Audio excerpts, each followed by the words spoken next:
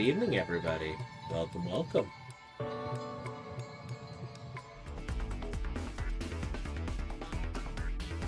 Hello, everybody, and welcome to today's stream. We're gonna be, we're hosting tonight's Sketch Academy tournament, as per usual, on a,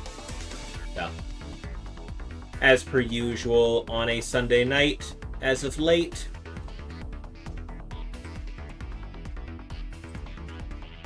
Gonna have just getting the event kicked off currently. Round one is about half done, it looks like. A bunch of players are already done their matches. We have a couple people still playing. We're gonna end up jumping in on a match for. As per usual, we're starting off about partway through round one. Had to give myself time to make sure everything was, up and running properly. Which match are we gonna jump into here? Well, we got Jarimase, who's, Jarmace, whichever it was. We also have Rogue Elf's match, 0-1. And we have Nico Nito versus round 1 RIP Nightmare, sorry. Okay, that's a familiar set of people. Let's do that one.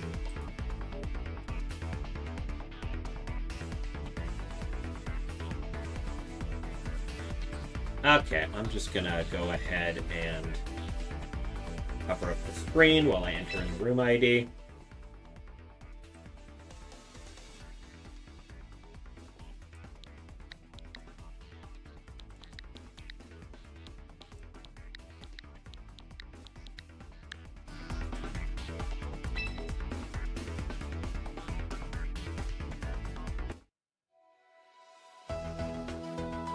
Okay. Jump in on what appears to be round 2 of this match.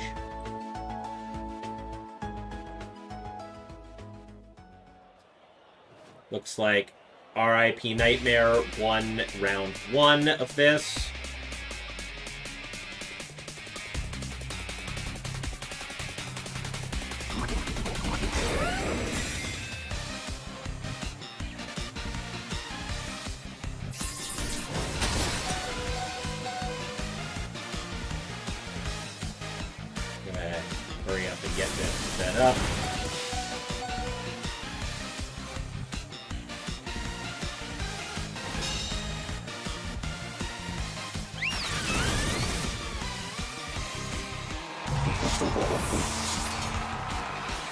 Hey Leafeon, how you doing tonight?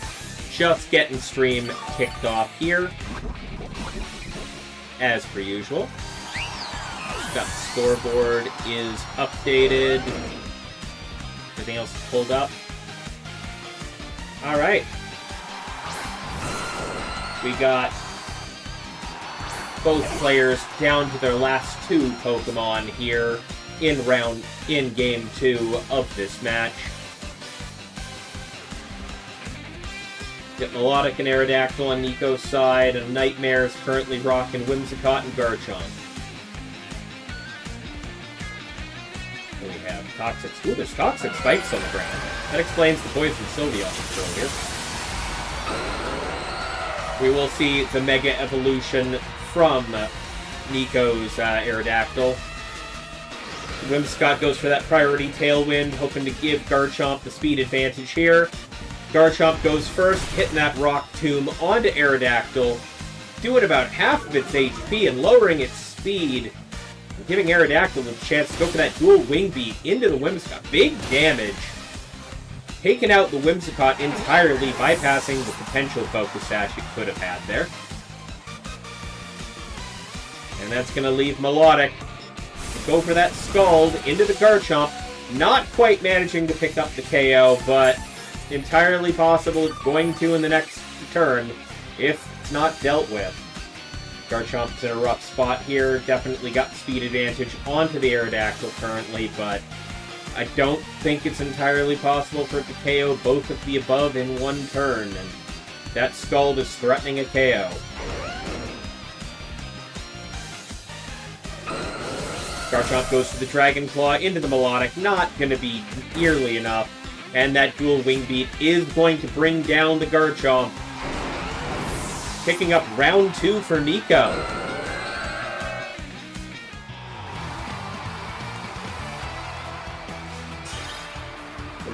That's gonna tie up this game 1-1.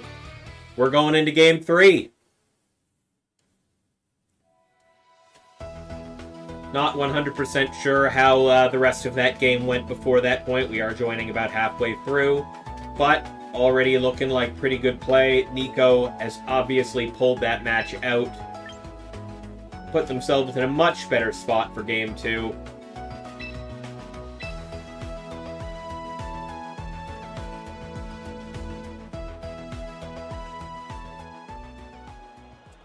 But how will we play this game 3? Nightmare definitely took the advantage in game 1. Nico adapted properly for game 2 and took the win out right at the end. Will Nightmare manage to adapt themselves back to another victory, or does Nico just have the download at this point? Already shaping up to be a pretty good round 1 match here. Always my fear when I join these matches, like when I pick a game that's still ongoing in round 1, like midway through, that one of these days I'm just gonna... I don't want to accidentally pop into a match that's just gonna end 5 seconds later. I'm glad so far I have a pretty good track record with picking the right round 1 match to jump in on partway through.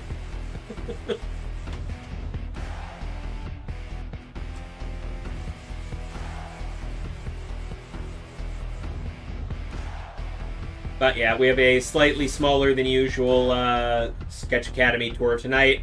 We've been pretty regularly hitting 40 plus, sometimes up to 80, like we did last week. This week we've only got 33 people playing round 1. So we're only doing 5 rounds of Swiss tonight. But with Indianapolis Regional having just wrapped up earlier today, I'm not terribly surprised we have a few less than usual.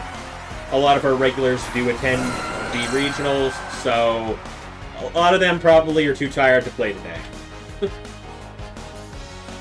Starting off, we got Melodic and Aerodactyl starting the game off on Nico's side. Charizard and Garchomp in first for Nightmare.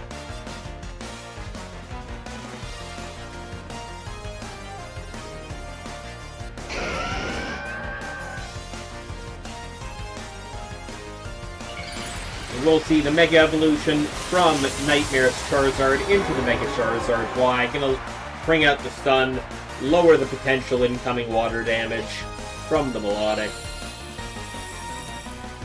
And Charizard's gonna immediately go for the Protect. Aerodactyl instead goes for the Icy Wind, gonna hit both targets. Garchomp gonna take a fair amount of damage from that, being ×4, but the lower attack stat on Melodic is going to make sure that doesn't do a huge amount. Citrus Berry gonna go off, bring it back up. Oh.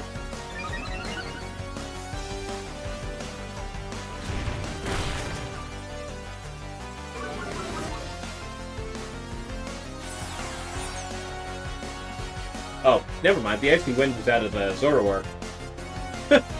I thought for a second, yeah, I saw Icy Wind. I thought it was the Melodic doing it. Instead, it was the Zoroark, which is out instead of the Aerodactyl. Charizard hitting that Protect because it was worried about the incoming Rock move, but... surprise, surprise, it was Speed Control Zoroark.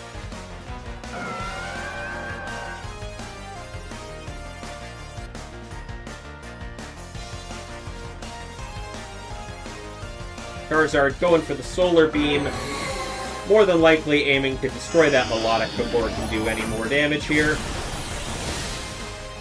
Melodic dropping down to 73 HP.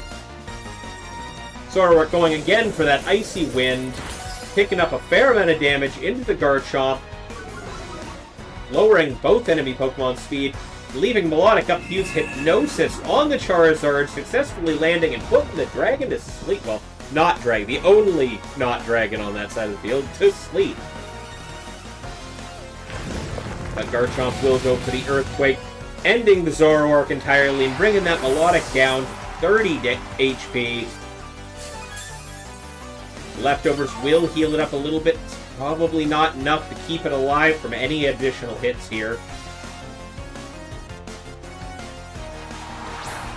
And we're bringing in the actual Aerodactyl instead of the Zoroark this time around. With that Charizard asleep, will we see the swap out from Nightmare, or are we just going to sacrifice it? Or pray for the turn 1 wake up at least.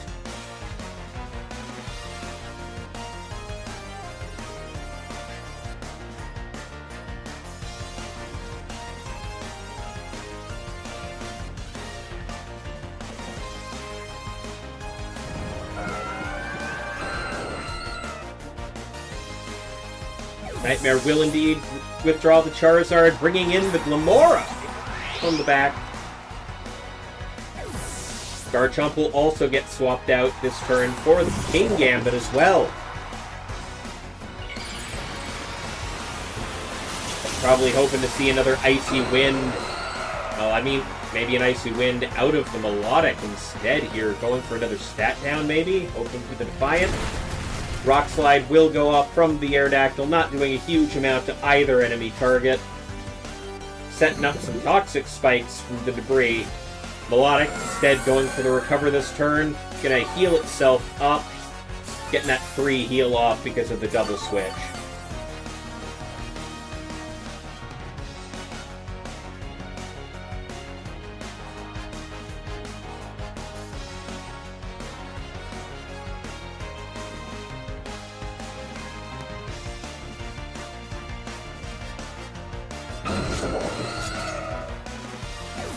Nico will switch back the Aerodactyl, bringing in their own Kingambit to face off against this. And Glimmora goes for the Power Gems. That was probably a very good call. Not doing a lot of damage there, but Nightmare's Kingambit will go for the Kowtow. Not going to do a whole lot to the Melodic. He's going to go for the Scald into the Glimmora, taking a sizable amount of its HP out. Both players playing this game 3 very carefully at this point. No major damage being done as of this point. Except for the Melodic earlier, but one Recover fixed that pretty good. Kingambit will go for the Sucker Punch into the Glimmora, picking up the KO, dropping another layer of Toxic Spikes on the field. And Melodic will go for the Hypnosis again, successfully putting the Kingambit to sleep before it gets to do anything.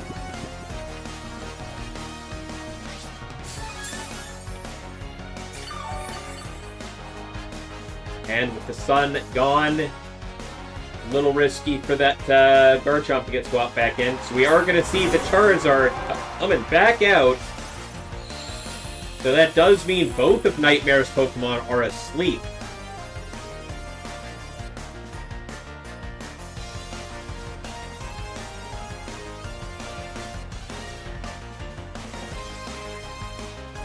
But they obviously don't want the Scald to be going off at max damage right now, so Kingambit will go for the Protect just in case of the Wake Up. But Charizard stays asleep. Melodic, just in case, went for the Hypnosis again.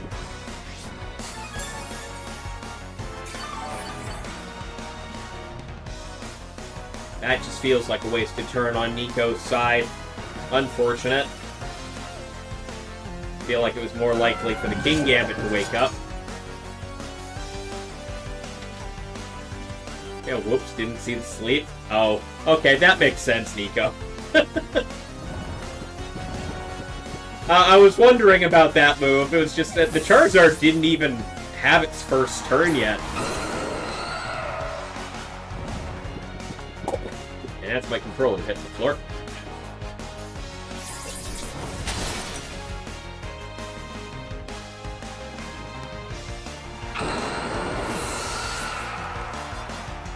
Aerodactyl will take that hit. Feint. The Scald going into the Kingambit slot. Tour's going pretty smoothly so far, Croc. Once again, Congratulations on your win in Indianapolis today. I know I've said it about 3 times on different platforms today, but that's what happens when you win. That's what happens when you win a regional, you know.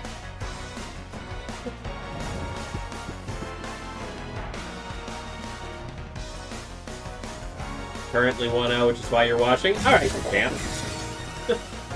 Alright, King Gambit will go for the protect.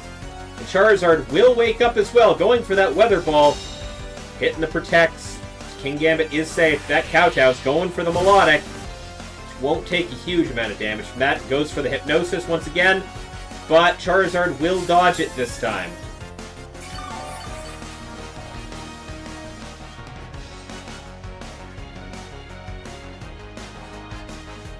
Nightmare now has both Pokemon awake. Still up 3-2 currently in this game 3. But both players are playing this fairly carefully, so this could go either way still. You need Super DL, gonna lock in for the funniest outcome. That Heat Wave will go off, taking out the King Gambit immediately. With the critical hit. Okay. I don't know if the crit was necessary there, but it definitely helped. King Gambit will hit that. King Gambit will go for another Kowtow, finally finishing off both enemy Pokemon. Taking Game 3 for Nightmare.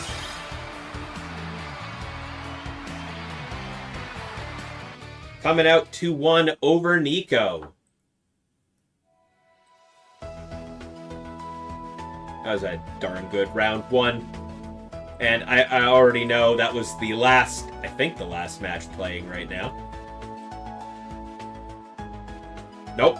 Last match of the round currently playing is K. Mueller versus Rival Angel. It's currently in Game 3 as well. Probably going to finish up any second now. But in the meantime, we're going to go ahead and pull up Nightmare's team sheet to take a look at while we wait for that last match to finish up.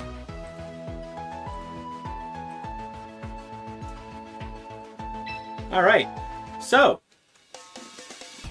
on RIP Nightmare's team, we have the Charizard, Mega Charizard Y. Right, I'm surprised for a second that we see the natures, but yeah, no, that is the update to the Open Team Sheets rule set, and Limitless finally updated that, so those exist on the team sheet now. That does, however, mess with the way I have this lined up, I'm noticing, because it has shifted the whole team sheet down slightly. Which means I need to just change the filter, change my filter on that so I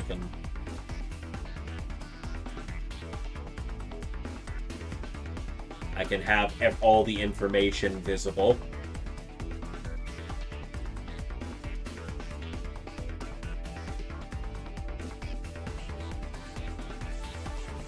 Here we go. There we are. Now you can see the bottom line of that sheet.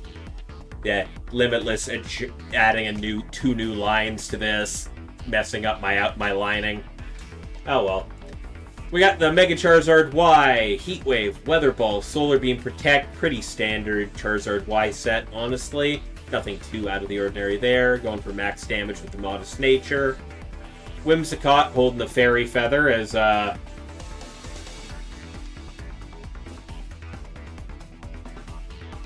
couldn't sign up this week, Rick. It's going pretty well. I know we've got a lot less people than usual because the regional was this week, and I'm sure a lot of our players were there. I know Croc was. So, a lot of our usuals are probably just too tired from the regional. But we got the Fairy Feather Whimsicott going for that bonus damage on the Moonblast. Bold Nature. Moonblast, Hailwind, Encore, and Protect. Once again, one of several variations of Whimsicott we've seen semi on the regular. Garchomp with Citrus Berry, Rough Skin, with Rock Tomb instead of no Rock Slide on this Garchomp. Just wanted the single target rock damage, probably for the Charizards. Rock and Earthquake and Dragon Claw as well, on top of Protect. We have the Focus Sash Glamora in this modest nature as well, just to bolster that special attack. With the Earth Power, Sludge Bomb, Power Gem, and Spiky Shield.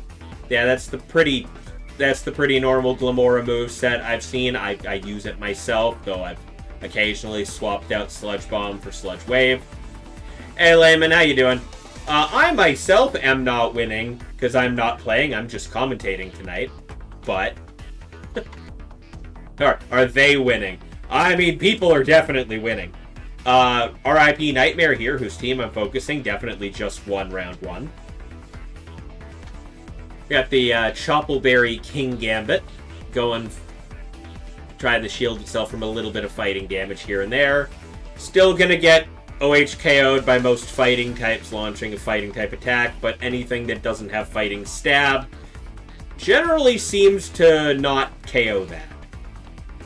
Adamant Nature to bolster the attack power, so with Kowtow, Sucker Punch, and Iron Head, my preferred set of moves for that. I love seeing it. I know we see a lot of low kick on the King Gambit these days, maybe some Sword Stance, but nah, the 3 stabs and protect is what I like to see. And we got the Mystic Water Basculegion. Okay. Focusing fully into the water attacks in its set for power with the adaptability. Adamant Nature for the bonus damage. Okay, usually I would kind of expected to see the speed boosted nature there, especially without the choice scarf. But we went full on for the attack, and be losing some speed ties there. Mystic Water with Aqua Jet and Wave Crash, getting the full attack bonus from that. Last Respects doing respectable damage still, despite not having anything to boost that damage. Protect, because yeah, we're not locked into anything, so we can just go for that pretty safely. You started giving Mega Banette a try? Alright. Respectable. I don't see it too often, honestly, but yeah, hey. Wolfie made it as high as he did in Indianapolis this weekend with Mega Steelix. So, yeah, off Meta Megas, they can work. I ain't gonna knock it until I see it in action.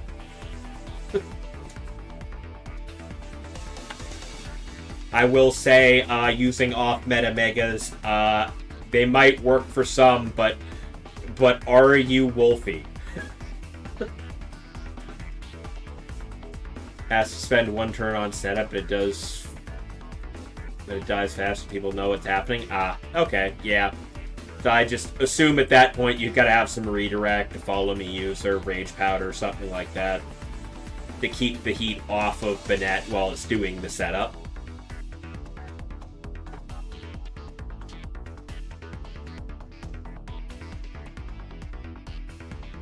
I would usually have suggested a Pokemon that has both skill swap on.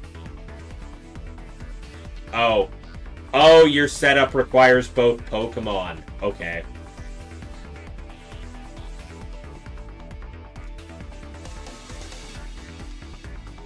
Yeah, that's probably good for ladder, because you're going to catch people off guard, but yeah, in a best of 3 situation, that's not going to be very good for you. You made it to 1976 rating with Mega Gyarados, so it looks like it might be time to switch it up. Yeah. Prankster, Slowking, and then Swagger. Okay, I gotcha. Yeah, Rick. Once you start getting up to that high rating in Champion tier, that's when you start coming up against, like, the top players. So yeah, every little difference in your team starts mattering more. I mean, the good side of that is that means you start playing against the top players, and you get some really good practice in. But yeah, that's when every little difference, every EV, every like couple of EVs start mattering, your nature choices start mattering more, how well your Pokemon can perform starts mattering more. It's the old fighting game thing, right? It's the tier list of characters doesn't really matter until you start getting into like top tier play. As long as you're good with a character in a fighting game, you can make it really high up the rankings, but once you start facing top players, that's where the individual differences between characters starts mattering more.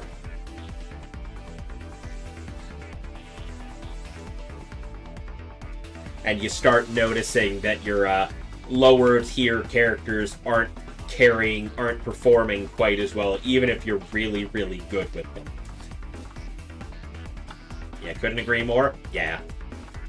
You can play with any Pokemon early on ladder, like lower ladder, as long as you're good with that combo and you know what you're doing. The minute you start getting into top tier players, that's when your team comp starts mattering a little more and you maybe have to start shifting towards more meta things. And you got to start thinking about your team building a little harder than you were. Because individual differences start mattering a lot more. Wow, this game 3 is... Keep seeing the same meta team in low ladder? Yeah, because newer players who tend to play on low ladder kind of just play what they think is good based on what the top players are doing. A lot of those same teams are things that have been focused by YouTubers and Twitch streamers, or they're things that have performed well in tournaments for top players. It's the same reason you see like low ladder players in fighting games and such using like top tier characters, even though they don't know how to use them properly. Yeah, next month.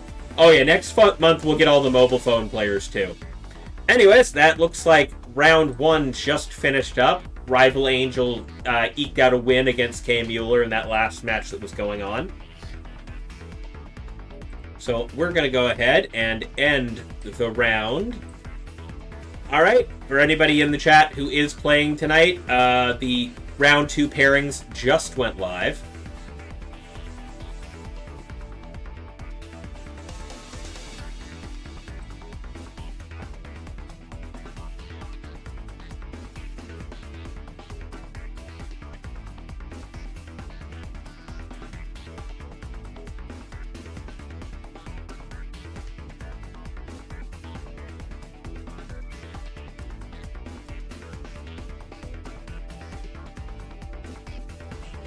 You got the buy round? Alright, fair enough. Fair enough, Nico. Yeah, you did in fact get the buy this round. Let's see. Who do we have going right now? We've got the Alt Kyle match at table 1. We also have Champ Ninja Star versus Paparot going on over here. I think that's where I want to go. As per usual, I show bias. The people who are in my chat have a tendency to be the stream match. Like, I have rules. Showing off the people who are showing up in stream for me is one of the things I try. Oh yeah, no, Alt Kyle is terrifying.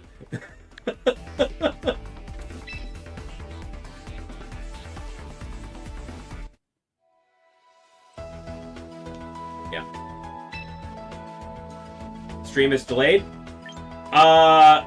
It doesn't really need to be, because the spectator mode doesn't show anything. Thank you very much, RIP Nightmare, for the follow. I don't know why that didn't give me an audio alert there, but it did.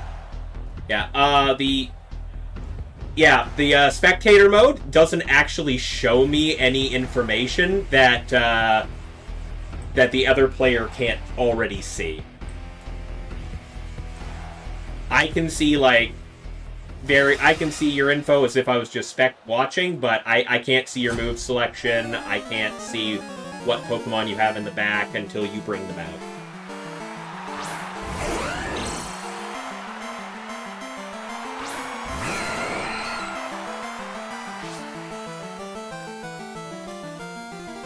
let me get my name set up.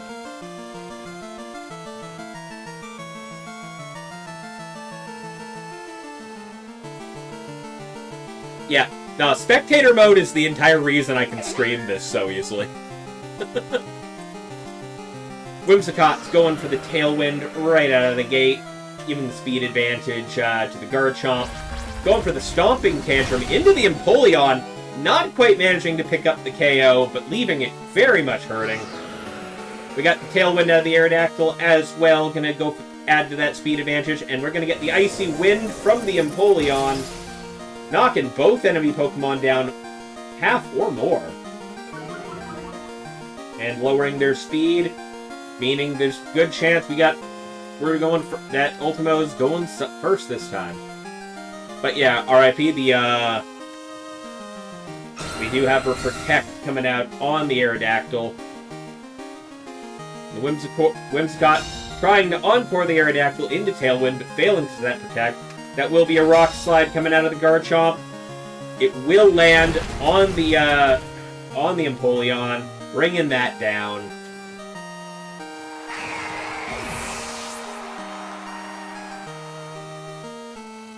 But yeah, no, the spectator mode was my most asked for thing for this game, because it makes streaming matches so, like, effortless. For, like, if I was going to stream a tournament before Champions, everybody involved needed a capture card. That's the only way it was going to happen. But with spectator mode, I can just plug in your room code and just jump in and spectate and just play the match.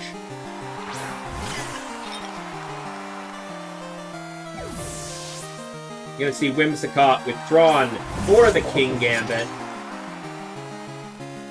That will be the Mega Evolution from the Frostlass. And Garchomp isn't swapping out, so this could go... This could be a very quick KO.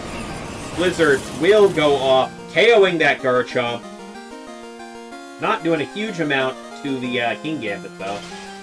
But it will pick up the freeze.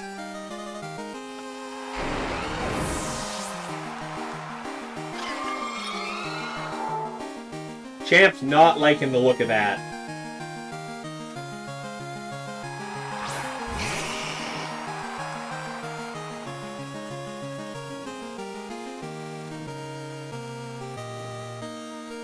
Spectator mode is very much better than what they use for Scarlet. Yeah.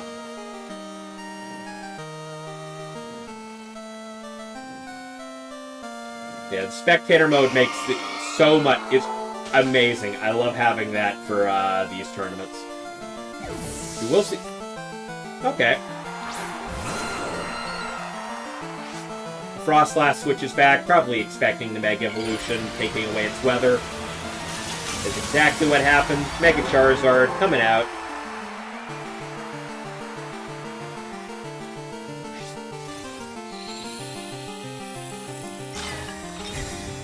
Okay, Sinistcha will hit the Protect button. And Charizard will go for the Heat Wave. Still managing to do a sizable amount of damage to the Aerodactyl. And King Gambit still frozen solid. But both sides now without their Tailwind. Ultimo's in a position to reset theirs. Meanwhile, Champ Ninja Star would have to bring back out the Whimsicott right now. And with that King Gambit frozen... I mean, with the King Gambit frozen, the Sinistcha can't easily go for the Machagacha because that thaws out frozen targets. But we're going for the Rage Powder to try and draw in whatever attack from the Charizard. Aerodactyl goes for the Rock Slide, picking up the immediate KO for the Charizard. Guess we're not going to have to worry about that. But then again, that Rage Powder was probably more for just in case the King Gambit thawed out. Nico now down to his last two Pokemon. Champ Ninja Star. Sorry, I'm thinking last round. Champ is down to their last two Pokemon, Whimsicott and a frozen King Gambit. versus 3 remaining on Ultimo's side. Not looking great.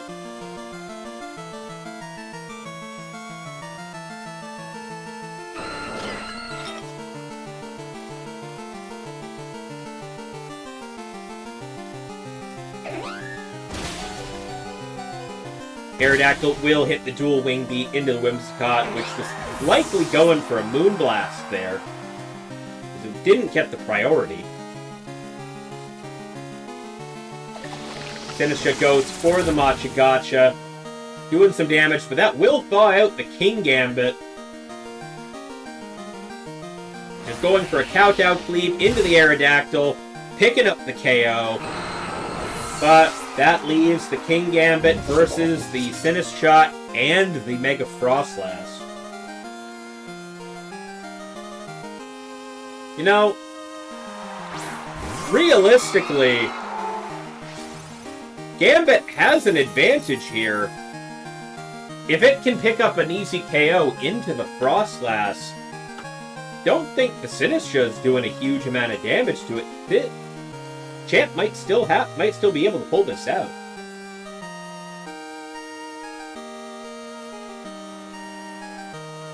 But Frostlass, as if predicting what I just said, goes for the substitute to try and prevent that from happening. And that will be another Machigacha into the King Gambit, picking up a little more damage. That will be a Kowtow Cleave going into the substitute. Critical hit on the substitute. Just going to make the substitute fade away, bring back out Frostlass. Ultimo is a little worried about that potential Sucker Punch, but that Kowtow would have done very much the same thing.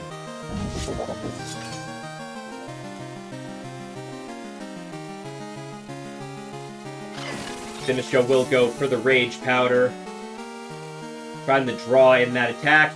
It will be the Sucker Punch, but it's failing because it's going into that Rage Powder. And the Blizzard will pick up the KO against the King Gambit, putting an end to Game 1, giving it to Ultimo.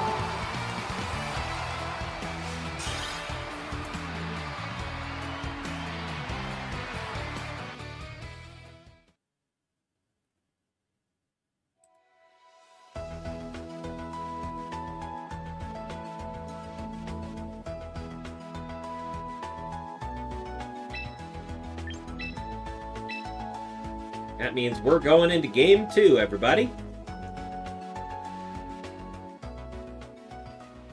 All right. Round 2 hit the 40-minute remaining mark. No sudden match completions, which means we didn't have any no-shows this round.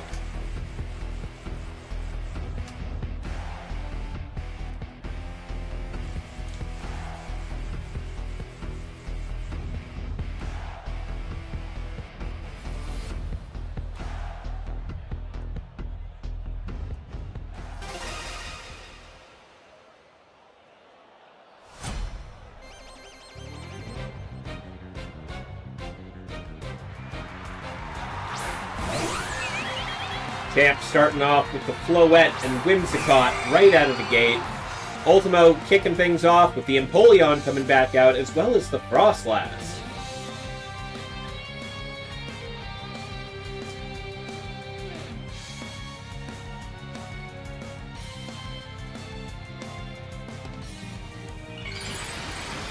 Frostlass will Mega Evolve right out of the gate. Are we going to see the Mega Evolution from the Floette as well?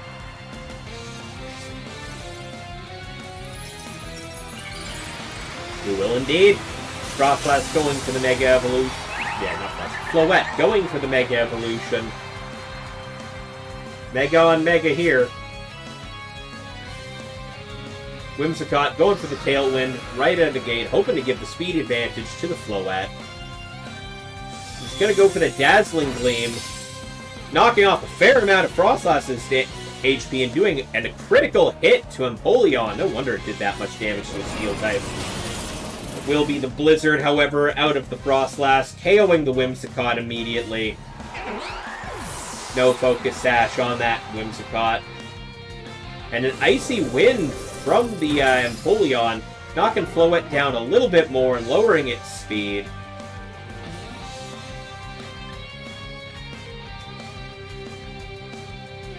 I was very much expecting a Steel-type move out of the Empoleon to try and KO the Floette, but not what we're doing.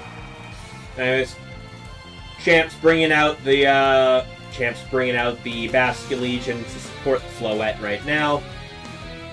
Floette having its speed lowered a little bit.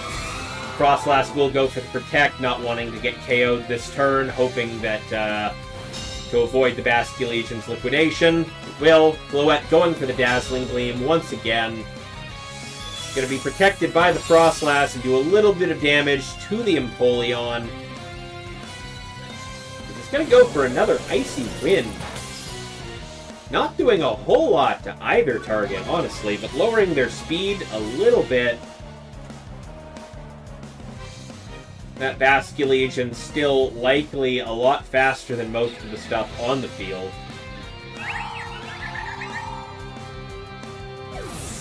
Champ not chancing it. Gonna swap out the Basculegions for the King Gambit. And Frostlass gonna get swapped out as well, bringing in the Sinistcha. Get that Hospitality heal on the Empoleon, which is going to protect this turn. Floette just going for the Dazzling Gleam once again. Not going to hit the Empoleon. Going to do a sizable amount of damage to the Sinistcha. The leftover is going to bring it up back just up under half.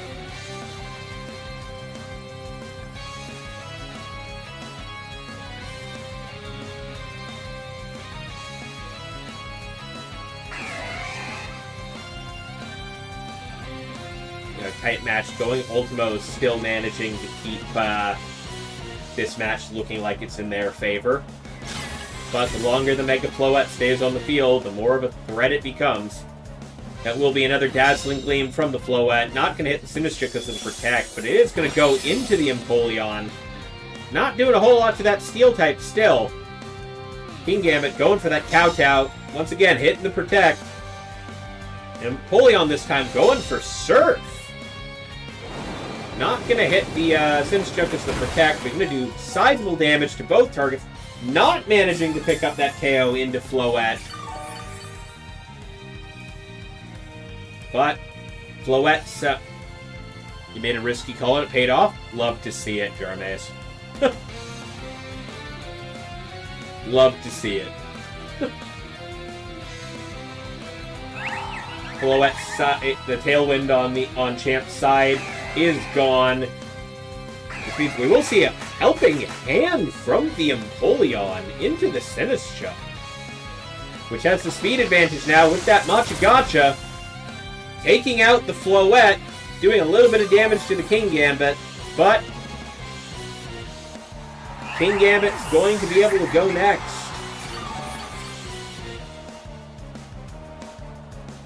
And that will be a Kowtow Cleave going into the Sinistcha, picking up that KO.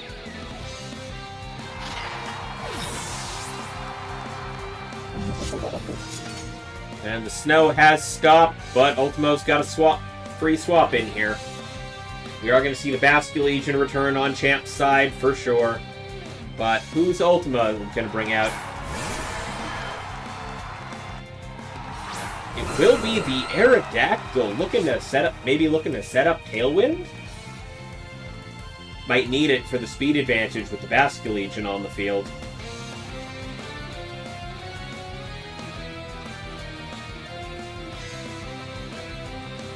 But this match is still looking very solidly in Ultimo's favor. Can Champ pull something off and bring this back? Aerodactyl will go for the Protect, shielding itself from the Basculegion, calling that. Empoleon will go for the Surf once again. Not quite managing to KO the King Gambit, not doing a whole lot to the Basculegion.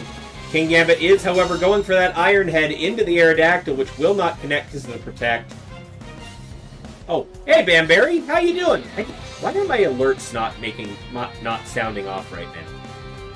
Something's going on here. How you doing? Thank you very much for the raid. I think I figured it out. That's probably good. We'll see a helping hand into the Aerodactyl, trying to boost the damage of whatever tech goes for it. That will be a sucker punch. Not quite strong enough to pick up that KO. That rock slide's going to hurt, though. Going into the King Gambit, picking up all of that damage. Okay, King Gambit is down. The Basculegion goes for the last respects. Finally finishing off that Empoleon. And that's going to leave the Basculegion all by itself with 2 Pokemon remaining on the other side. I'm not sure that Champ can come back from that. But hey, Banberry, how you doing tonight? Thank you for the raid. I realize I have not submitted my my Canada thing yet. I will be trying to get to that after stream. I haven't had the time this weekend like I thought I was going to. Basculegion go for that Aqua Jet into the critical hit into the Mega Frostlass, picking up the KO that quickly. That will be a dual wing beat from the Aerodactyl, though, picking up the easy KO. Putting this match 2-0 in favor of Ultimo, picking up the win this round.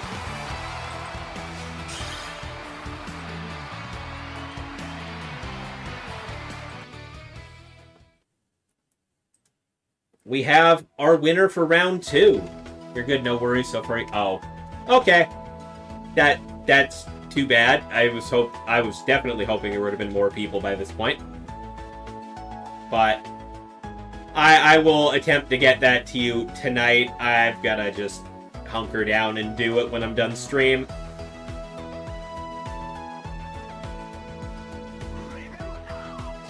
Hey, GGMU, thank you for the follow.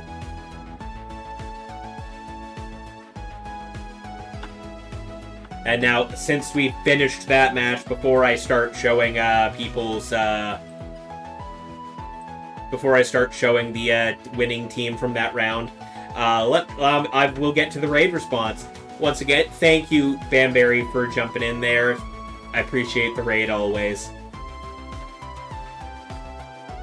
For anybody coming in from Banberry's side of things, my name is ChouRaven. I am a streamer, VTuber. I do a lot of Pokemon content, as you can kind of see. I host this tournament every Sunday night at 9 p.m. EDT via the Sketch Academy thing. If you're on the Twitch side of things, if you type !tournament in chat, it'll bring up the link in chat for the Limitless link for the tournament, so you can look at the brackets, check out all that stuff, maybe look at participating in future tournaments. Exactly. And if you're on the YouTube side of this, you can look in the description for the stream, the link's in there.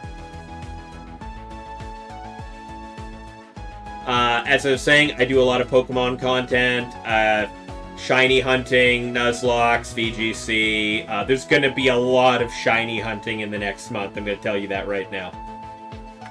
You didn't compete this week? That's fine. 100% understandable. Not everybody can compete every week. Croc, for instance, one of our regulars, tends to be here almost every week, unless other things are popping up.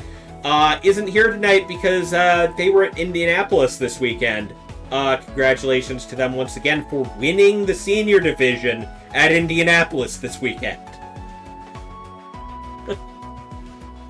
Yeah, Croc's team is broken. Once again, Super Dialga. Tell me something I don't know. we have watched Croc's team absolutely demolish this tournament multiple times and win multiple other Limitless tournaments, and more importantly, win a regional today. So yeah, I guess based on what you were saying earlier and what Croc was saying earlier, I'm assuming, yeah, you're using Croc's team today in the tournament. But yeah, speaking of lots of shiny hunting happening this week. I am going to be participating in a month-long charity event this week, along with the rest of Shinies for Good. We're going to be doing a Pride Month charity in support of Rainbow Railroad. Most of that is going to be shiny hunting. I'm going to have various charity donation rewards that involve shiny hunting. I'm going to be my usual donation tiers of $1, you can suggest a game for me to play on stream. Every $25 raised, I'm gonna spin a wheel with all those suggestions on it, and basically anything that wheel lands on, I absolutely have to play on stream.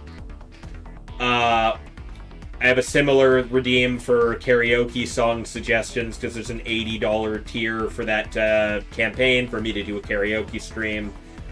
For $5 donations, I will shiny hunt any Pokemon of your choosing, non-mythical, non-legendary, and has to be available in one of the games I own and am capable of transferring things from, which is basically everything current gen.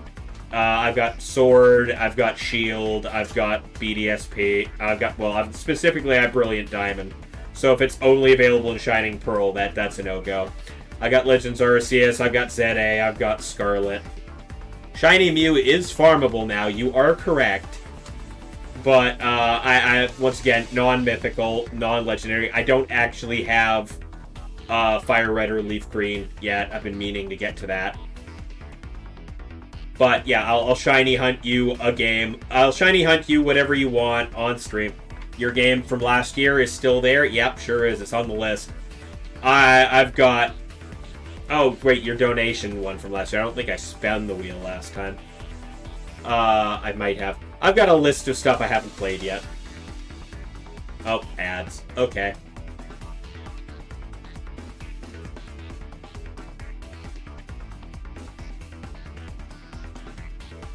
We got ads.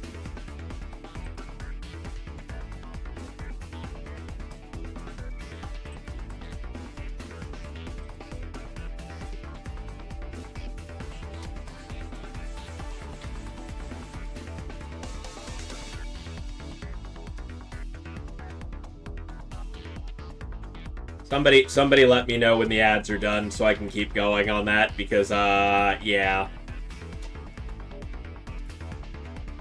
I gotta love Twitch putting the ads right while I'm doing a spiel advertising the charity campaign for the month of June. Not gonna let me promo my stuff without putting your ads in everybody's faces, eh, Twitch? Ads are over? Okay. Thank you, Layman. It's Twitch putting ads while I'm advertising something of my own stuff. Classic Twitch. You want to watch me shiny hunt a Mew for myself? I mean, once again, I have to get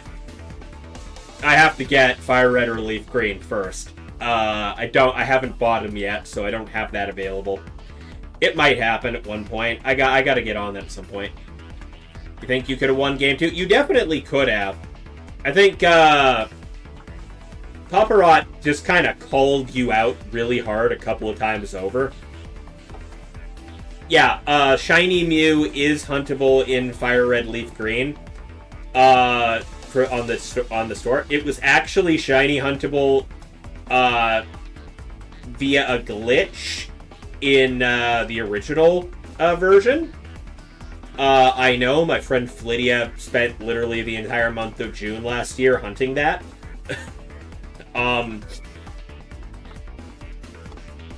Yeah, Faraway Island, and yeah. So they basically, it was shiny huntable as part of a glitch in the original version. Yeah, she eventually did get it, actually, right at the end of the month. Spartan, did I answer your question? Yep. I did answer your question. Your game is still on that list. I've been busy. But it is there. There is a solid list of shit I need to play that people have paid for. So, yeah, that's on there. We will be doing a lot of shiny hunting next month because shiny hunting is part of the campaign. I also, since I draw a little bit and been getting a little more comfortable with my drawing, I have a new $5 donation tier for me to do a sketch of your OC, or if you're a VTuber, your VTuber model, for $5 to the donation. Not going to be anything terribly good or terribly well detailed, but it is a donation tier I've put on there. I've been posting my drawings. We can, in fact, play together. You're right. That's the thing we can schedule.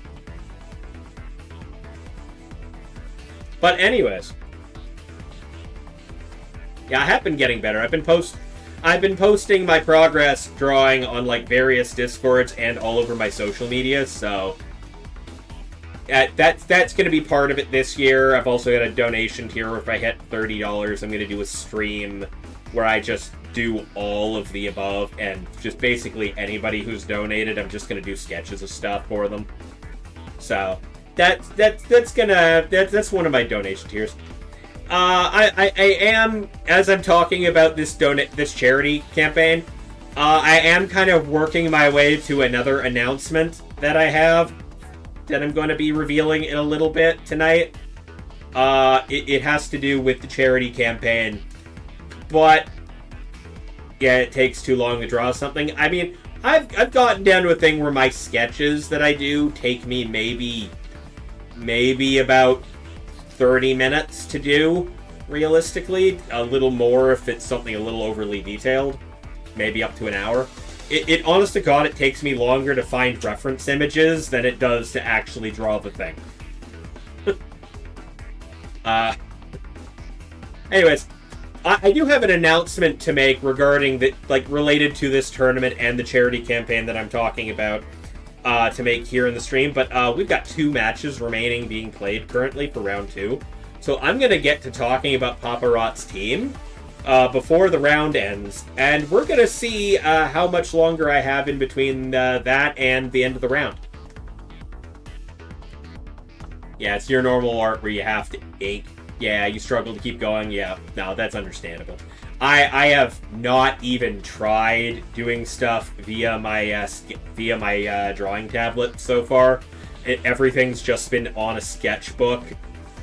That's why you can see my thumb in the majority of those pictures, because I'm just taking a picture with my phone of the page in my sketchbook when I'm done. But yeah.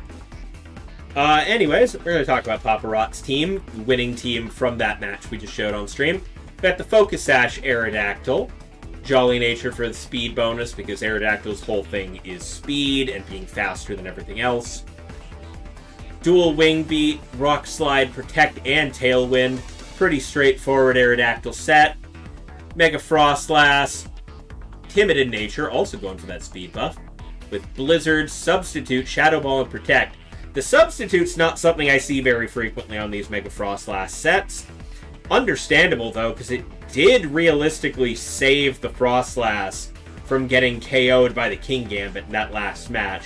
So, very understandable. Obviously, it works for it. The Empoleon is the really interesting thing on this team that I was wondering about. The Empoleon with the Choppleberry for fighting resist, Modest Nature, Competitive Ability, Protect, Icy Wind, Surf, and Helping Hand. I was wondering why it didn't go for a steel move into the Mega Floette there. Mainly because it doesn't have a Steel Stab. Then again, if I remember correctly, I don't think Empoleon has a lot of options for a Steel Stab, and most of them are kind of underpowered. So it's kind of understandable to forego it to get something more supportive going, like Helping Hand, going for Surf for the spread damage stab, Icy Wind for speed control. The Empoleon's more there for support, and if the competitive ability goes off, the counter when the Incineroars come out, That surf is going to hit like a truck. Choice Scarf Garchomp on the team as well. Adamant Nature focusing more into the attack stat because the Choice Scarf is already making it outspeed most things it needs to. Earthquake, Rock Slide, Dragon Claw, and Stomping Tantrum for single target Earth stabs. You don't always have to go Earthquake and risk your partner when you don't have a lot of resist going on that team. Aerodactyl is basically the only thing that isn't going to get hit by the Earthquake, and yeah, you sometimes you really need that single target. Sinistcha with the leftovers running a Modest Nature. Ooh, okay. That's why. I'm not used to seeing Sinistcha go for an attack stat boost on the Nature. Usually those things are pretty defensive and supportive, but this one's rocking Shadow Ball on top of Machagacha. Rage Powder as well and the Protect. No wonder we saw it go for the, we saw the Empoleon hit the Helping Hand into Sinistcha. I thought it was just for a little bit of an extra bonus to do some additional damage, but this Sinistcha is apparently built for damage. That's pretty neat. Not the set I'm used to seeing, but hey, sometimes off meta surprises people and does some work. And then the last slot, we have this Fairy Feather Sylveon going for all that extra fairy damage, because most of its moves are going to be fairy type. Modest Nature for that additional special damage. Running Detect, Hyper Beam, Hyper Voice, and Quick Attack. Damn, okay. Going all out Hyper Beam. That is going to be a boosted damage stab fairy type Hyper Beam. But wow, okay. I'm getting that extra little damage out of the stab quick attack, fairy type quick attack with the pixelate ability there too on that Fairy Feather. All really nice. I like what I'm seeing. Ultimo Paparot. They're cooking with this team. That's really neat. And always nice to see Empoleon. Lord knows my friend Kevin is going to be excited to see an Empoleon team doing well. They have a strong proclivity for rain teams, and Empoleon is their favorite Pokemon. So, having Empoleon pop up on a team that's going 2-0 right now in this tournament, they're going to love to see that. But, let's see. We've got 2 matches still being played. Not done yet. 15 minutes left in this round. Currently, the matches remaining are RIP Nightmare versus the Fake HK. And Robbie versus K. Mueller. K. Mueller, once again, one of the last remaining matches of the round. It makes me wonder, is K. Mueller running the, is K. Mueller running back the, yep, sure is. You'd be playing ranked right now, but you're scared? Yeah, understandable. You're planning to take a sketchbook when you go to Sonic Fan Fest and draw on the couch? Nice. Yeah, I was wondering, K. Mueller is currently running their Parish Trap team again, so understandable why they're one of the last people playing again. They famously ran... Yeah, the Buster. I know what you meant. Don't worry. I read that as couch the first time, and then I realized you meant coach, and that's the bus trick, yeah. UK slang.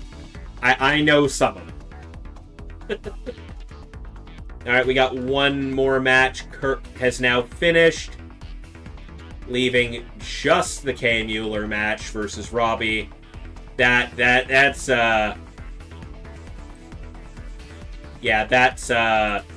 Robbie's fighting for his life against Parish Trap currently. Parish Trap Mega Gengar? Yeah, okay. Anyways, because that's still running and we've got this going, I'm gonna get rid of this. And we're gonna go ahead with the announcement. Well, I'm going to take this moment to announce the thing that I was hoping for a moment to announce. So speaking of that charity drive that's going to be happening all month in June, also happening all through the month of June,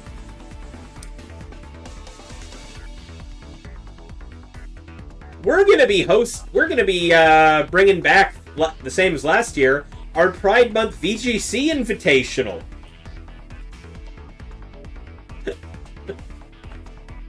Official announcement. The Invitational tournament will be happening on June 28th. Our tournament that night.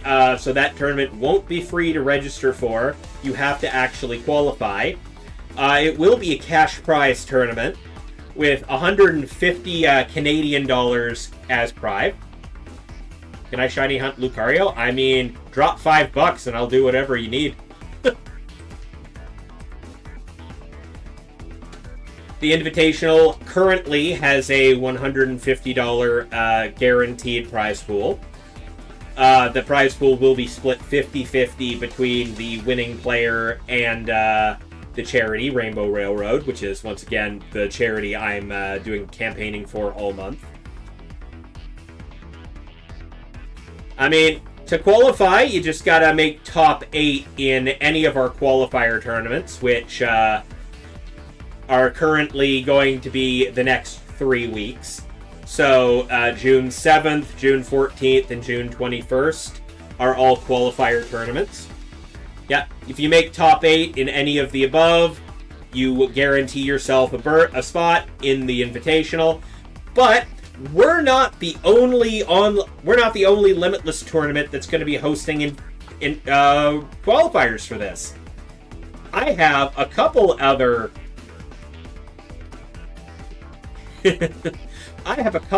Limitless hosts who have agreed to take part in this and are going to be hosting qualifiers with their tournament.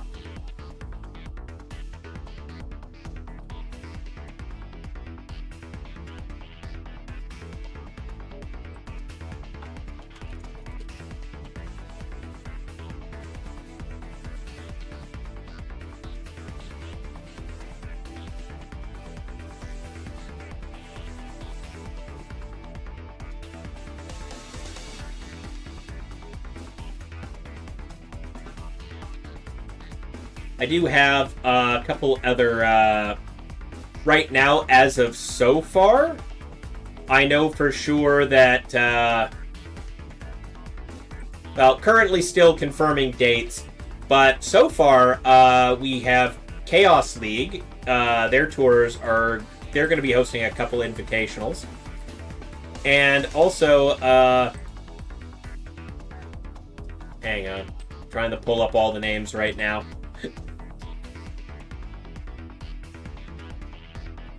We got Chaos League said they're going to be hosting some stuff.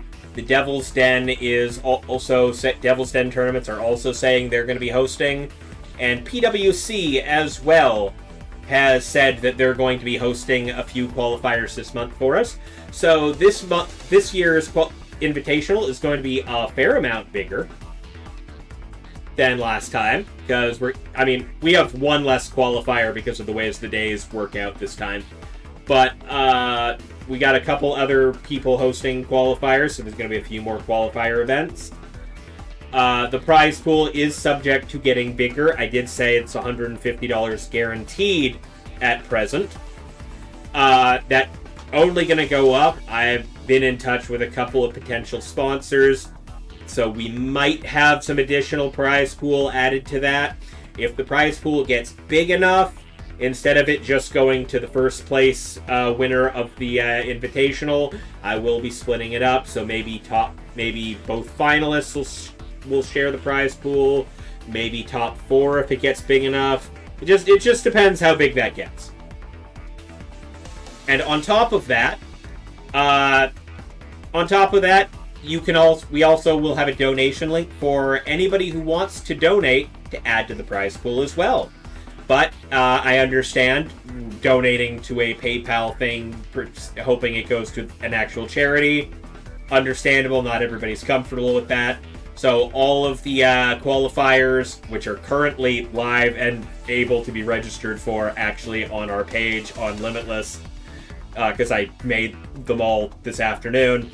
All of those in the description have a link for not just the PayPal link for donating to the prize pool, but a link to the Tiltify if you just want to put money directly towards the charity.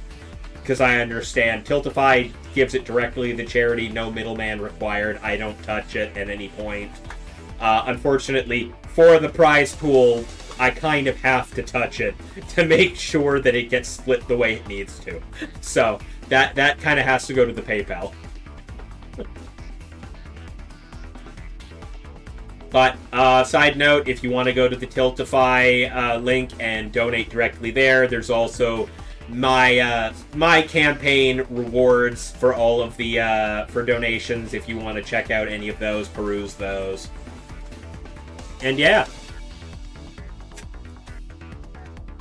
But I know last year we did it so that the top 8 of every qualifier was all that made it in, and if the same people made top 8 multiple times, then that just removed spots from the Invitational. But this time, if people in the top 8 already have a invite, we're going to be giving invites to like 9th place, 10th place. You understand. We're just going to go down the list a little bit and make sure the top 8 players who don't already have an invite get an invite. The QR code on screen is links to the Limitless page for the Invitational itself. All of it's online. We're doing it all via this same way we're doing tonight's tournament. All through Limitless, through the Discord, through Tiltify for donations, PayPal for adding to the prize pool. So all of that's just being done online. Prize pool is getting split up once the actual Invitational happens. I'm going to keep the prize pool on PayPal so it's easy to pay people out like that.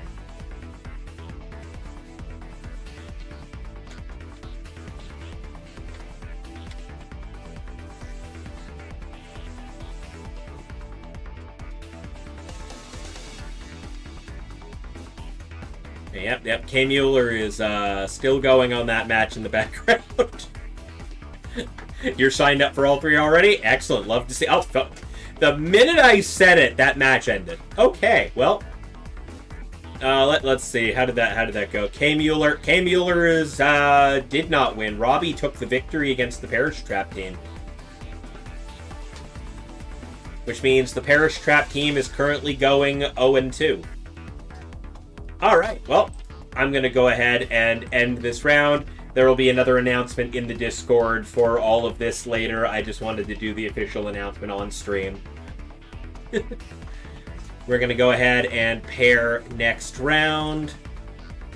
Alright, for anybody who is playing in the tournament, the round 3 pairings are live.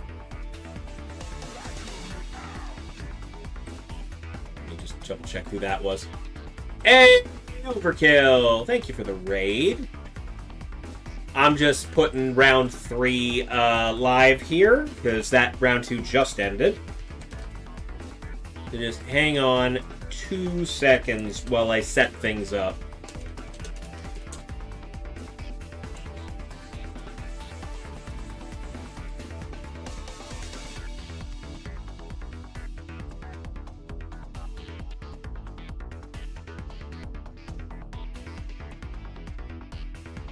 Hey, how was stream? What were you playing? I've been in a rush all day, so I haven't been looking at anything.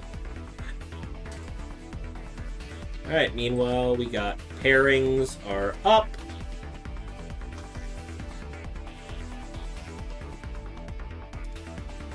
Oh, you were playing the new James Bond game? Nice. Well, we have a match, alright, on our hands.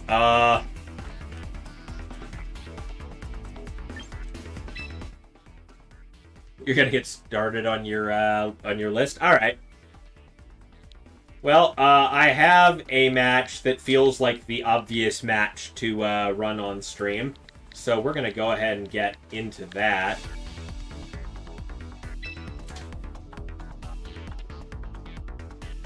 We have at table 1 for tonight's tournament. Yeah, it's you! Who's playing on stream? It's you! It's you, Super Dialga! Look, man, I saw the round 3 pairings, and it was you, who's been in my chat the whole time, versus Alt Kyle. I can't not.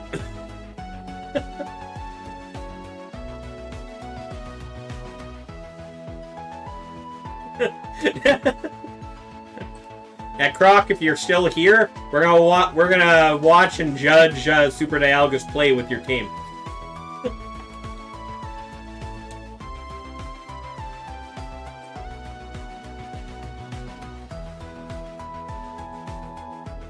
You're going to bed?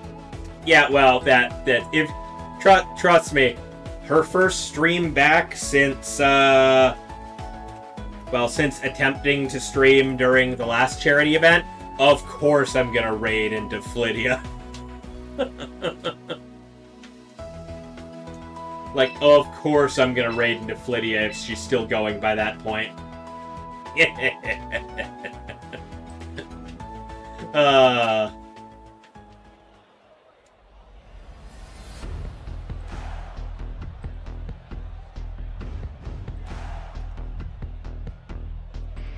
For anyone not in on the joke, our friend Flydia, who is running the group that we're doing all that charity work with coming up this month, has not been able to stream all that much this year because she's been, due to personal reasons in January, and then in February when she tried to come back to streaming, she lost her voice, and it's been gone for months. And she's only recently gotten that back, so...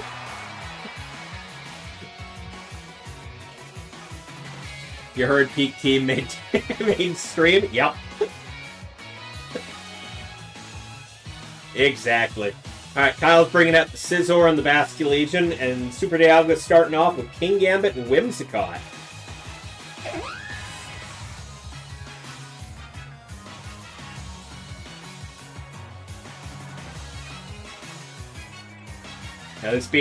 Now, Super Dialga is using Croc's team.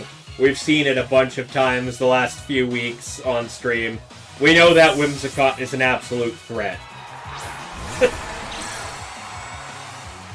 Super Dialga's going to swap out the Kingambit for the Basculegion.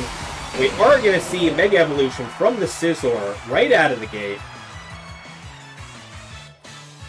And Whimsicott taking the time to set up that Tailwind. Basculegion going for that flip turn, doing a little bit of damage to the Whimsicott.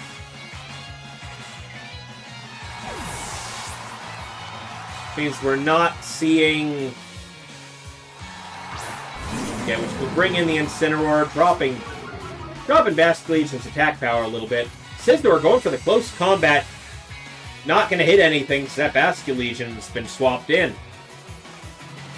I was half expecting the Bullet Punch out of the Scizor there into the Whimsicott, but then Flip Turn happened. And I was proven wrong. But the Incineroar being on the field now isn't great news for the Basculegion.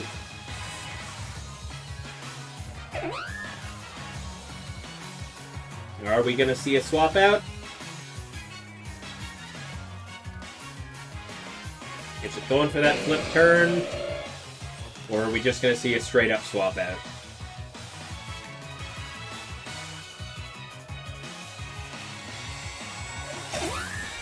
Whimsicott going for the Protect this turn. And Scizor going for that Bullet Punch will hit the Protect. And there's that Flip Turn out of the Basculegion. Going to take Incineroar down quite a bit, not quite halfway, because of that attack drop.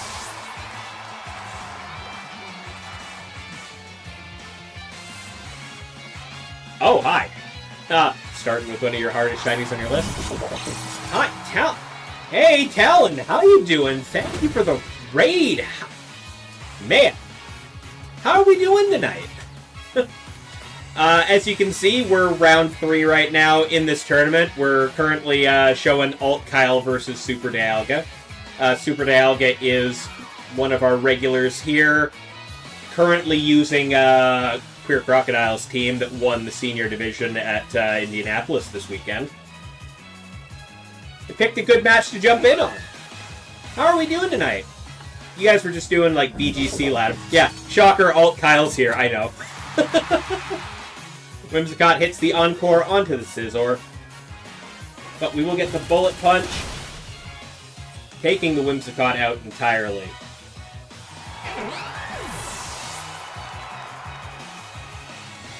And the Kingambit is going for the Kowtow Cleave into the Incineroar. Not going to do a huge amount of damage, but knocking it down to its Citrus Berry at least. Oh, okay. Guard. It's mostly your team, just the Garchomp instead of Hisuian Arcanine. Alright. Super Dialga is replacing the Whimsicott with the Basculegion. Now coming back in without the attack drop from the Intimidate. But yeah, welcome on in everybody from Talon's side of things. My name is ChouRaven. I host the Sketch Academy tournament every week around this time. Currently hosting round 3, as you see, Alt Kyle versus Super Dialga. I am more or less a variety streamer. I am a variety streamer that identifies as a Pokemon streamer. Is just probably the best way to put it. I do a lot of Pokemon content, shiny hunting, VGC. I get dragged into a lot of other things. Like Crash Out Crew, as Overkill is saying in the chat currently. Gonna be doing a lot of shiny hunting in the coming month, because I'm gonna be on a month-long charity campaign. That Pelipper did not last very long after getting doubled into like that.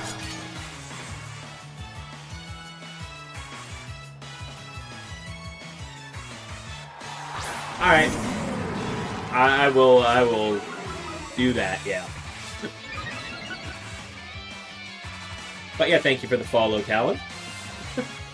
And thank you for bringing your community in here. Much appreciated.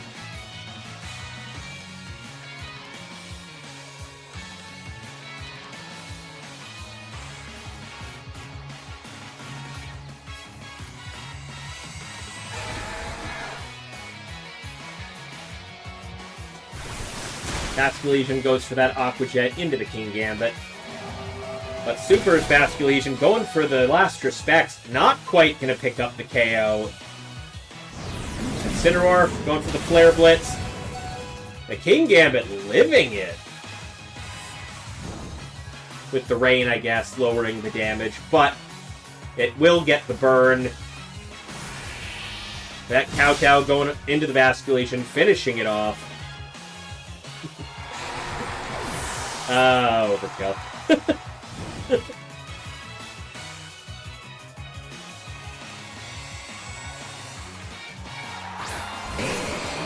Alt Kyle bringing back in the Scizor.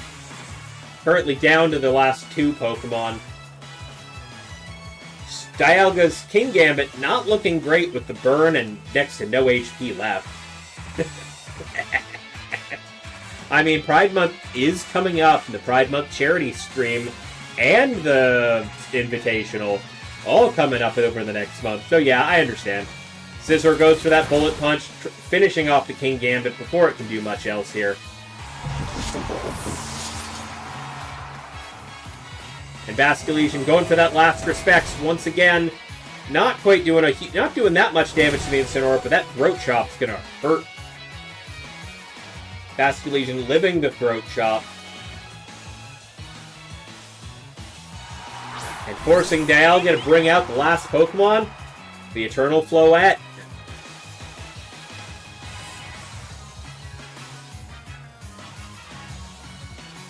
Legit, tonight you were trying Mega Aerodactyl? Ah, yeah. Yeah, prepping for NAIC? Understandable. I am still hard stuck on Mega Crabominable. I know it's not good, but nothing else feels quite as good when I'm playing it. It just... I don't know if that's just me being Trick Room pilled. But just can't seem to... Well, Scizor dodges the Light of Ruin. Oh, big miss. Big miss there. Incineroar going to take a little bit of chip damage from that Flare Blitz, and that is going to be a forfeit. Yeah, you're the Mega Crab user? Nice. Yeah, that was a super unfortunate miss.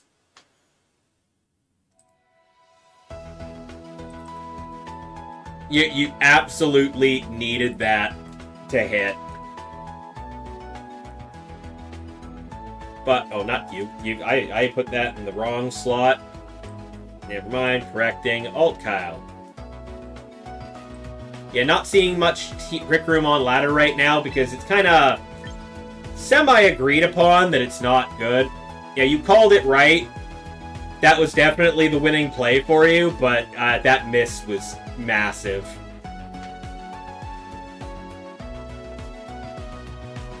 You created a new team. It's more RNG. How is it possible to have more RNG than what you usually do? You know what else is massive? What's that, Dalga?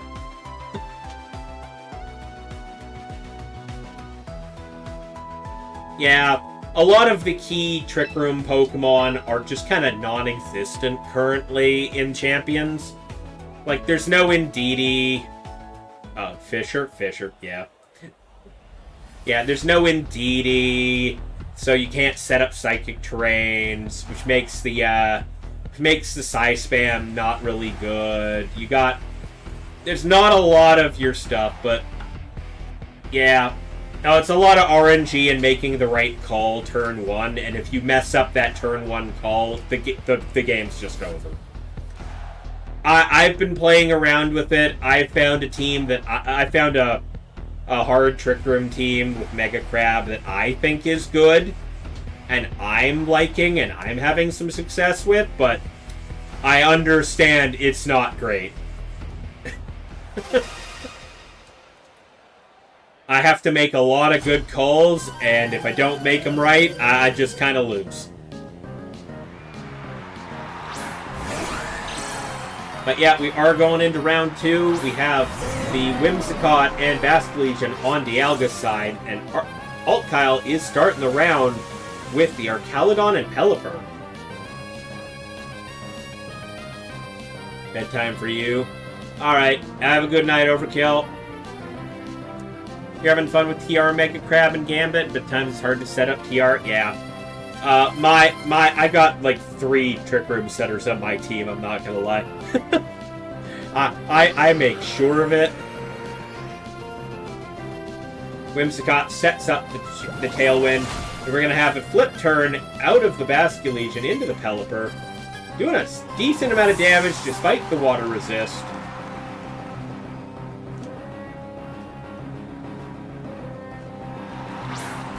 Swapping immediately into the Floette. Pelipper goes for the Hurricane into the Whimsicott.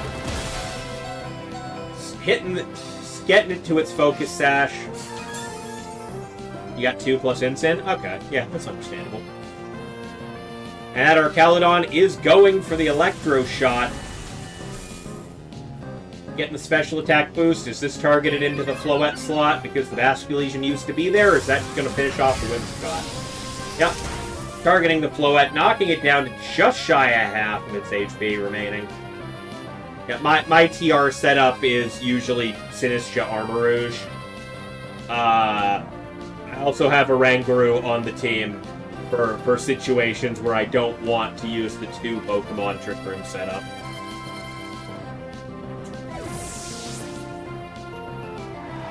The flinch resist on Oranguru, especially since I gave it Mental Herb as well, it just makes it almost guaranteed as long as I'm not getting screwed over on the other side real hard.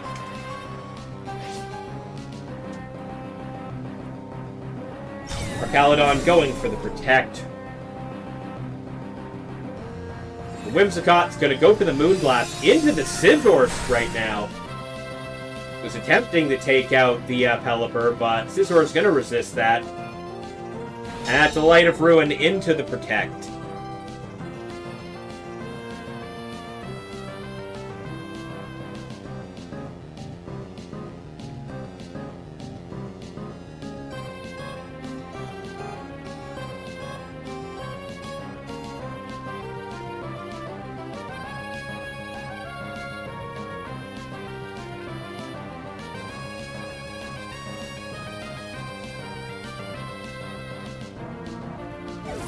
Dialga's bringing back the Floette and going to bring out the Basculegion in its place.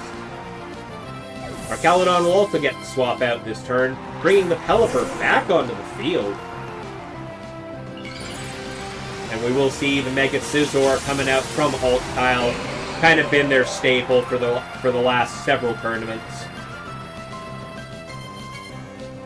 Whimsicott going for the Encore. Not going to work because it's going into the Pelipper right now. But that Bullet Punch will pick up the KO into Whimsicott finally. But that means Basculegion has the freedom to do whatever it needs to, unless it's swapped in this turn. Okay, never mind. I'm thinking ahead of turn. King Gambit coming out in place of the now down Whimsicott.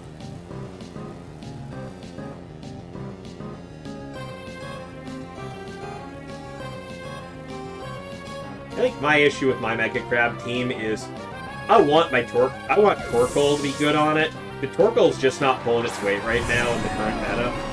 But I can't think of any other Pokemon that fits that same sort of niche currently. Wave Crash going into the Protect on the Mega Scizor. But Gambit's going for the Kowtow into the Archaludon. And the Tailwind has petered out. No Tailwind on Alt Tile's side either. Whimsicott no longer around to put it back up onto Alga's side. Alt Tile can really easily switch the speed advantage to his favor.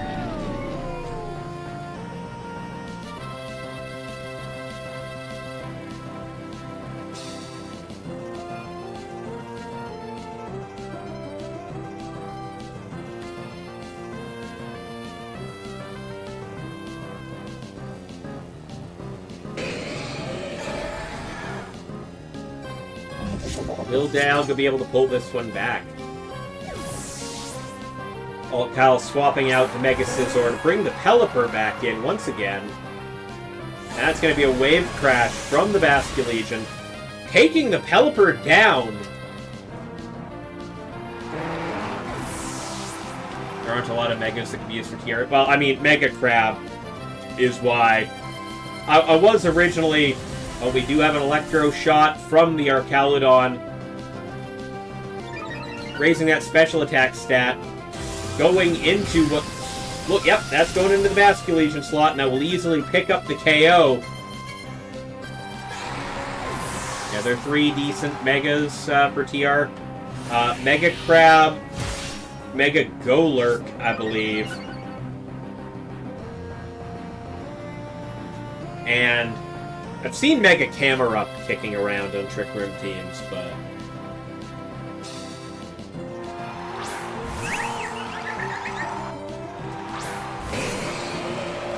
Alright, the Mega Floette coming back out. And so is the Mega Scizor. I so far haven't been worried about the Charizard as much. Because once again, my starting play is a Flash Fire Armarouge on the regular. I'm not terribly worried about the Heat Wave. In fact, I encourage it.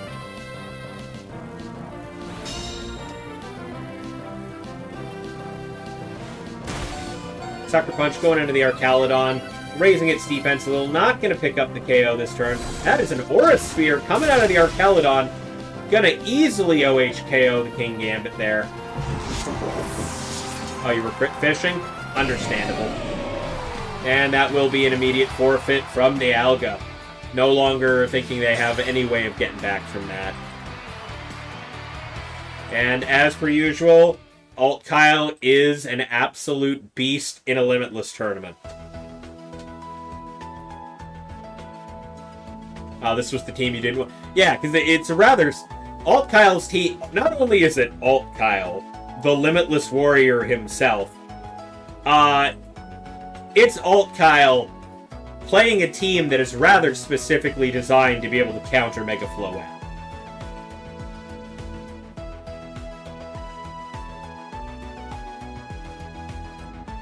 We're going to go ahead and we're going to get Alt Kyle's team pulled up as we usually do. Room has been disbanded. Let's get that team sheet.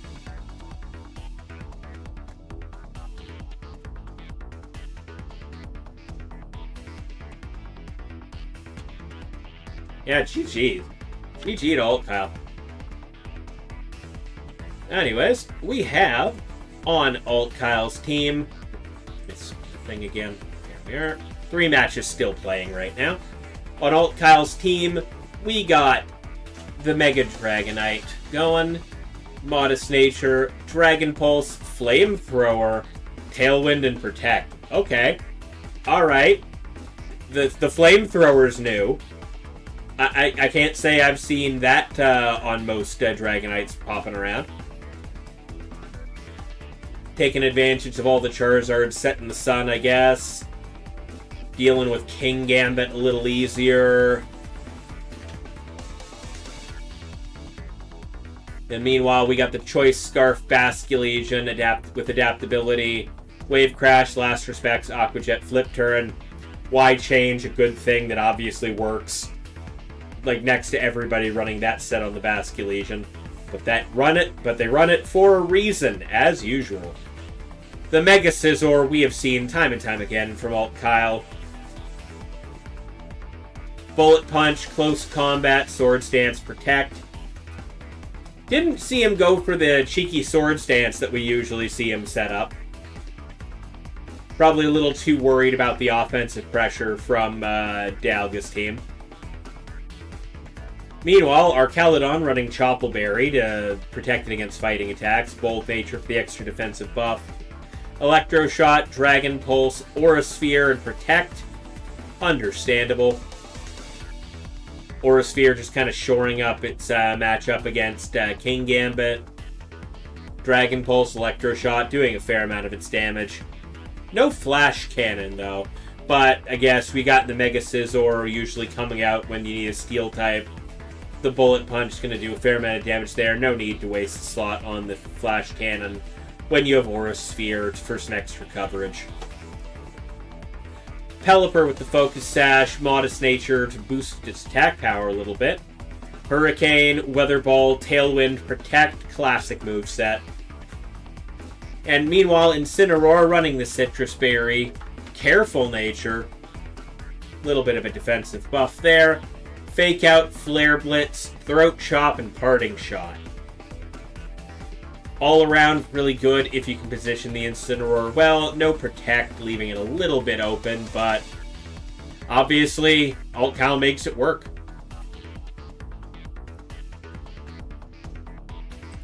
We got 3 matches remaining being played right now. RIP Nightmare still working on their match 1-0 against Chaplin at table 3.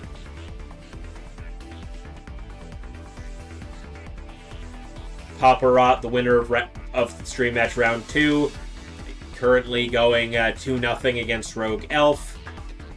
That's that. And Robbie, the one who defeated K. Mueller last round, currently going 1-1 against Kodlioko. Once again, very impressed for once. We don't seem to have any no-shows in round 3. Everybody's been playing. All the matches have progressed. But yeah, we just got the 2 matches remaining being played. K. Mueller's Parish Trap team that was holding up the tournament rounds 1 and 2. He's dropped after going 0-2. So things should speed up a little bit here.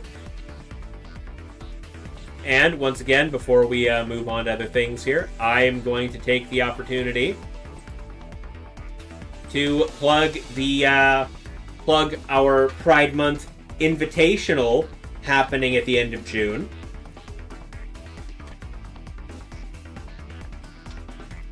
Prize pool currently sitting at $150 guaranteed.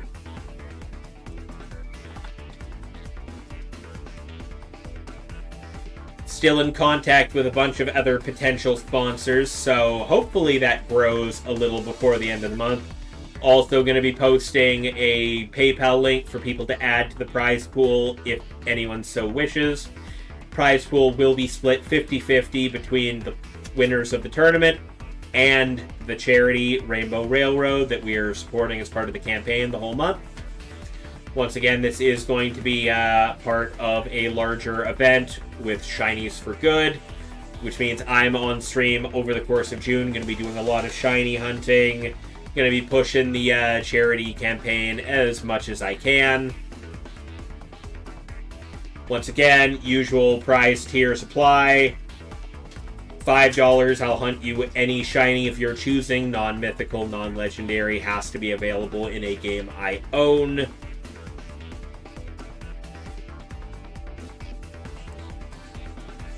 Yeah, alongside you. Yep, you're going to be doing your own shiny hunting as well. Pretty sure you aren't part of the group working on the thing, so you're just kind of doing your own shiny hunting while I'm shiny hunting. So, event supporter as it is. But yeah, we're going to be raising money for Rainbow Railroad over the course of the month. Rainbow Railroad, charity that does a lot of... Basically, Rainbow Railroad does a lot of support for LGBTQA plus members of that community who are in less, more dangerous areas to be out as part of that community. Helping to relocate, helping... Anyways, you can donate shinies for the giveaway. You know what? I wouldn't say no to that, honestly. As your LGBTQ rep. Yeah. Anyway, you can donate. I will not say no to that, honestly. I know a couple of the other people doing the campaign have a tier that, aside from just hunting a shiny, certain reward tier lets you just kind of pick a shiny out of their extras that they have.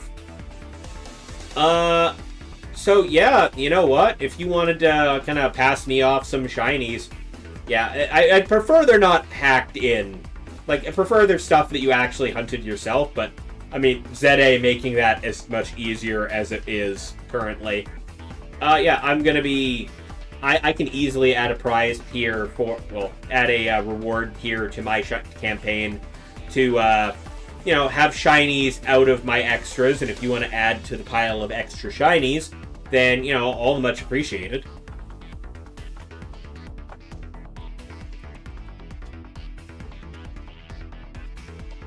Like, one of my things is when I do the I hunt you a shiny of your choosing, I do that hunt on stream, so I can guarantee to people that I did not gen that Pokemon. It is 100% legitimately obtained. Because I know some people care about that more than others, but I do kind of care about that myself. So...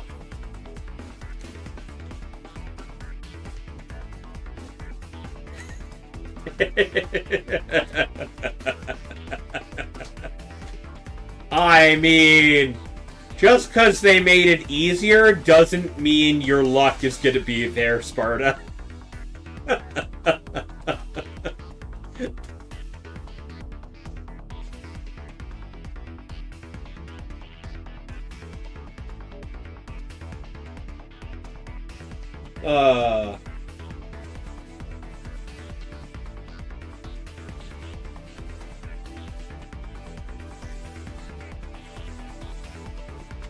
You only have 2 shinies from ZA? Wow, I mean, I've rather specifically been hunting in ZA for a while now, so...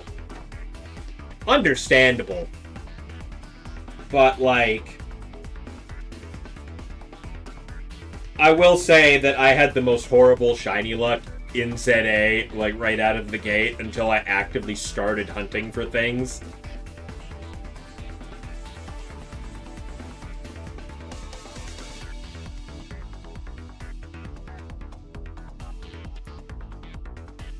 Like, I had absolutely no shinies spawn for me.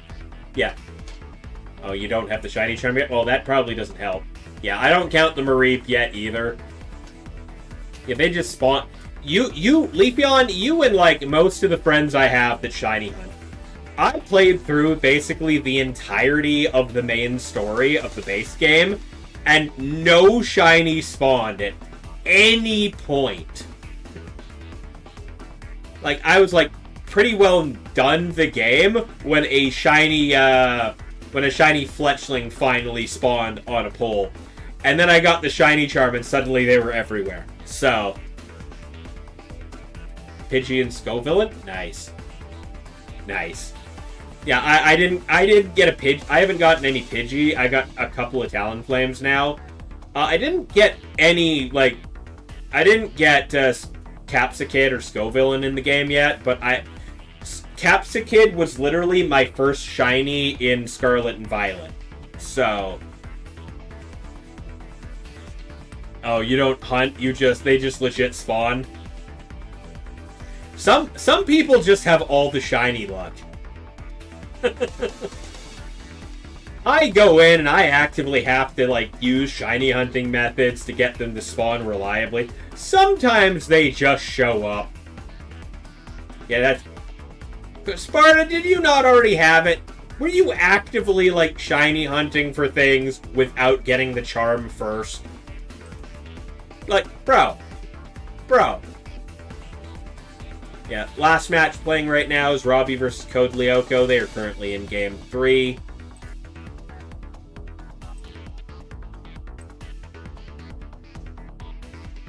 Only 1 Megastone missing from base game. Oh, I finished those. I basically had every single one of the, Yeah, I know. I didn't. It took me getting the charm for any to even spawn randomly. Yeah, Layman, I basically finished all of the Mabel stuff in the base game before the DLC came out. Including the battles, which I had just finished like a week before the DLC came out and made that irrelevant, so...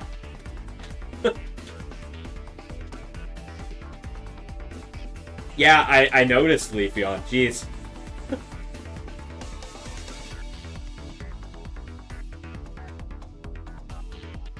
But yeah, round 3 is probably coming to an end any minute now. You're at level 48 on that? Oh. Yeah. Speaking of any minute now, the round just ended. Alright, so, with that match finished up, we're going to end round 3. And for anybody in the chat playing the tournament, round 4 pairings are live.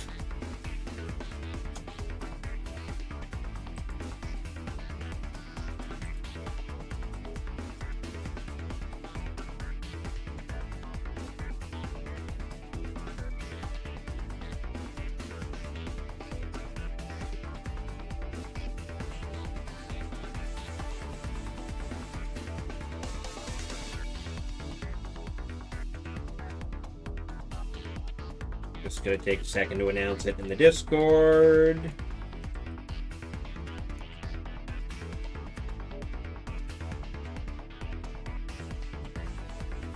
Okay, Discord announcement is out.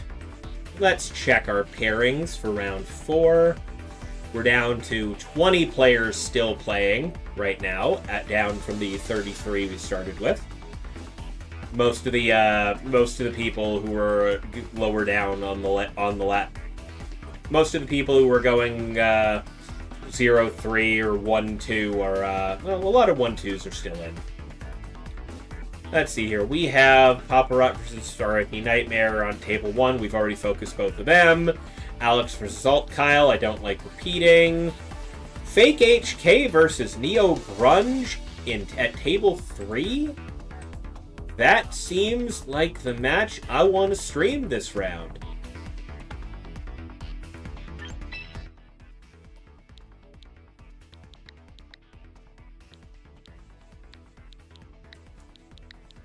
I'm just going to enter the code while the graphics still covering things.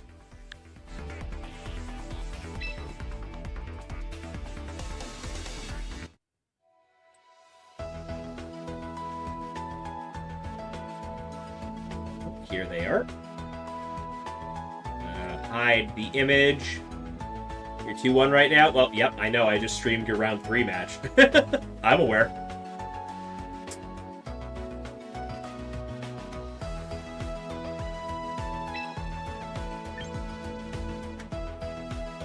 Alright, let's get everything updated here.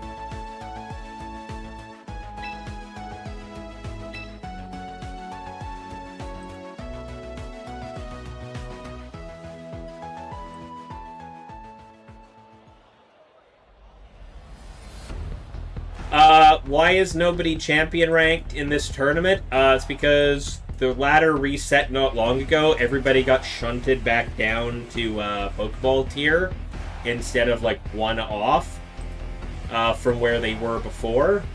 And a lot of people have been more busy, especially in this tournament. A lot of people have been more focused on prepping for regionals and doing best of 3 tournaments, as opposed to playing best of 1 closed team sheets ladder. So.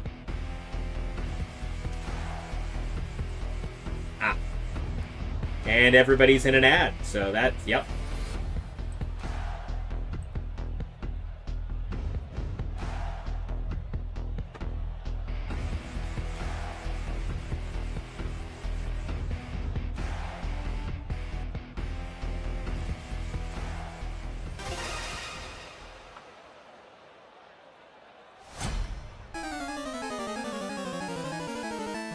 Alright, starting off the match between Dandy and Fake here. Fake bringing out the Kangaskhan and Aerodactyl. Meanwhile, on Dandy's side of things, we got the Charizard and the Venusaur.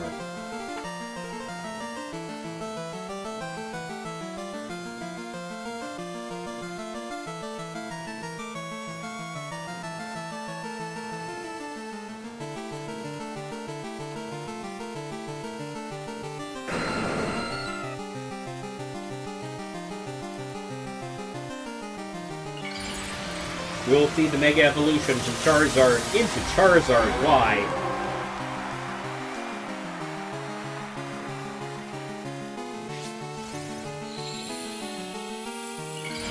And Kangaskhan as well will be Mega Evolving.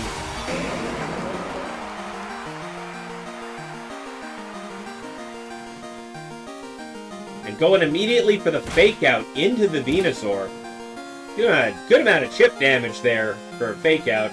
Flinching the Venusaur, who's going real fast because of Chlorophyll currently. Giving Aerodactyl a chance to set up their own Tailwind. And that will be a Weather Ball from the Charizard going directly into the Kangaskhan. That's about 3/4 of its HP gone, all in one hit. But we got the Tailwind advantage going on Fake's side. Hope maybe the Kangaskhan can outspeed the Charizard. Not sure if it still outspeeds the Venusaur with the Chlorophyll in the sun. But very good possibility. Venusaur will be withdrawn. And the Garchomp will be brought in instead. Charizard, meanwhile, going for the Protect. Not looking to risk that Rock Slide incoming from the Aerodactyl. Sure enough, Charizard protects it. Still going to hit the Garchomp, but that's not going to do a whole lot. Now, Kangaskhan going for the Double Edge into what was the Venusaur slot. Now the Garchomp. That's a fair amount of damage, but it will fall afoul of... Ooh.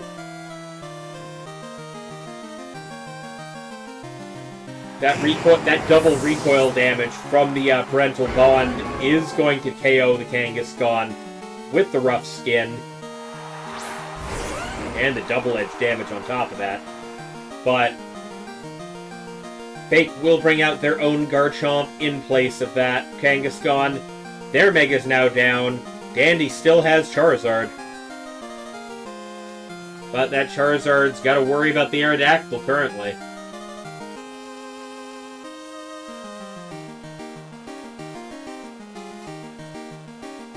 And potentially that Garchomp. Either rocking the Rock Slide or the Rock Tomb. Venusaur will come back out in place of the Charizard. But the Rock Slide will pick up the KO on the Garchomp. Didn't take a lot. Garchomp wasn't doing terribly good. And that's a single target Rock Slide from the Garchomp into the Venusaur. Almost picking up the KO, knocking it down to only 17 HP.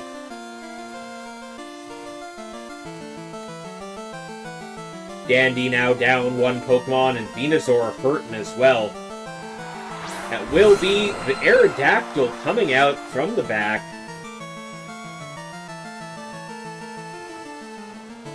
Giving Dandy an opportunity to set up Tailwind, or just go for a Rock Slide to finish off the opposing Aerodactyl.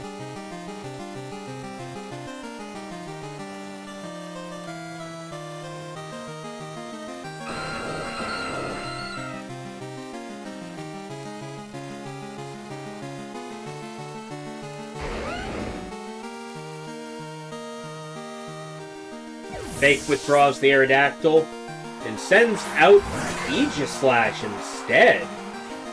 Venusaur going for Protect this turn, not wanting to get finished off. The Aerodactyl also going for Protect. Garchomp goes for the Dragon Claw into Aerodactyl. Oh, your opponent's champion's here?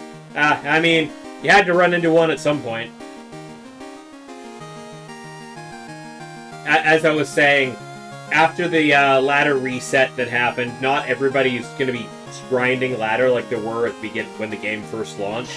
A lot of players who were champion tier previous are just kind of focused on best of 3 practice, instead of just focusing completely on best of 1 closed team sheets ladder.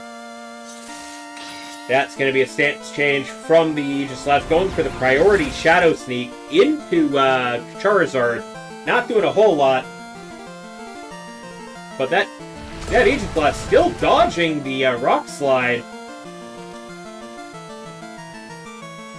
And we will see a Rock Slide as well from the Garchomp on Fake's side, KOing the Charizard and doing a fair amount of damage to the Aerodactyl. And with Charizard going down, that is a forfeit from Dandy. Yeah, that's definitely a commanding lead for Fake right there.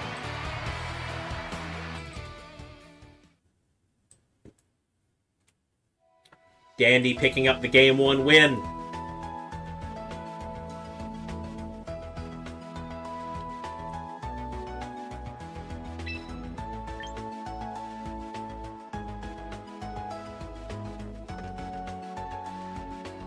Which means we're going into Game 2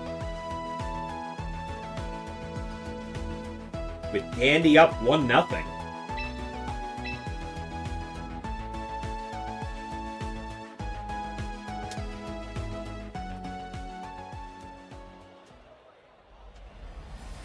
Alright, how will Fake adjust for this team? Because, up front you have to worry about the Charizard and the Mega Charizard setting the sun, Venusaur going for the Chlorophyll. I'm not sure, because I haven't looked at Dandy's team sheet. I don't know if this is the team that's also rocking Mega Venusaur as an option, making it so that Venusaur can either go fast mode with Chlorophyll in the sun if you're using Mega Charizard, or just Mega Evolve itself and go slower and be tankier with that Farigiraf running Trick Room. Lots of options to be had. Let's see if Fake can adapt and pull this out. Fake starting it out with the Aegislash and Aerodactyl. Meanwhile, Dandy starting off the battle with Sylveon and Farigiraf.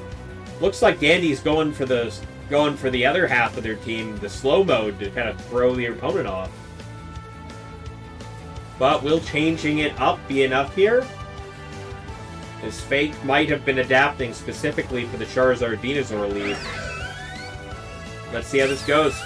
Sylveon will start with Protect to kind of see what's going on. Doesn't really want to get hit by any steel moves from the Aegislash. Aerodactyl going for the Rock Slide out of the gate. Only going to connect into the Frigoraph, who takes that. And that'll be a stance change from the Aegislash. Going right into that Protect. And a Trick Room out of the Frigoraph. Not going to get the flinch from the Rock Slide this turn. Slowing things down for Dandy.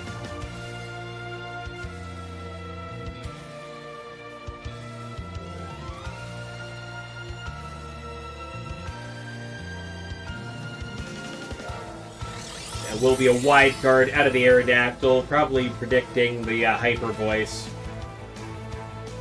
And a Poltergeist from the Aegislash going into the Sylveon. Not quite picking up the KO. We'll see a Reflect out of the Frigoraph, which is faster than the Aegislash, apparently. And that will, in fact, be a Hyper Voice, but the wide guard will guard Fate from it. The Aegislash being slower than the Frigoraph and the Sylveon is an interesting twist here. And I see a stance change and a King Shield protecting the Aegislash, putting it back into defense mode. And it will be a quick attack from the Sylveon, knowing it's not the fastest thing on the field here. And a Psychic out of the Frigoraph. Once again, not quite picking up the KO, but getting the special defense drop is probably huge. And that will be a KO into the Sylveon, which wasn't looking too good already.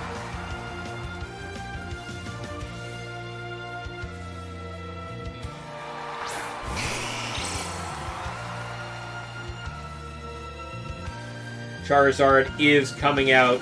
Wasn't expecting the Charizard, really, this time. If you're starting with Trick Room, I was very much expecting the Venusaur to be coming out more specifically. Maybe having it Mega Evolve, but I guess Dandy decided the Charizard was of more value here. The Aerodactyl will be withdrawn. In place, putting out the Garchomp, and that will be a Mega Charizard Y under Trick Room. Interesting choices. Yeah, Aegislash is in fact not as fast as you'd like it to be. Aegislash attempting to use the King Shield again, not quite managing it twice in a row. The Psychic will go into the Garchomp, and that's going to be a Weather Ball into the Aegislash, picking up the easy KO. Super effective fire damage under the sun. That Aegislash is probably spec'd more towards attack than it is defense. Fake sending out the Mega Kangaskhan again. Now down an Aegislash, still under Trick Room for one turn. Kangaskhan's probably slower than a lot of things on the field. Fake bringing out the Aerodactyl again. Probably prepping to hit the Tailwind button immediately once the Trick Room stops. Kangaskhan will Mega Evolve, no reason not to. That is a Hyper Voice out of the Frigoraph, doing a decent amount of damage to both targets. Critical hit on the Kangaskhan. The Charizard's slower than the Kangaskhan. Using the Solar Beam to KO the Aerodactyl. That'll be a double edge from the Kangaskhan. Not going to do enough damage to KO the Frigoraph. Only knocking it down to half once that Citrus Berry goes off. And now Trick Room is gone. However, we know from that exchange, the Kangaskhan is faster than the Charizard. Which means that Fake has the speed advantage here.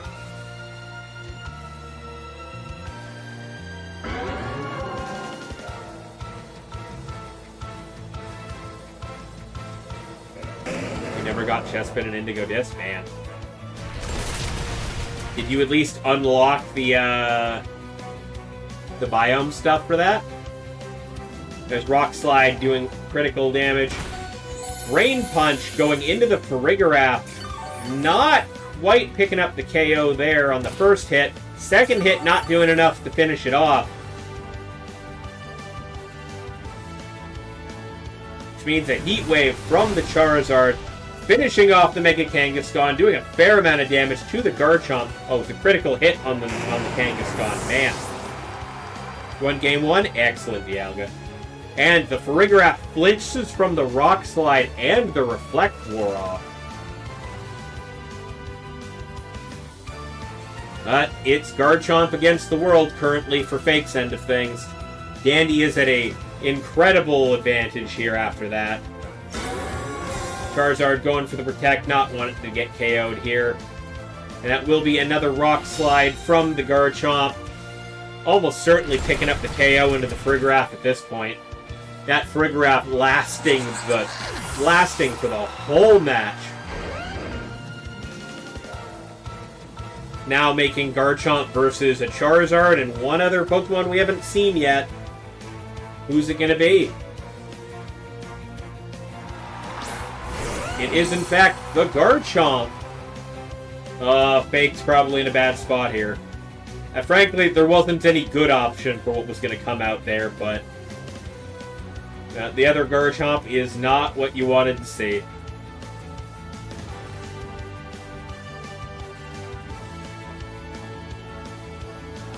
Garchomp going for that Rock Slide, going to at least finish off the Charizard.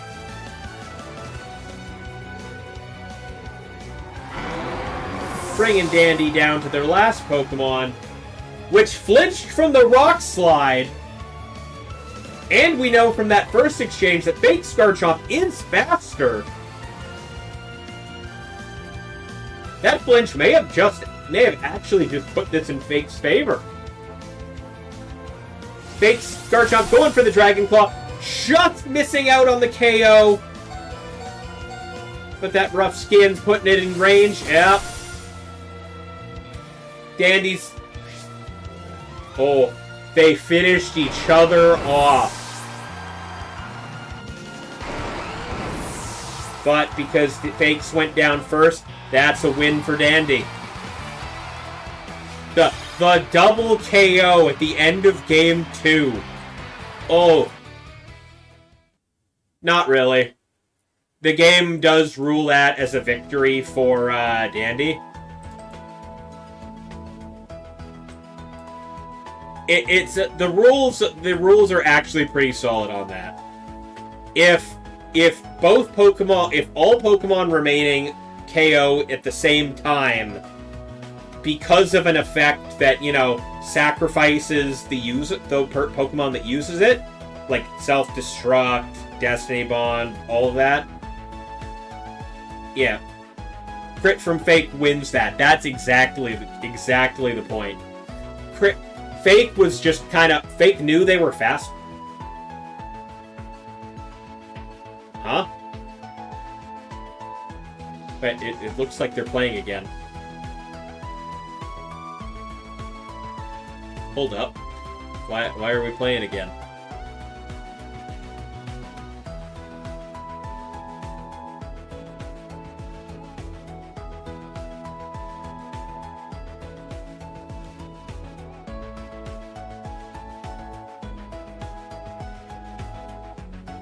Okay. I think I scored this improperly. I thought...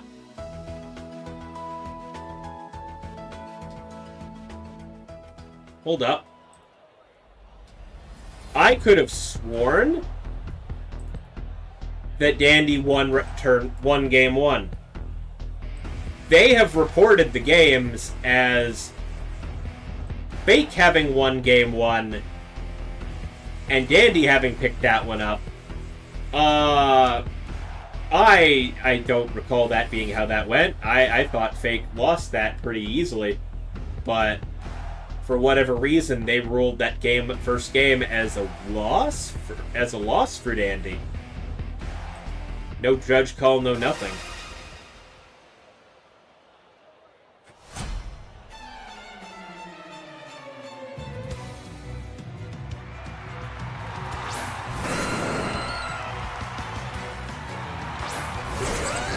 Well, we're gonna continue watching Game 3.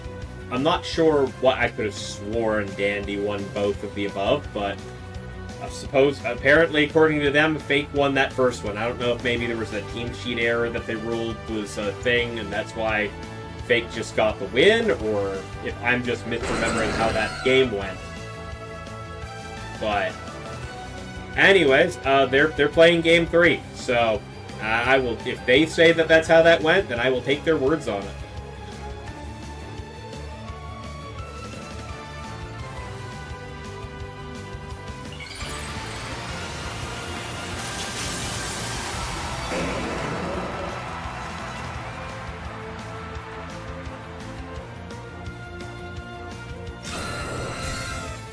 Aerodactyl goes for the Protect right out of the gate. And that'll be a Stomping Tantrum out of the Garchomp into the Mega Kangaskhan, not doing a whole lot. But that's going to be a Double Edge into the Garchomp. That's going to be a fair amount of recoil. And the Rough Skin. And Choreograph going for the Reflect.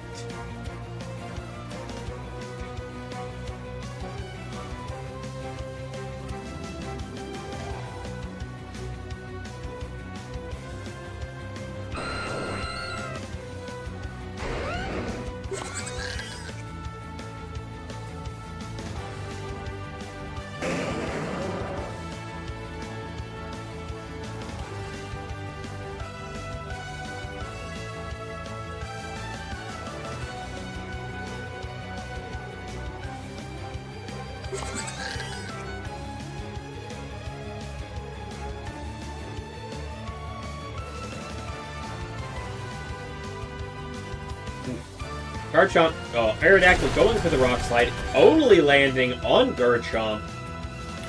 Not doing a whole lot there, but Garchomp will go for the Rock Slide as well, but Aerodactyl dodges it, and just misses KOing the Mega Kangaskhan.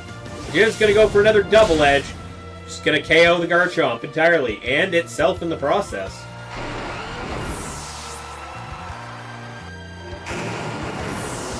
Fake maybe not wanting to chance that Garchomp being the last thing alive again. But that will be Trick Room out of the Farigiraf. Slowing things down a little bit.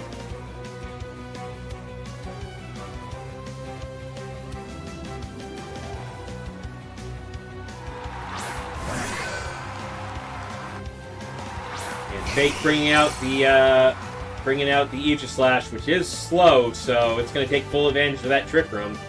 Meanwhile, the Charizard being brought out in Trick Room again. Feels like a weird choice, but I don't know what else Dandy has in back currently.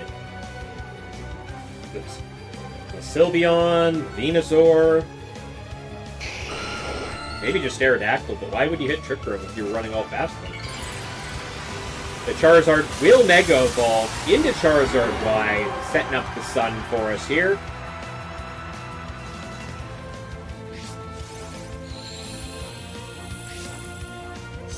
But because of its speed, we will see the Aegislash go first. Go for the Poltergeist into the Mega Charizard. Doing not quite half of its HP. And that will be a Psychic from the Farigiraf immediately going into the Aerodactyl. Picking up a fair amount of extra damage there. Knocking it down to half. And Charizard will go next with the Solar Beam. Targeted directly into Aerodactyl, I'm sure. Picking up the KO easily. Congratulations on the 2-0 wins, Dialga.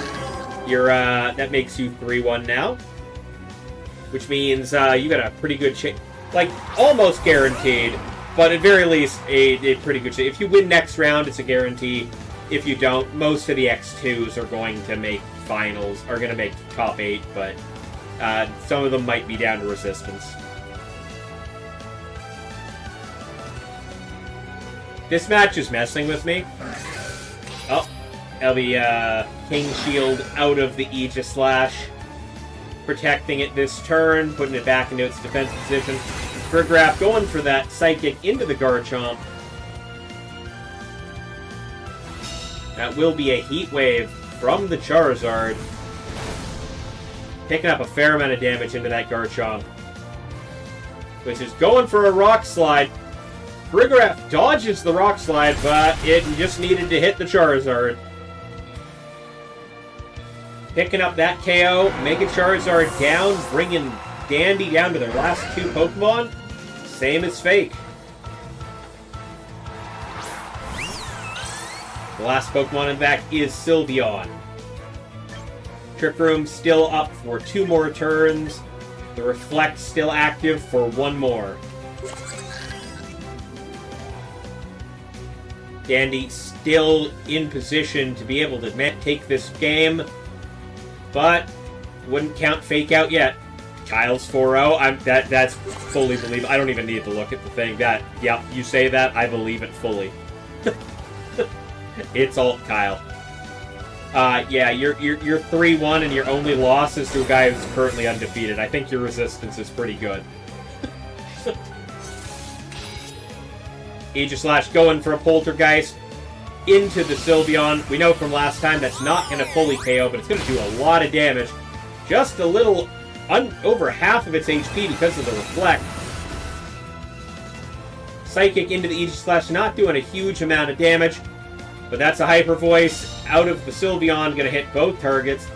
Garchomp is protecting. Aegis Slash not going to take full amount of damage to that because of this Steel Resisting Fairy. But the Trick Room's gone. Aegis Slash has lost its advantage here. But the Garchomp's now going to be the fastest thing on the field. However, the Friggraf is still at full HP. It could easily set Trick Room again. That's going to be a Protect from the Sylveon, which protects it from the Poltergeist. And, yep, Friggraf's going to get the Reflect set right back up again. Garchomp going for the Dragon Claw, not going to pick up a huge amount of damage. Trick Room is now gone, which means we can reset that.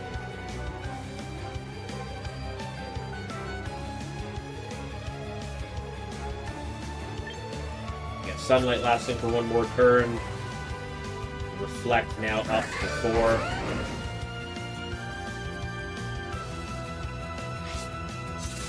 That'll be a King Shield out of the Aegis Slash to try and preserve itself this turn. Maybe get an attack drop, not that it'll matter.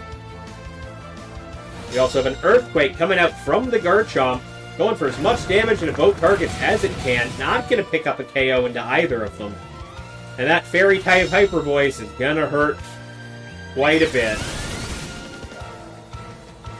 You join these tournaments to test your skills, have to go to sleep before you can play in the top cut usually? Yeah.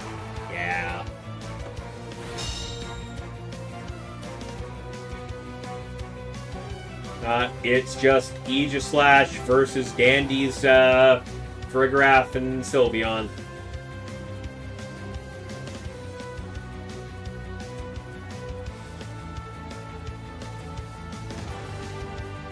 Sylveon hits that Hyper Voice, just barely missing the KO into the Aegis Slash, but that Psychic will do the trick, finishing this game for Dandy.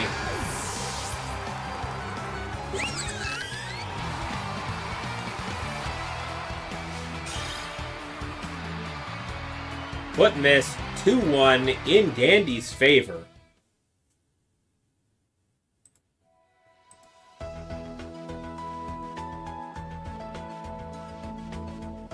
I mean, it can. The only thing I can think that would stop people from doing that is Mega Kangaskhan's whole thing is getting a second lesser hit. with because of the parental bond, but it only works for contact moves. And most spread moves aren't contact moves, so you wouldn't get the full advantage out of them.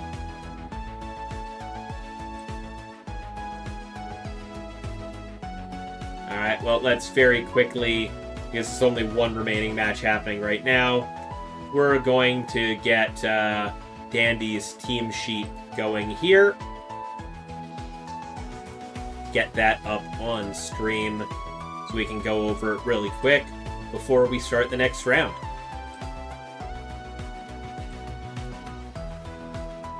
We have Neo Grunge, aka Dandy's team list up on stream right now. Imagine Earthquake being used twice. Right? That would be great, but nah. Just got level 3 all-type shiny. Damn it, Layman. I need that. Breaking Swipe's the only one you can aim. Well. Anyways, on Neo Grunge's team, we have the Citrus Berry, Farigiraf, Psychic, Hyper Voice, Reflect, and Trick Room. Mostly an offensive set aside from the Reflect. A little more offensive than I'm used to seeing, especially with the Bold nature, boosting defense.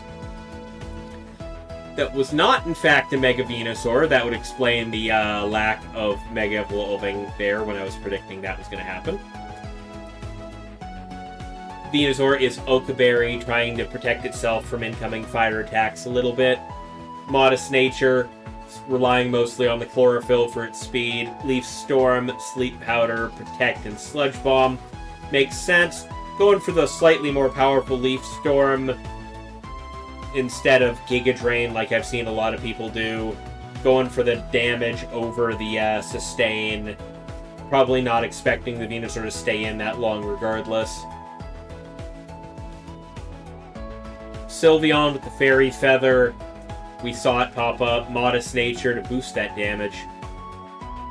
Protect, Quick Attack, Hyper Beam, and Hyper Voice. Garchomp with the Roselli Berry. Poison Jab. Ooh, Poison Jab on Garchomp is nice. I like that. Back to the old days where I used to do that. But Poison Jab, Rock Slide, Stomping Tantrum, and Dragon Claw. Mega Charizard Y, Modest Nature with Protect, Solar Beam, Heat Wave, and Weather Ball. Standard set.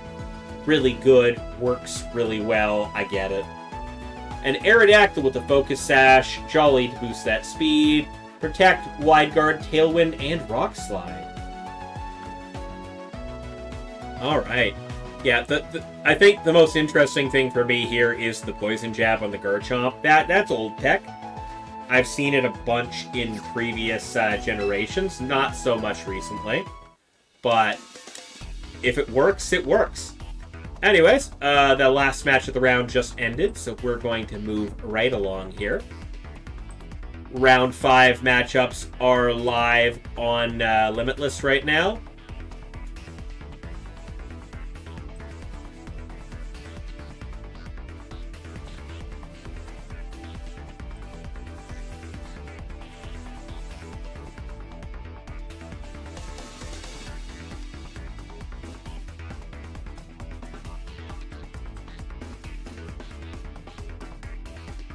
Okay, just announced it in the Discord. So let's check what we got for pairings this round. One additional player dropped. That would be the... Okay, well... The one additional player dropped that after last round. Currently for pairings, Alt Cal versus Paparot. Alex versus Super Dialga. Neo Grunge versus Rival Angel. We have Robbie versus... RIP Nightmare. Rogue Elf versus Animacon. Rogue Elf going 3-1 currently. Animacon, the down pair at 2-2. They're the only ones in the top brackets that I haven't already... where I haven't actually shown either player yet. So I think that's where we're going.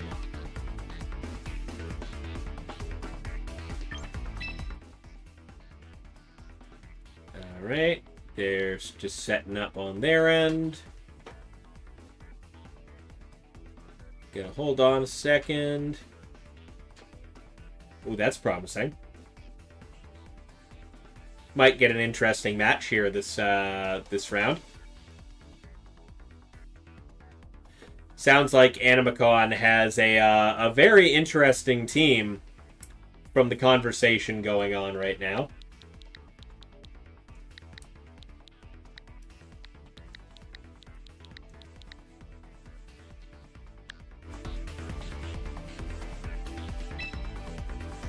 We're going to go ahead and jump in on that room.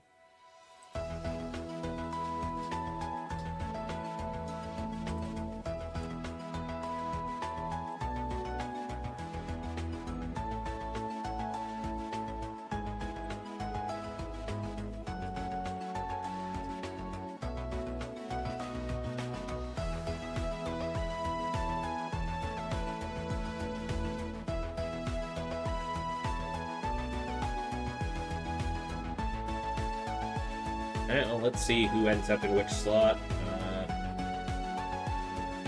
Players are currently preparing. Okay.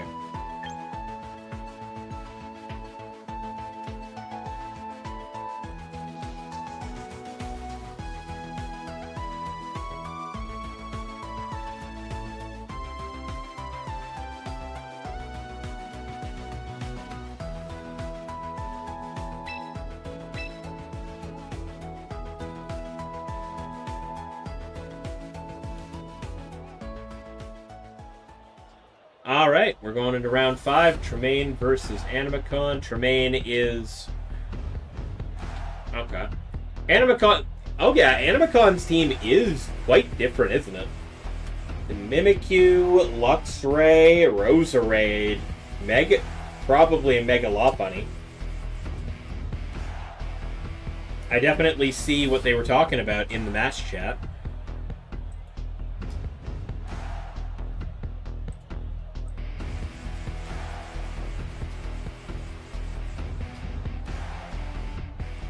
Now, I'm gonna...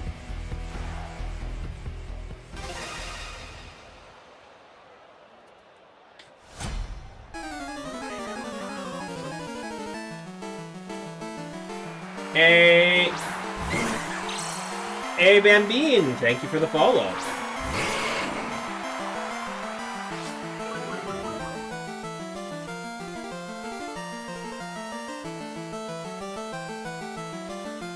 Alright, starting off, we got the Paldean Tauros and Sableye versus Snorlax and Mimikyu. Alright, this is an interesting lead. Don't see this that often. Tauros immediately going for the Protect. And Sableye going for the Fake Out into the Snorlax. And Mimikyu immediately going for the Trick Room. Alright. Also,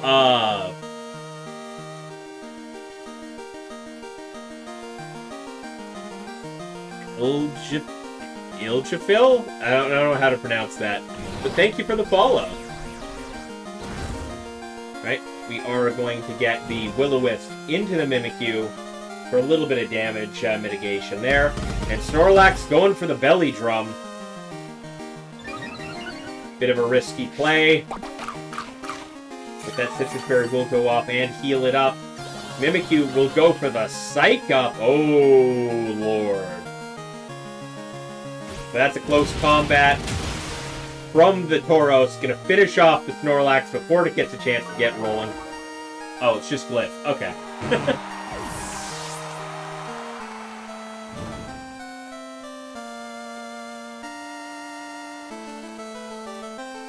But that's a +6 attack Mimikyu right now.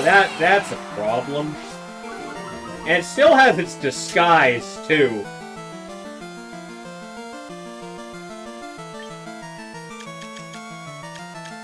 Yeah, that's a problem. We also have the Luxray. But the Paldean Tauros is going to hit the Protect button here. We'll see if the foul play of the Sableye is going to be disgusting here. Yeah, burned Mimikyu as well, but Mimikyu not worried about that as much because of the Luxray kept going and crashed. Yep. That will be a +6 play rough into the Sableye. Gonna bring it down to its focus dash. Yep, Mimikyu's now very concerned about things.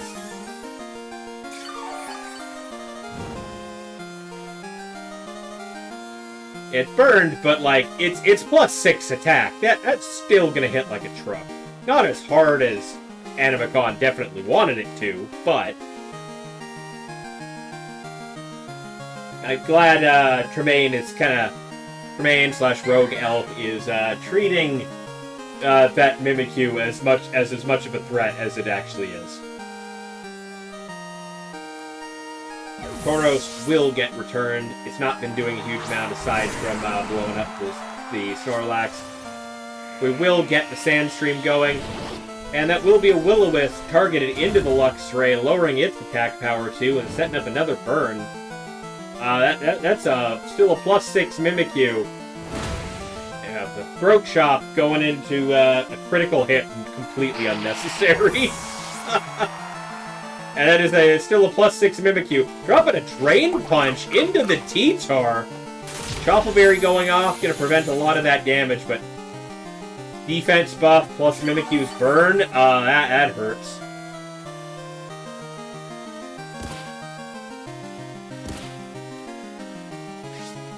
Mimikyu with the leftovers, going to heal up a little bit again.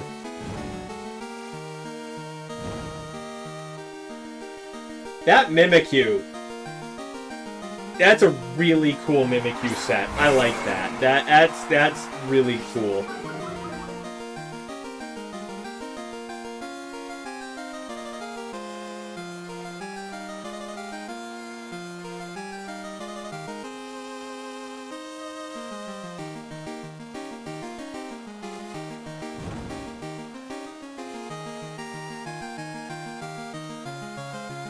T-Tar going for the Protect, fully expecting to get hit really hard there. Tauros hitting the Protect as well. I guess we're just kind of feeling out what Animacon's doing here.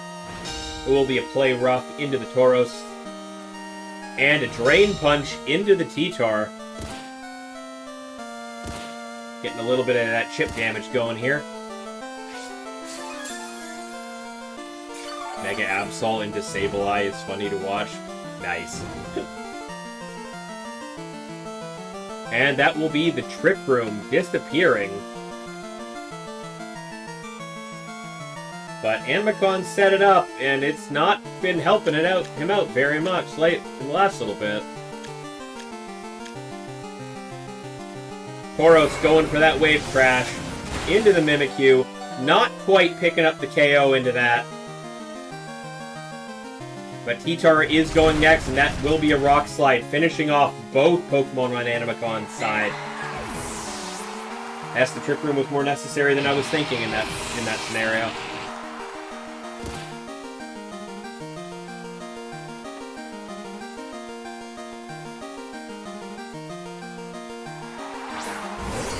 Which leaves the Gallade as the last Pokemon standing against 3.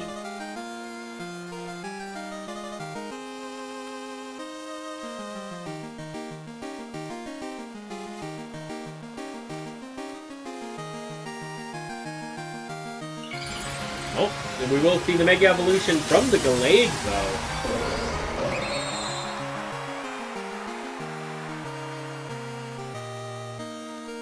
T-Tar going for that Protect once again, not liking the Fighting type on the opposite side. Tauros still faster, going for the Wave Crash, doing a fair amount of damage to Gallade. And Gallade will go for the Drain Punch into the T-Tar slot, but the Protect is going to stop that from doing anything. Glade's going to take some chip damage, and that's the immediate forfeit. Animacon definitely needed that Drain Punch to hit to have a chance, but Rogue Elf did predict that.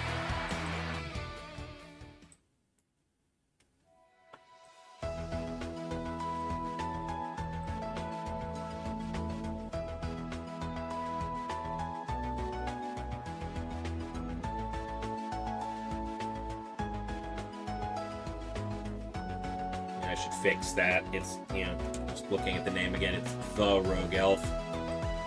Not that it matters usually, I'm sure, but... game. Excuse me. Game 2, spectate.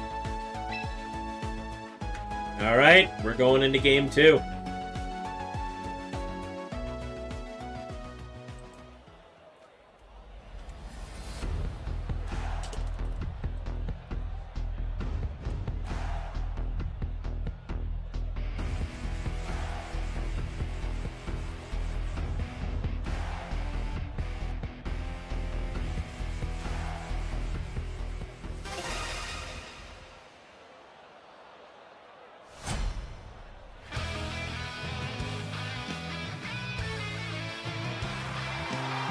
Alright, Animacon bringing back Snorlax and Mimikyu once again.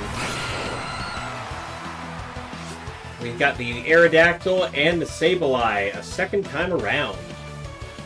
Last time. No, it was the Tauros and the Sableye last time. Tremaine just swapped things up and brought out the Aerodactyl instead of the Tauros.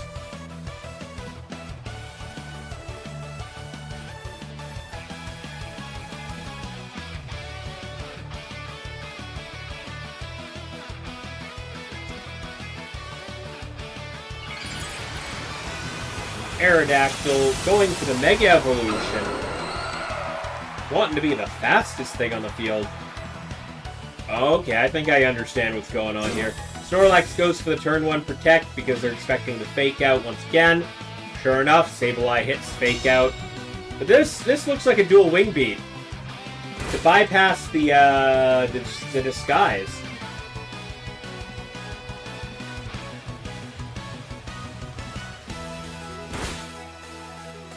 Chunking Mimikyu down to nice. Every game. Crab has not been good into this tournament. Every game has struggled. I feel that. Trust me, man. I feel that. Mimikyu will recover a little from the leftovers. No longer at the that very nice number of health it had a second ago. But yeah, the dual Wing Beat out of the Aerodactyl, bypassing the Disguise so that the Mimikyu can get chunked down. Not what Animacon wants to be seeing here, I'm sure. Snorlax goes for a high horsepower into the Sableye. That will be a foul play because yeah, it looks like looks like Rogue Elf was expecting the belly drum.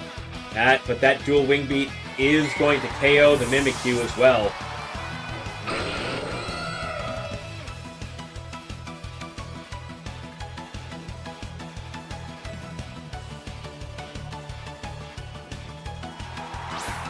And Animacon gonna bring in the Luxray. Trick Room still active for 3 turns here.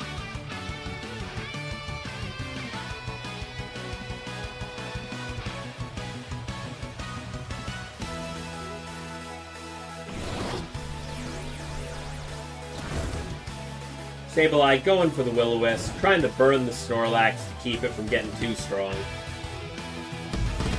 The Snorlax will go for the Belly Drum, taking a risk on its HP here, maximizing its attack power, knowing full well that the Sableye's got the foul play, not caring because the Luxray's finishing it off with Play Rough.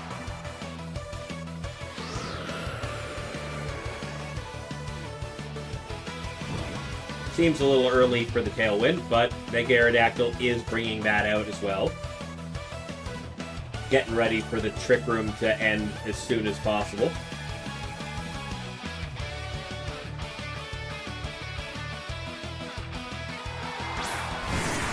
And that will be Tyranitar coming out.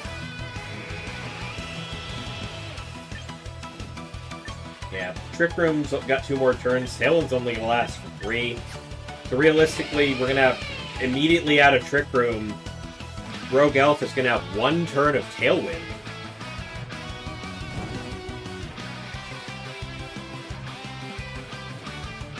In the meantime, we've just kind of guaranteed that Animacon's spawns are all going to go first in Trick Room here.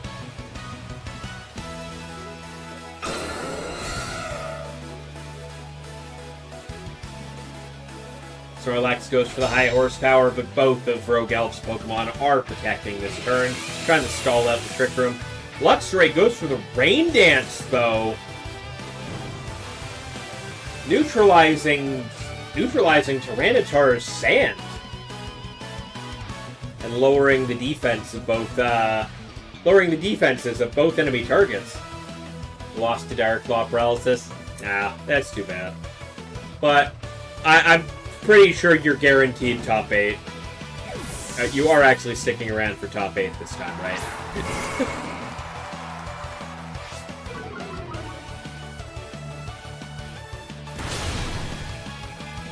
High horsepower into the Tauros isn't going to do a whole lot. That Supercell Slam just shy of KOing the Mega Aerodactyl.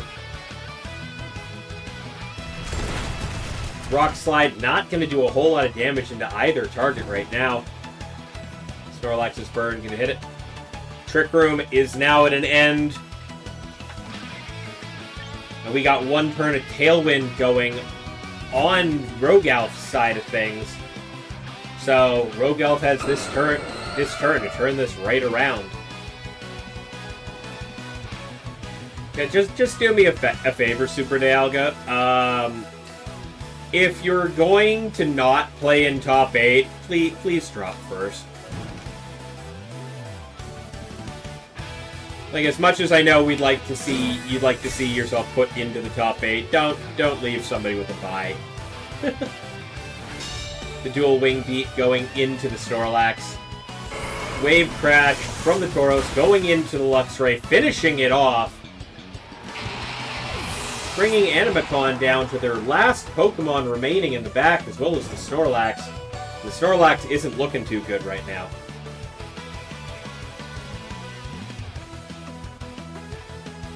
Is it? It is, in fact, the Gallade once again. Maybe able to play top 8? Okay. Excellent, excellent.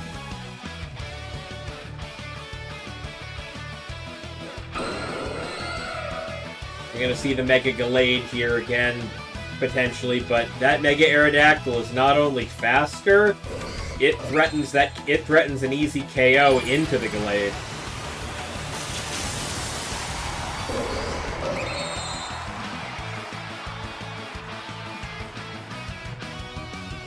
Snorlax going for the Protect, swipe 2 turns in a row. It's going to fail, though. That dual Wing Beat. Dual Wing Beat will not pick up the KO. Gallade surviving it just by a little bit. But Tauros is next to move. It is faster than the Gallade, so the Wave Crash will connect. And it will take out the Mega Gallade before it gets to do anything, leaving just Snorlax on the field. And ending this match with a forfeit. Giving the match to Rogue Elf.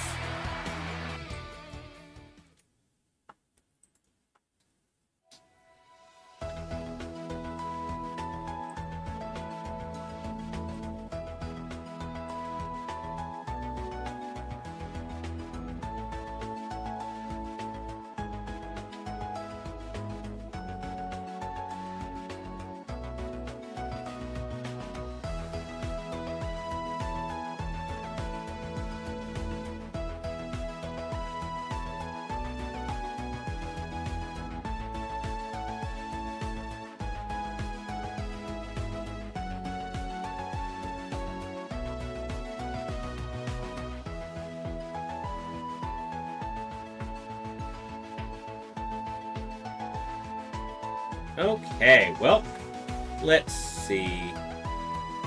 You can play top 8. Okay. That's good to hear. We seem to have down in the bottom of the thing, we have at least one no-show. And it's KST. Okay. That's fine. We're just going to remove... Oh! Hey, Faye! How you doing? Thank you very much for the raid! How's your stream tonight?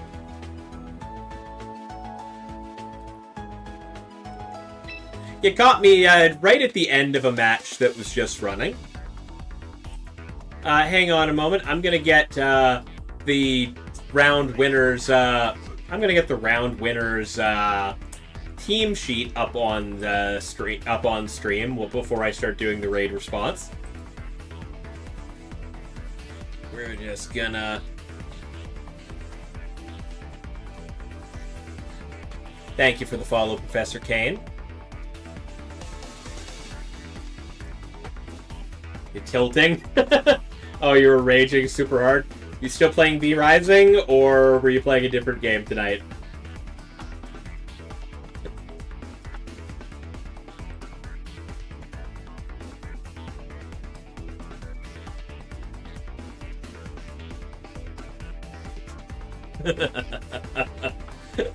Yeah, that sounds about right. Dracula's... Okay, so, yeah, okay, Dracula, got it. Just a really aggravating boss. Understandable. But yeah, for everybody, welcome on in, everybody from FaZe side of things. Currently, yeah, my name is ChouRaven. I'm in the Discord, so some of you probably have already seen my name around. Yeah, super aggravating boss. Yeah, so I'm ChouRaven. I fellow Canadian, same as Faye, member of V Canada. Also, do a lot of Pokemon content, VGC, shiny hunting, Nuzlocke, all of that stuff.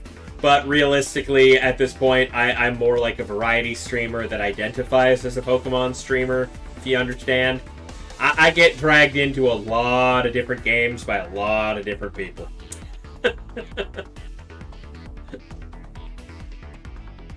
Hey, Rogal, thank you for the follow. Just doing a raid response, but I pulled your team sheet up on stream. Hey, Rami, I'm doing okay. Yeah, right, I should probably address that. Yeah, for anybody who doesn't know, as I said, I'm ChouRaven. Ixie Studios is the group name. That's why the channel is called that. I'm not the only person who streams on this channel. My channel partner Ichi also streams here. Usually just Mondays and Saturdays. But he gets up to whatever, all sorts of stuff. Usually he's just streaming D&D and Baldur's Gate these days, but you know.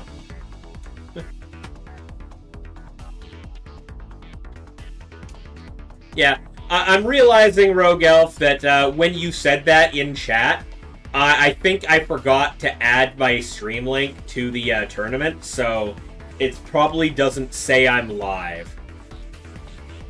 Yeah, Professor Kane. ChouRaven. Yes. One word spelled exactly like that, just replace the space with a U.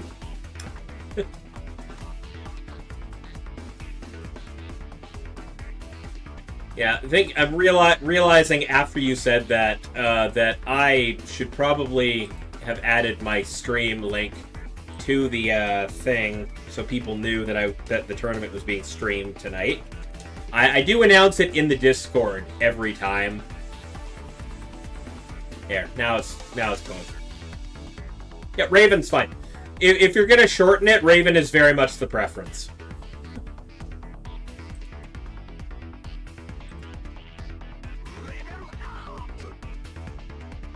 Thank you very much, Rogue Elf, for the sub. Very much appreciated.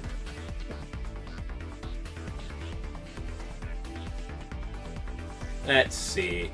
Yeah, so, anyways, we got Rogue Elf's team on stream right now. He won the previous match. I mean...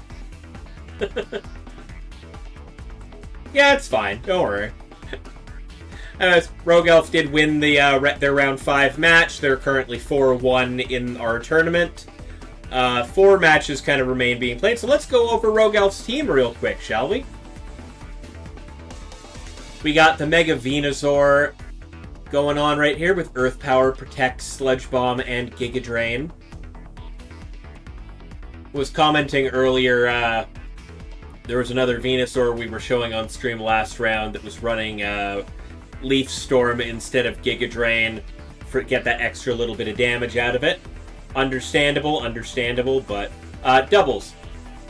We run the official competitive rule set, or VGC, so it's doubles. Currently on round 5, we just finished up the stream match for round 5. We're going into top 8 very shortly here once the round comes to a conclusion. Anyways, we got T-Tar with the Choppleberry to resist some fighting moves, Jolly Nature to bolster that speed a little bit, Rock Slide, Knock Off, Protect, and Low Kick for some fighting coverage. Good at covering the mirror match against other T-Tars, good at dealing with the King Gambits that are ever so prevalent in the matchup in the meta right now. We also have a Leftovers Volcarona. Fiery Dance, Protect, Quiver Dance, and Struggle Bug. Okay, so a mainly offensive Volcarona. I know I've seen a lot of Rage Powder Volcaronas out there that are running that to draw attacks in for Flame Body to burn the target. But we're going more offensively with this one. The Mega Aerodactyl, as we saw in that last round. Dual Wing Beat, picking up some flying damage. Rock Slide, Tailwind, and Protect. Pretty standard Aerodactyl set, though this one's rocking the Mega Stone for some extra speed and extra damage. Jolly is about normal for Aerodactyl, honestly, Rami. Aerodactyl's key thing is it's one of the fastest things in the game right now. So, making sure it's faster than the opponent's Aerodactyl is kind of important. Can you have 2 megas now, or is it just for the coverage? Well, you can only use 1 mega at a time in each game, but a lot of people run 2 of them just to have a secondary option, because you're only ever really bringing 4 Pokemon to a game, so you don't necessarily need to bring both megas. Oh. The ad started, eh? I'm sorry. I'll answer your question when the ads are over, Kane. Anyways, aside from that Aerodactyl, we've got the Paldean Tauros Aqua Breed with Mystic Water, bolstering some water damage. Intimidate, Adamant for the extra damage. Wave Crash, Close Combat, and Aqua Jet. Still a very threatening Pokemon to have on the field. And then we got the Focus Sash Sableye for the support, Fake Out, Will-O-Wisp, Quash, and Foul Play. Absolutely single-handedly dealt with the opponent's tech. Because for those who weren't here for it, Rogue Elf's opponent, Animicon, was running a Belly Drum Snorlax and a Psych Up Mimikyu next to it to copy the stat boost. Sableye dropping the Will-O-Wisp on both of them at priority, and then smacking the Belly Drum, the Pokemon that just used Belly Drum, with Foul Play. Just absolutely demolished the strategy. Love to see the different kinds of teams popping in here, but yeah. No, that Sableye just kind of single-handedly demolished Animacon's whole strategy. You played for 6 hours? Jeez, okay. I mean, you've been doing your bonathon. So, understandable you've been running some decently long streams. Couldn't get the last boss finished? Ah! Oh, you were farming for most of the stream. Yeah. Gotta get what you need to finish up. Yeah, Kane's right. No Belly Drum for you. Because somebody... Oh.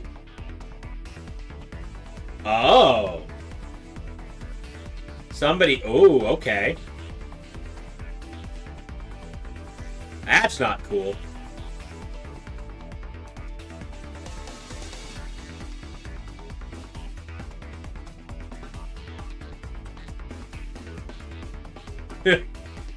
Oh, but yeah, Kane, your question from earlier, since ads seem to be done now. You were asking if you can use 2 megas or if it's just for coverage. It's mostly just for coverage. You can only use 1 mega per game, but a lot of people have a second one just for coverage sake, because you don't need to bring both megas, because you're only ever bringing 4 Pokemon to any game in this rule set. So you can leave the second mega back in the box if it's not, like, and just bring whichever one's better into the current matchup. Or you have situations like the Venusaur on screen here, where sometime I've seen a lot of, like, Mega Charizard Y and Mega Venusaur teams that use both of them, and realistically, the Venusaur can be run either Mega or not, because if it's not Mega Venusaur, it's got Chlorophyll, and it goes twice as fast under the sun, which is Charizard's thing. So you can use it as a fast sweeper without the Mega, or it can Mega Evolve and become really tanky and just go a bit slower. Maybe if you want to use Trick Room, you run Mega Venusaur that time. It lets you change up the team and what it does quite a bit between games. Yeah, just very tilting boss tonight, yeah. Alright, meanwhile, let's see. Who's still going? Because we got the 1 remaining match going currently. Okay, it's Jarmace versus Chapelin. Okay. Currently going 1-1. Both players fighting for a chance at the top 8 right now. How many players do we have going here? Who's guaranteed?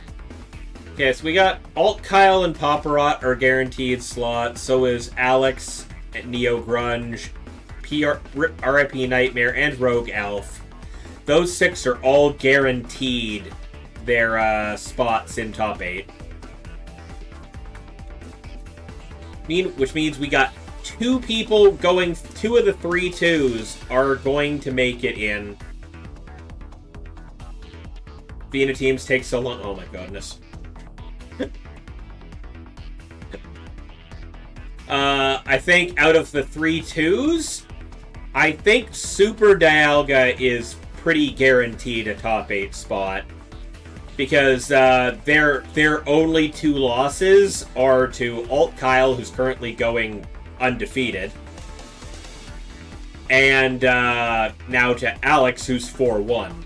So I think Super Dialga's resistance is currently really good. So I'm pretty sure they're guaranteed to take that 7th slot. Which means it's basically between a handful of different people whether or not they're getting it. I feel like that last 3-2 spot is going to be a toss-up between Rival Angel and Robbie. But I think Rival Angel might have the better resistance. Yeah, Trick Room teams, you really need to just get the KO, like, as quickly as possible. Because you got 5 turns for your to take an advantage in the match, or else you're just in trouble. And if the enemy stalls you out, or you don't have the damage potential to take them down, well, you're just having a problem there. You matched it. Oh god, you matched into Venusaur 3 games in a row. Oh, I know I saw a lot of them in the team sheets tonight, but damn, you've been interested in the VGC scene. Your brain's just too small to grasp all the different factors at play. I mean, yeah, there's a lot. You get used to it. Oh, looks like that your match just ended. I see. Oh, yeah, okay, you lost that match. Lost that match 2-1 for your opponent. Alright, well, that means that we are shifting off into top 8 right now. So I'm going to go ahead and the round. Set up the next. Let's get this going. Alright, top 8 pairings are up on the Limitless. And our top 8 is Alt Kyle, Robbie, RIP Nightmare, Neo Grunge, Paparot, Super Dialga, Alex, and Rogue Elf. Yeah, they played well. Alright, so top 8 is live. Rogue Elf. Oh, yeah, congrats, Rogue Elf.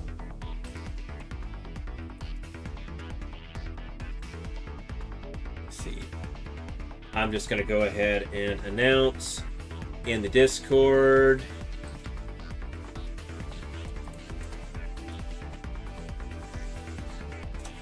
Top 8 has begun.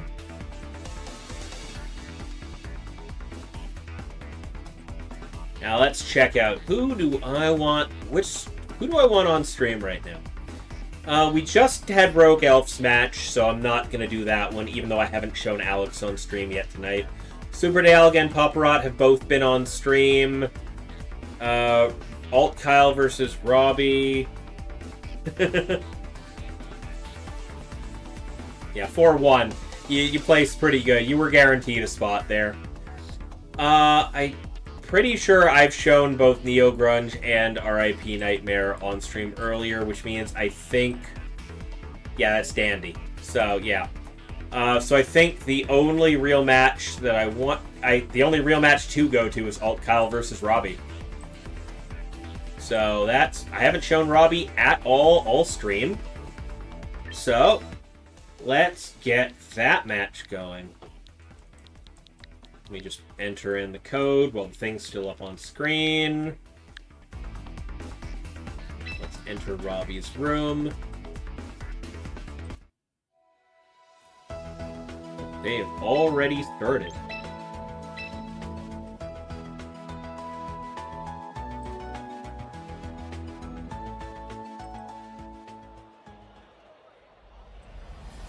Just gonna get all of my stuff here reset.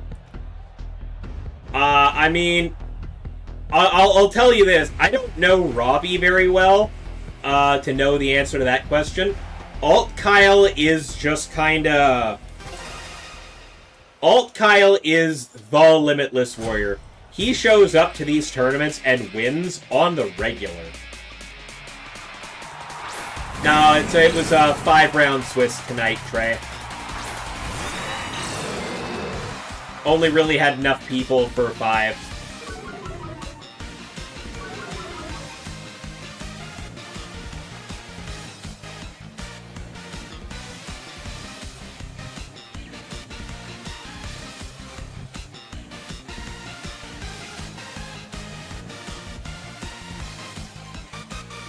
Yeah.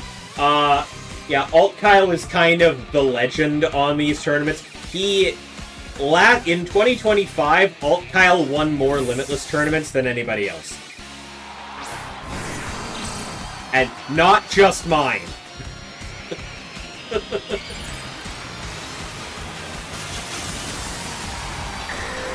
Alright, that will be the Mega Evolution from the Dragonite on Alt Kyle's side. And Incineroar going for the fake out into the Hydreigon, not chancing that Draco Meteor.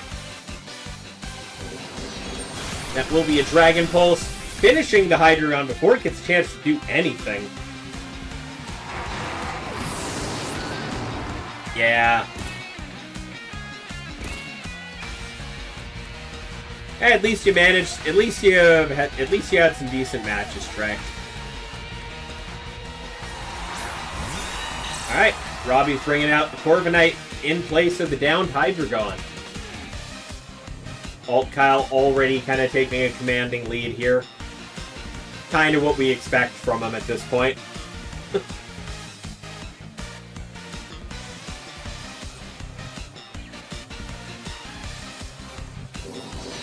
Dragonite going for another Dragon Pulse into the T-Tar this time. Not quite doing as much damage.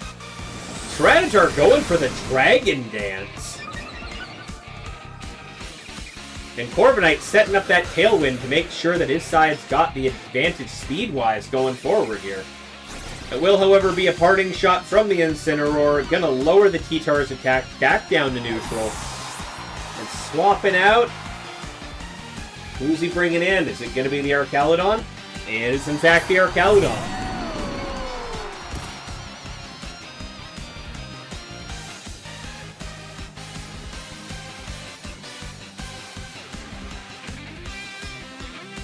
Kyle already taking the commanding lead here. Robbie just trying to play catch-up right now and get himself set up in a good position.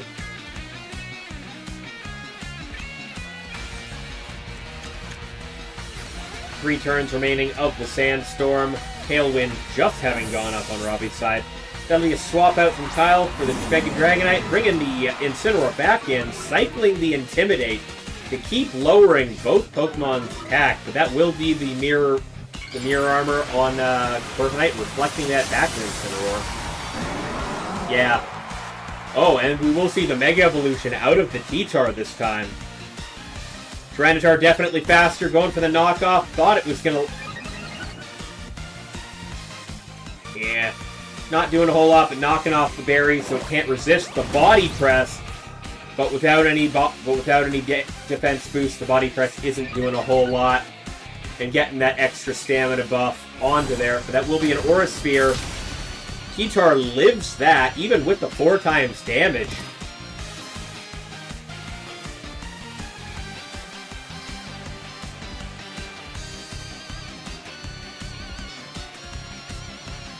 Whoa. Rough turn for everybody involved here. T-Tar will get pulled back and replaced with the Rotom Wash. Corviknight going again for that body prep, not doing anywhere near enough damage to that Archaludon. It's just giving it more defense buffs. Remember, every time it gets hit, its defense goes up. That Aura Sphere going into the Rotom Wash, not going to do a whole lot of damage though. And a Flare Blitz targeting the Corviknight, going to knock it down not quite to half HP. Still living. Taking a bit of recoil damage because of it. Glad you had fun, Baylor. Damn, Dialga. Already? Damn.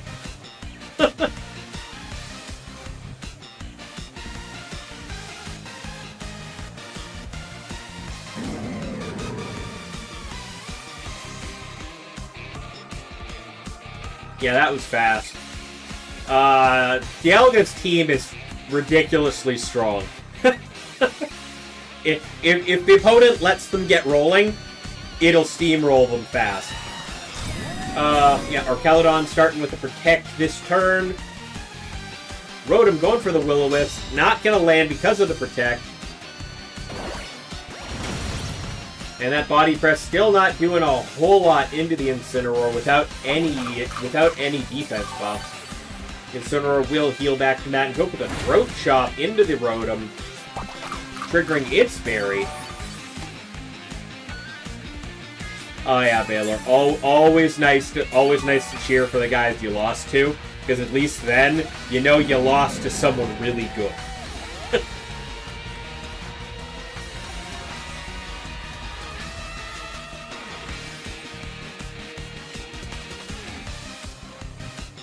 Corviknight not really doing a whole lot successfully here on this team, but realistically, Corviknight needs some Iron Defense buffs for that Body Press to do anything. It really hasn't been taking the time to do that. Incineroar getting swapped out for the Pelipper. Gonna set the rain. Will-O-Wisp going into the Archaludon. Getting the burn off. Not doing any damage reduction since Archaludon is a special attacker. Speaking of, that would be the Electro Shot. I'm assuming that's targeting into the Corviknight slot, but realistically it'll do decent damage to both. That is in fact targeting the Corviknight down, and it will finish it off. The double miss rock slide from the butt. At least it didn't Will-O-Miss, right? The chip damage on the Archaludon is also appreciated. But that will be the T-Tar coming back in. Last 2 Pokemon remaining. Taking away the Pelipper's Rain, and the Archaludon's now got to think twice about hitting Electro Shot because of that. But we do know that Archaludon is rocking Aura Sphere, so that is pretty threatening to the T-Tar. But the Pelipper will get swapped back, probably. Yep, there's the Incineroar. Swinging the Intimidate back out. Make sure that T-Tar's attack power doesn't get too strong.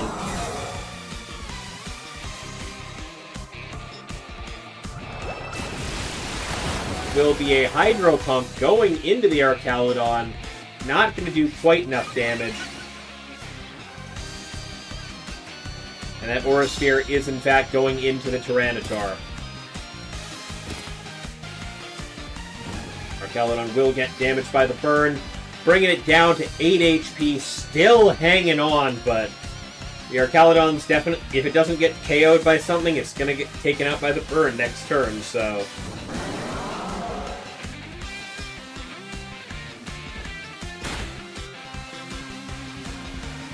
Rotom flinched from the fake out, and that knockoff from the T-Tar is going to bring down the Archaludon once and for all. That still leaves Robbie with 2 Pokemon to Alt Kyle's 3 remaining. We know that we know it's Pelipper and Dragonite.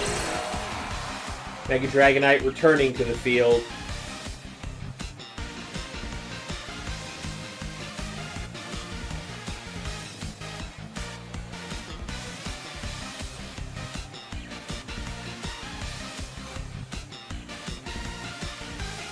Incineroar getting pulled out. Got to keep cycling that Intimidate, but we're also getting the weather reset to remove Tyranitar's defense buff. Just in time for that Dragon Pulse to go right into it and guarantee that KO.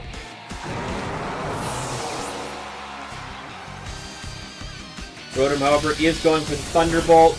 Not going to do a massive amount. It is neutral. Dragon resisting Electric, though flying is weak to it. That will be a forfeit from Robbie. Alt Kyle takes that game 1.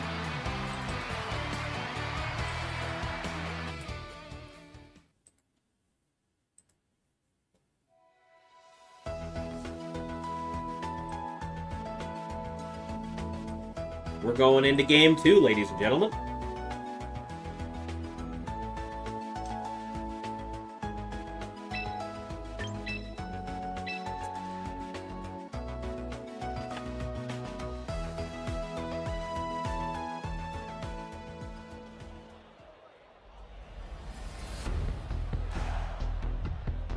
Alrighty.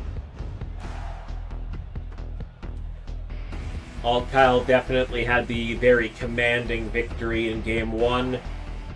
But can Robbie figure out something, adapt, and come back to win game 2?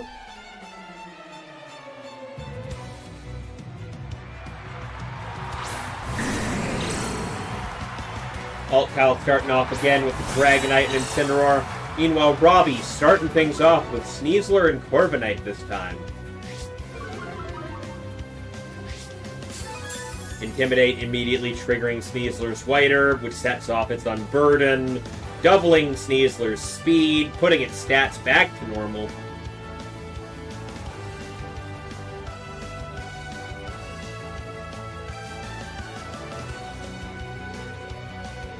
Corviknight didn't really do anything last game except spam Body Press, so I don't know if the attack down will actually matter to it. Nice job, Dialga. Top 4. Alright. Dragonite will Mega Evolve. Sneasler going for the Fake Out into the Archaludon slot. Flinch not going to matter much there since it just got swapped in. Dragonite going for the Dragon Pulse. Taking Sneasler down, almost down to 33. Corviknight going for the Tailwind as well.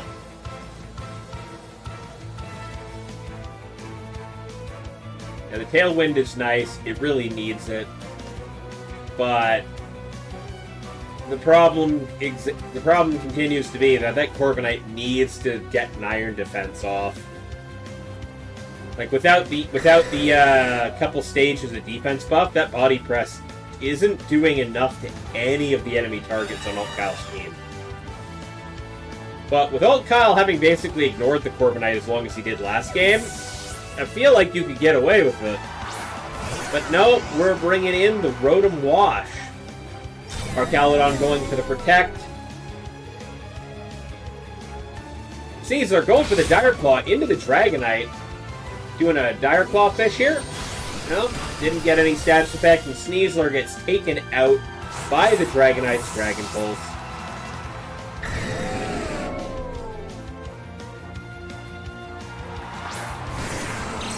Bringing the Tyranitar out now, setting up that Sandstorm.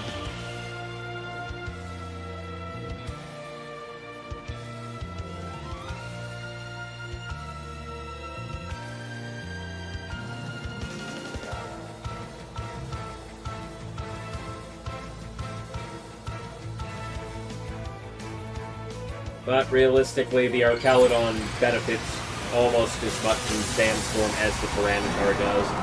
Tyranitar going for the Mega Evolution once again. And Rotom going for that Will-O-Wisp into the Archaludon slot again. Getting the burn. Just chip damage, not a lot else going on. T-Tar going for that Dragon Dance. Boosting its speed and its attack power. Dragon Pulse coming out into the Rotom, going to chunk half of its HP away. Triggering the Citrus Berry, though, to get a little bit of it back. And Archaludon is going for the Aura Sphere into the T-Tar, not managing even half of its HP with that bulk. That Sandstorm defense buff definitely helping the T-Tar out, surviving that.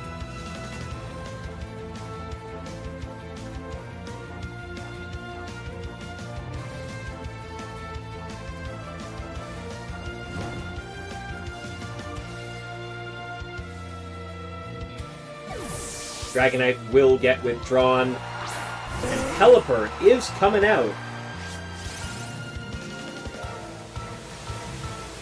There'll be a Rock Slide, though, which will bring the Pelipper down to 1 HP, chunking that Pelipper down to its, what I believe is its Focus Sash? Yep. Surprised it survived if it wasn't. It will give Archaludon a stamina boost, raising its defense. And that Thunderbolt will finish off the Pelipper one way or the other.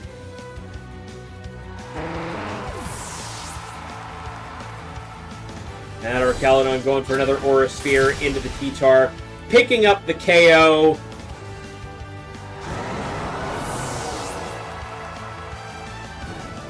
Without the Sandstorm defense buff, the Aura Sphere just does too much damage.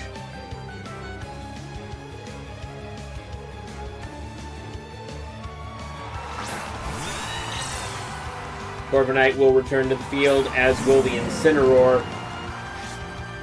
Robbie down to their last 2 Pokemon once again.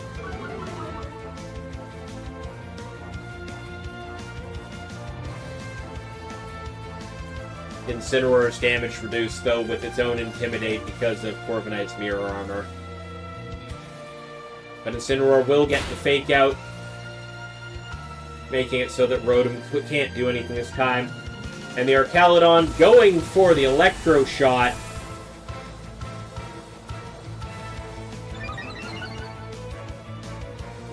Targeting the Corviknight, just going to get that thing off the field right now. Corviknight living the Electro Shot with 11 HP remaining, and immediately setting back up the Tailwind. Yeah, Kane, I'm not 100% sure that was a read, or if they were just expecting to try and KO something else there. If it was a read, it was a hell of a read.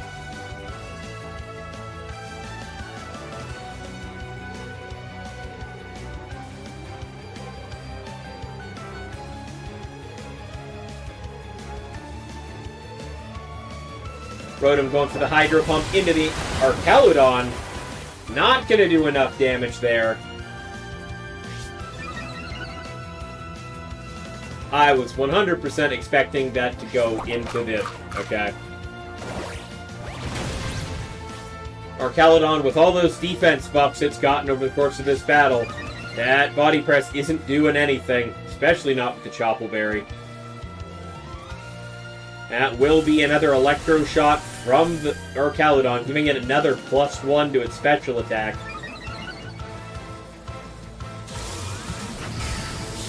Just ending that Corviknight entirely.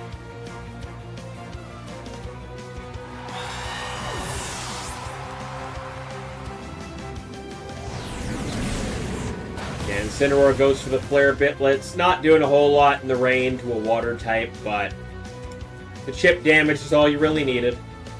Archaludon getting chunked by its burn a little more. With Robbie down just to his Rotom, I think this might be game.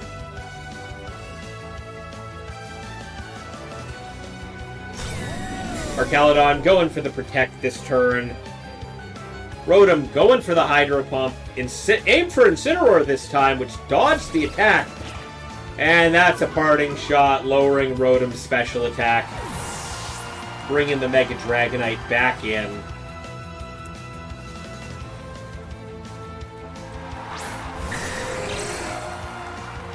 Alt Kyle just kind of styling on Robbie at this point.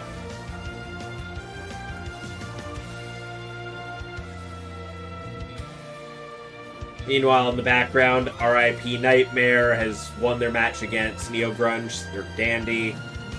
Super Dialga won against Paparot. Archaludon dodges the Hydro Pump, and that Dragon Pulse is gonna finish off the Rotom. Alright, that means Alt Kyle is moving on into top 4. The last top 8 match is still being played. Alex versus Rogue Elf is currently 1-all. Paparot didn't know there was a stream? Oh. I mean, they were on stream at least once today. That's my fault. I realized a little too late that I didn't put my Twitch link into the tournament info. Thus the Limitless page wasn't showing that there was an official stream going.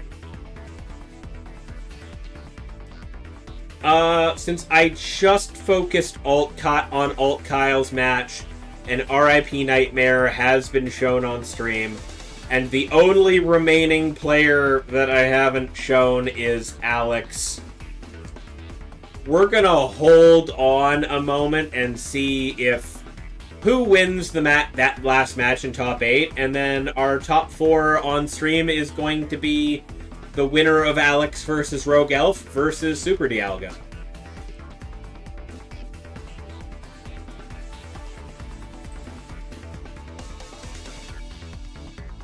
But, meanwhile, before I do that, I'm going to take a moment, while we're waiting for that, to go ahead and plug the Invitational at the end of the month again. Your Paparot? Oh. Yeah. Hey, Paparot, how you doing? Super Daikenki. Oh, okay.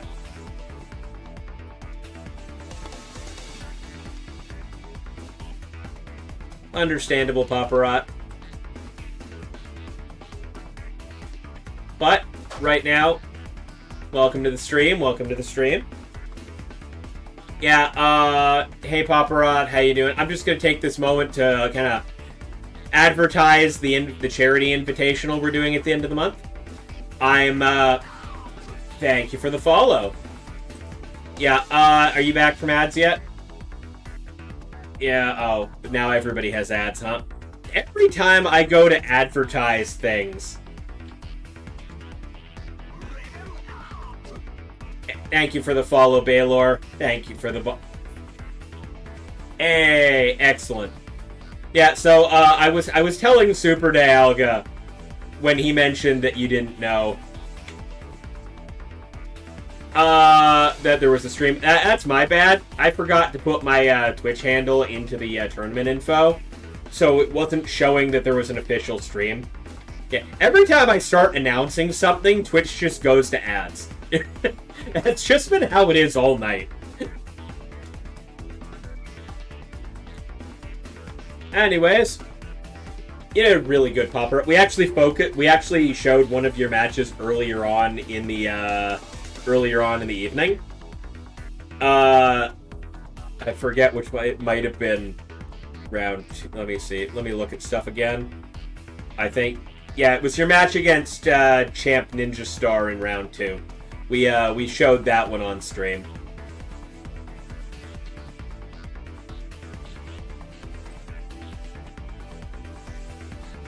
But yeah, while we're waiting for the last top 8 match to finish up, because I want to show that top 4 match with Super Dialga and whoever the winner of the other top 8 side is. Right? Yeah, this is, they just think it's a BRB screen. It's automatically, no, it's timed. I already know it's timed. I'm just so predictable with my timing for announcements that it just happens to be when the ads are rolling.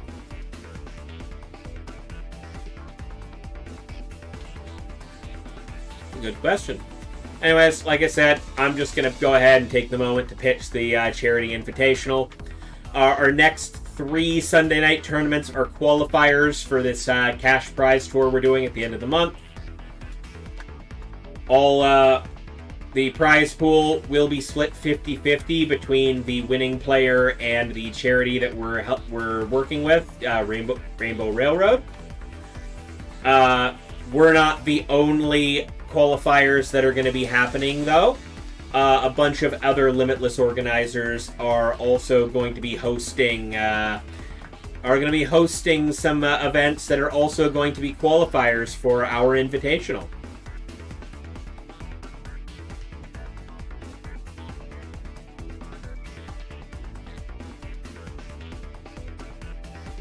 As it says on screen, the top... I'm just realizing I need to fix the thing. On screen. Yeah, there it is.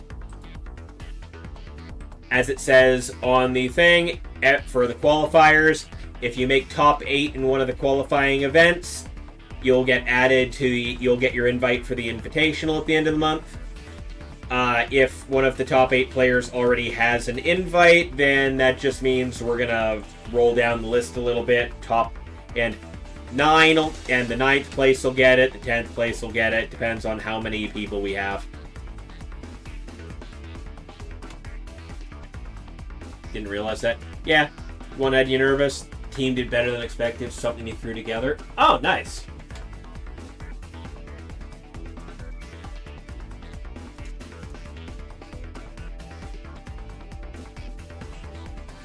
Love it when you just kind of throw a team together and it just works. Yeah, that's always a great feeling.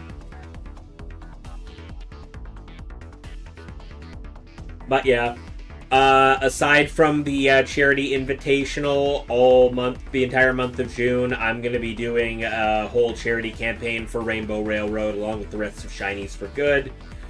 As you can probably gather from the name of that group, we're going to be doing a lot of charity shiny hunting over the next month. I haven't fully hammered out my targets yet, but that's partially because I have been absolutely swamped by work the last week. I've been away most of the weekend. I had a lot of other stuff to deal with, and my shiny targets are probably going to involve Indeedee. I'm going to continue my egg hunting. I'm gonna continue my Masada method egg hunting in Scarlet and Violet for my 0 attack, 0 speed Indeedee female shiny. I took a long break from that hunt. I have a male with the right IVs.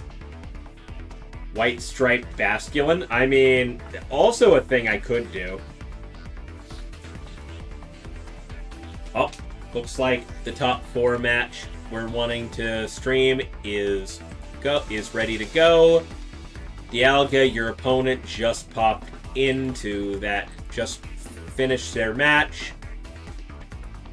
So we're gonna be streaming your match next. It is Shiny Porcelains. Spritzy.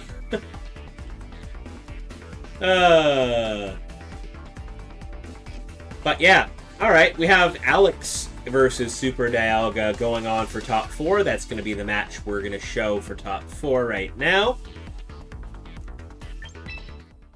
I've not...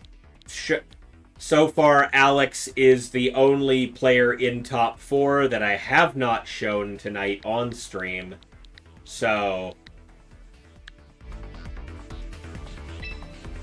You already lost to him once? Oh, well... get the run back. Yeah. Good job, Rogue Elf. Still made it the top 8.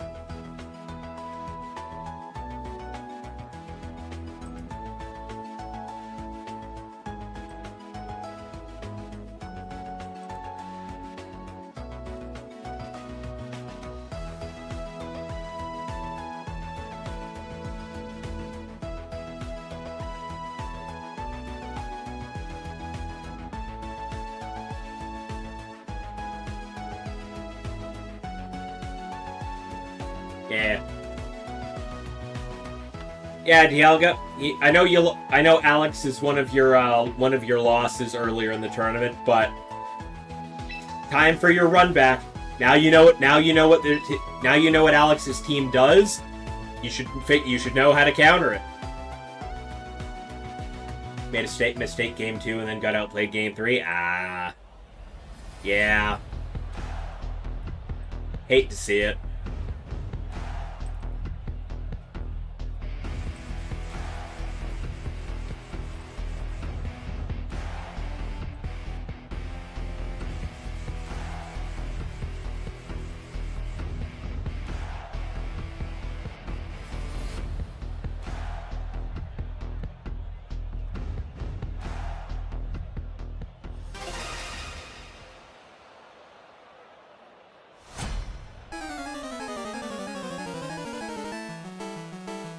Alrighty.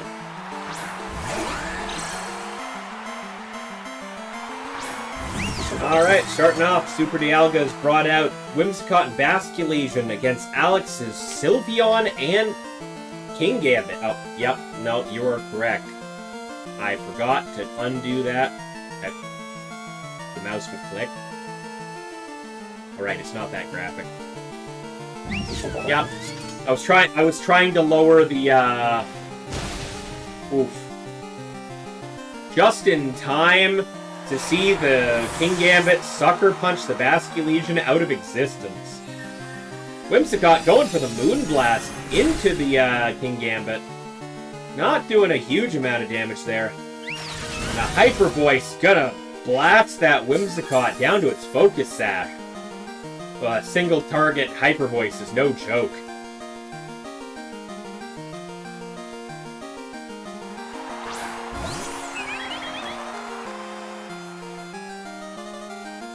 Do I have a rookie circuit or something similar?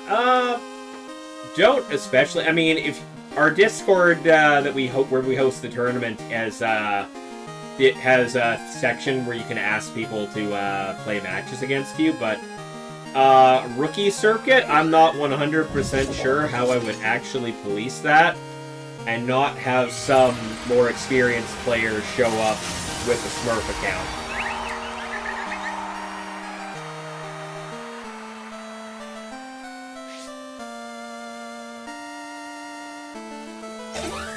Whimsicott goes for the Protect to try and prevent the KO. And Floette goes for that Moonblast into the King Gambit, picking up the KO with all that extra damage there. But that means the Sylveon is going to get the move here. Hyper Voice not going to affect the Whimsicott. Dishing a half-decent amount of damage to the Floette, not quite doing half. But we got the... Oh, man. We got the Sneasler coming out on Alex's side now.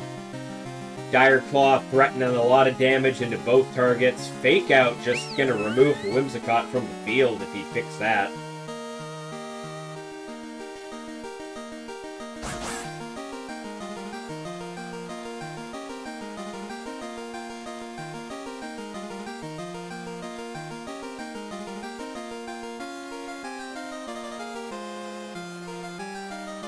Whimsicott going for the double Protect, not quite managing. Floette goes for the Protect as well, trying to stall out the Fake Out. Fake Out is in fact going into the Whimsicott. We're just wanting to remove that from the field when it's sitting there with only 1 HP, and that will be a Hyper Beam out of the Sylveon. That would have hurt a lot. The Fairy type boosted damage stab Hyper Beam.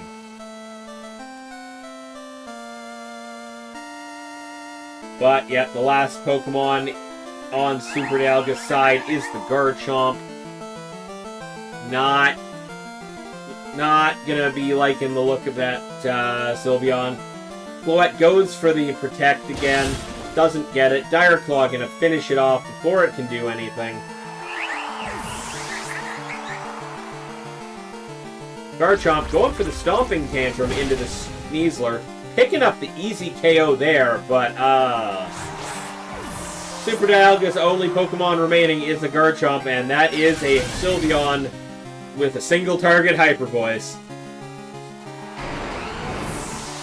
That's just an unfortunate round for Super Dialga.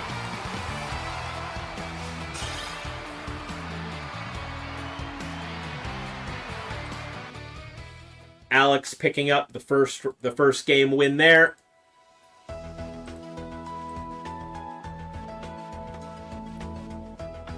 And we're going into game 2.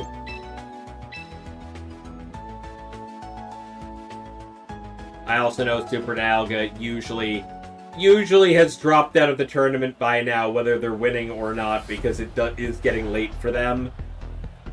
Yeah, the start was super rough. The Basculation just getting deleted before anything could happen.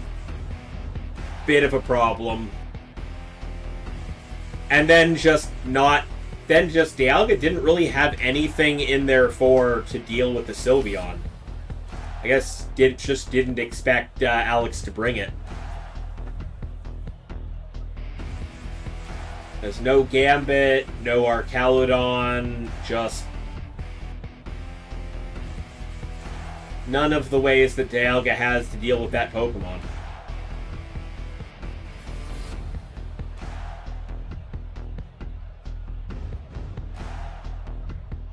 Once again, Alex and Dialga have faced each other once already tonight. They both know how the other's teams work. They've both got information here that we didn't see earlier. So that was very likely just Alex pulling a read.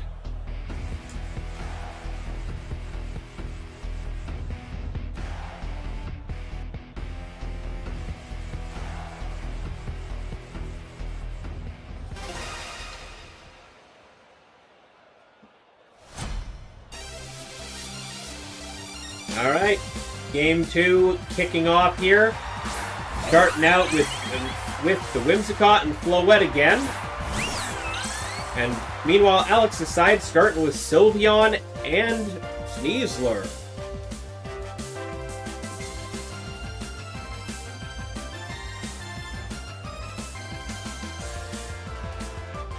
Floette going for the Mega Evolution right off the bat. Sneasler working there, sitting there with the fake out pressure right now.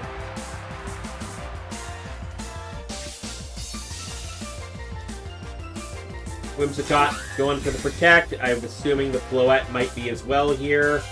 Yep. Double Protect just to stall out the fake out so they don't have to worry about it. But Alex goes instead for the Dire Claw immediately. But good to get it out of the way.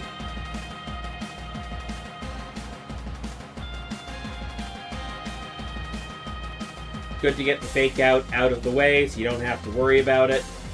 Whimsicott going for the Tailwind, getting the speed advantage on Dialga's side that he's so sorely missing last time. And that's a Moonblast going directly into the Sneasler, not picking up a KO, but doing most of its HP. That Dire Claw is going to hurt quite a bit.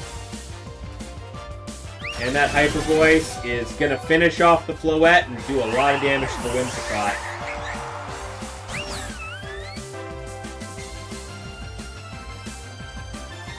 Super Dialga is bringing out the King Gambit, learning from last time that they needed something to deal with the Sylveon before it just steamrolled their team.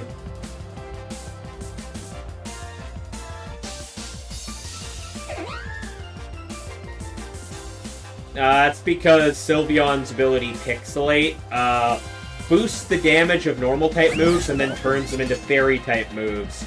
So they get a 1.5 times stab bonus.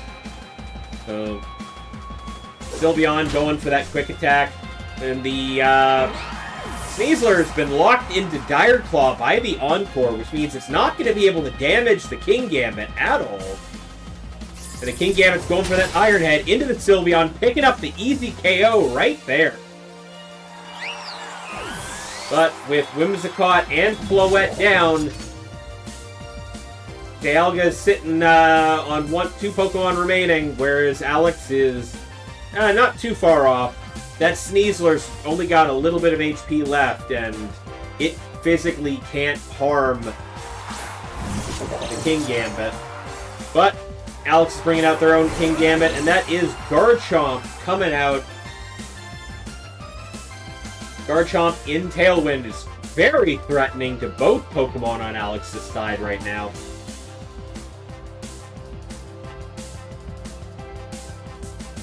Realistically, if the Sneasler goes for an attack, which it has to, so that Sucker Punch can just finish it off before it can do anything. The Encore was a really smart move on the side of Super Dialga. Kingambit goes for that Sucker Punch, finishing off the Sneasler before it can act.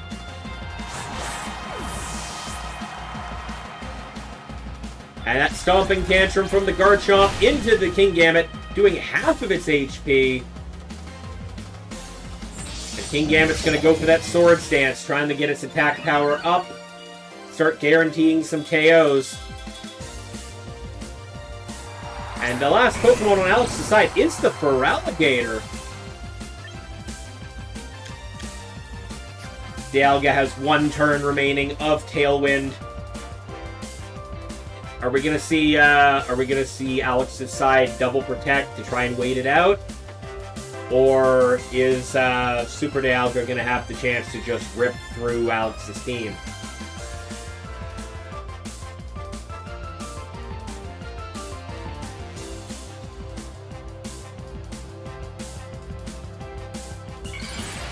It will be the Mega Evolution from the Feraligatr, turning it into a Water Dragon type, which makes it a little more vulnerable to the Garchomp. Whoa. That Sucker Punch not quite managing to pick up the KO into the Garchomp. Garchomp going for the Dragon Claw, not quite picking up that KO. But Kingambit will go for the Kowtow Cleave, finishing the job before Feraligatr has a chance to do anything.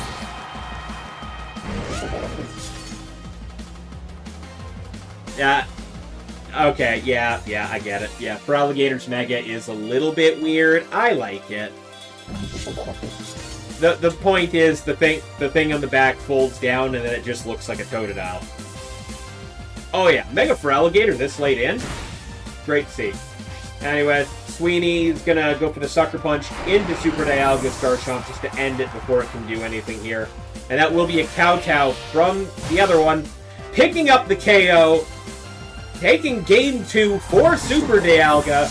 We're going into Game 3.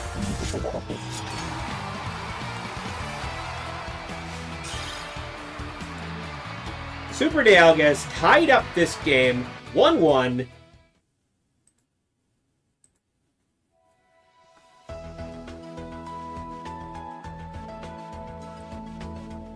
Meanwhile, on the other side of the bracket, Alt Kyle is 1-0 currently against RIP Nightmare.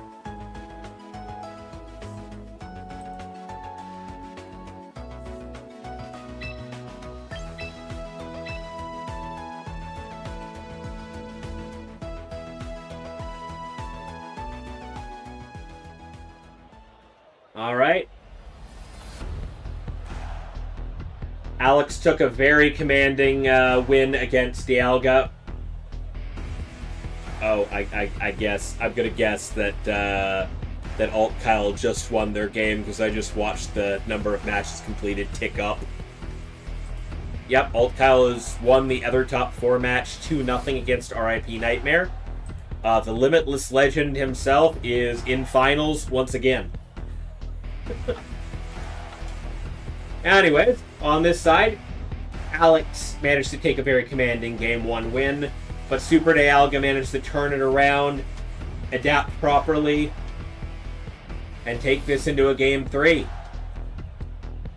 So let's see if Alex manages to find a way to eke out another win here. Or will Super Dialga's tactic work out in the long run and bring him to victory here?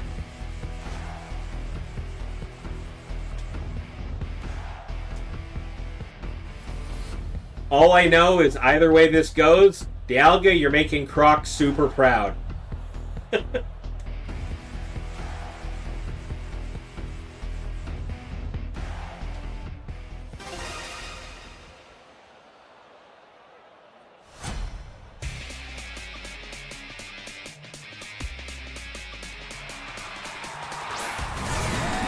Alright, Super Dialga starting it off with our Caledon and Basculegion this time.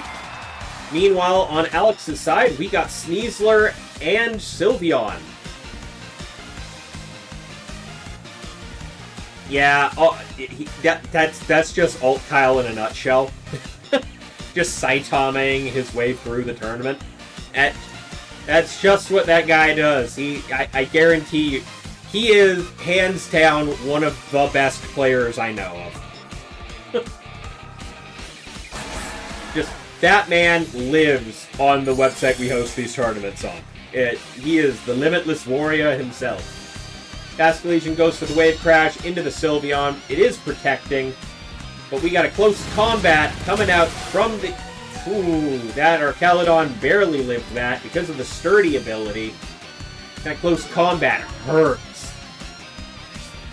But resetting its stats, getting its White Herb off, which means it gets a speed bonus. That is a Draco Meteor, however, from the Caledon, dropping that Sneasler down to next to nothing. That's... Nico, that is a question that a bunch of us Limitless organizers have asked before. To our knowledge, no.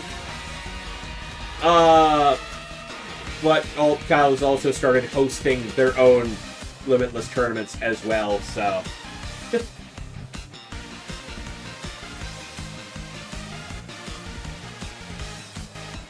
Our Caledon going for the Protect, expecting the attempt to take it out. That is going to be another close combat from the Sneasler, blocked by the Protect. And a Wave Crash from the Basculegion, going into the Sylveon, knocking it down to 45 HP remaining. Not quite the... and that is a Hyper Beam into the Basculegion slot. Gonna blow up the Basculegion. Oh! You do. You day 2 to... Oh, I forgot about that. By the way, hey Kyle, welcome on in.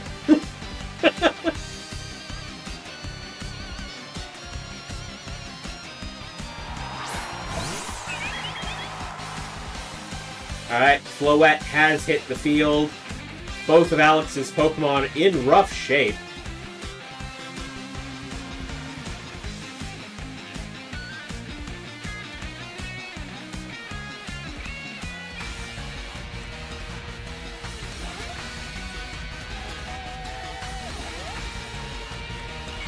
Mega Floette coming on out here.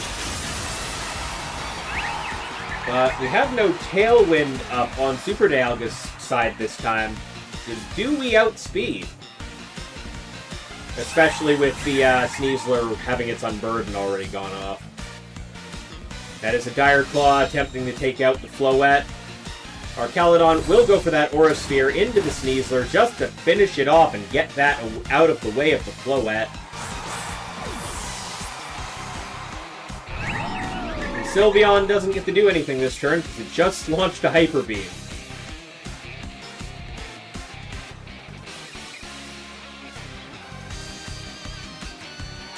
Well, that will be the Feraligatr coming on out on Alex's side.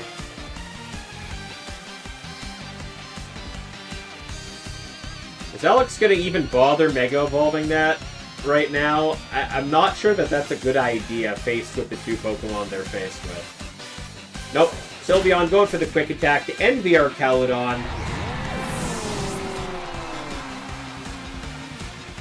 And the Alligator goes for the Dragon Dance just to bolster its speed and its attack power.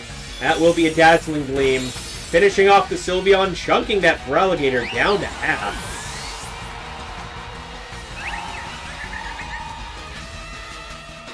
Bringing Alex down to their last 2 Pokemon.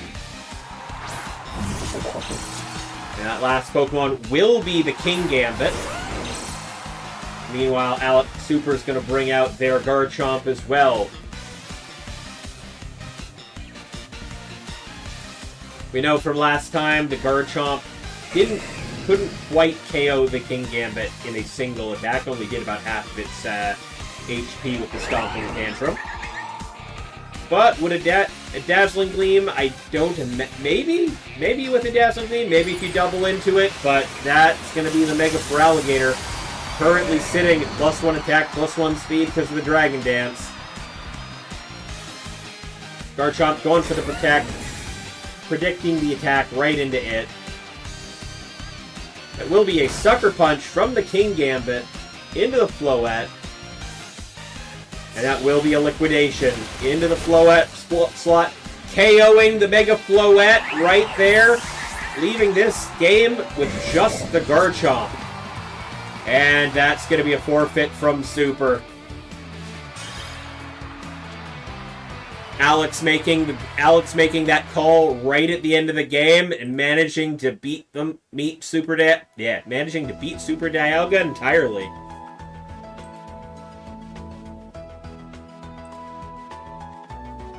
You did good, Dialga. Excellent run. The fun thing here, hard fought both sides. Both sides did really well. I do find it funny, though, that if Dialga had won that match, their immediate opponent would be the only other player that beat them earlier in Swiss, aside from Alex. Because Super Dialga's only 2 losses in the Swiss bracket tonight was Alex and Alt Kyle. So,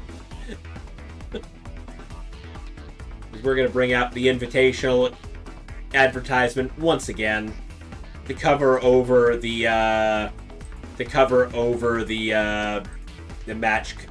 room codes here. We're going to open up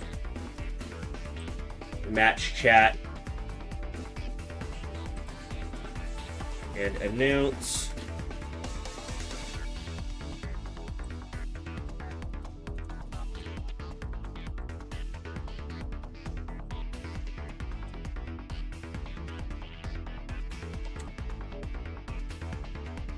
Announce that finals have started in the Discord. But yeah.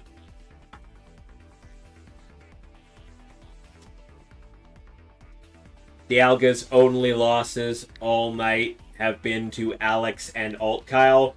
So it's kind of funny that Dialga's top 4 match was Alex. And if he had won that, his finals match would have been Alt Kyle.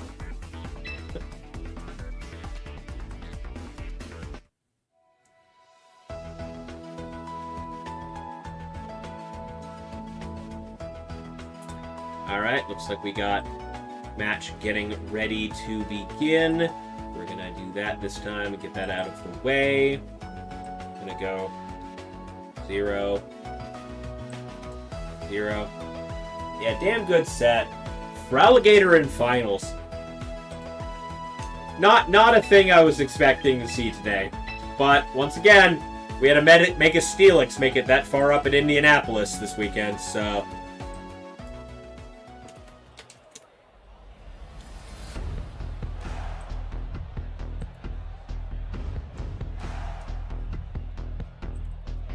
I only have to change one player's name.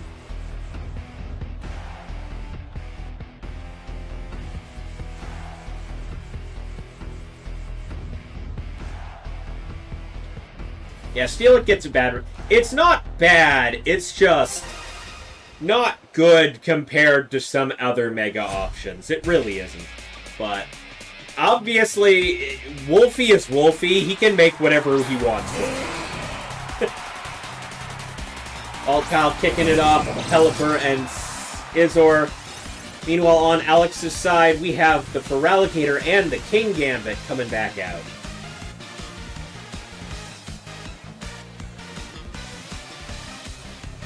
Oh yeah, design-wise, Mega Steelix looks absolutely amazing.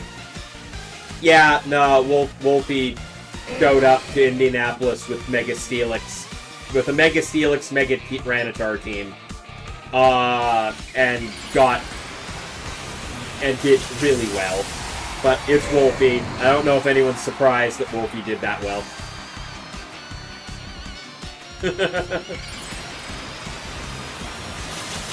Oh, yeah, Altkyle, yeah. Wait, Mega Scizor coming out as well as the Mega Feraligatr. Got the Sucker Punch coming out from the King Gambit. Gonna do decent amount of damage to the Scizor. And a Liquidation gonna knock it down to 8. Not quite picking up the KO. Gonna get that Tailwind off. And is that gonna be a close combat from the Scizor, obliterating that King Gambit? Oh, that was very close to the KO right there.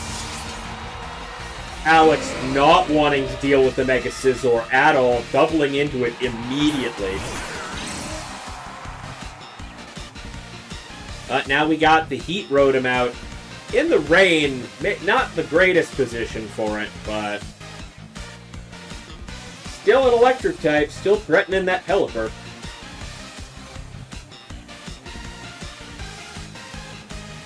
Pelipper going for that water type Weather Ball into the fire type Rotom, picking up the OHKO before it can do anything, not wanting to chance that Thunderbolt. And Scizor going for the close combat into the Feraligatr, not quite managing to do the half of its HP. Meanwhile, that's a Dragon Dance out of the Feraligatr.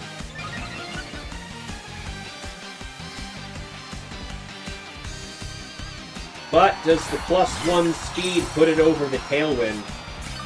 Well, that will be the Sinistcha coming out as the last Pokemon on Alex's side.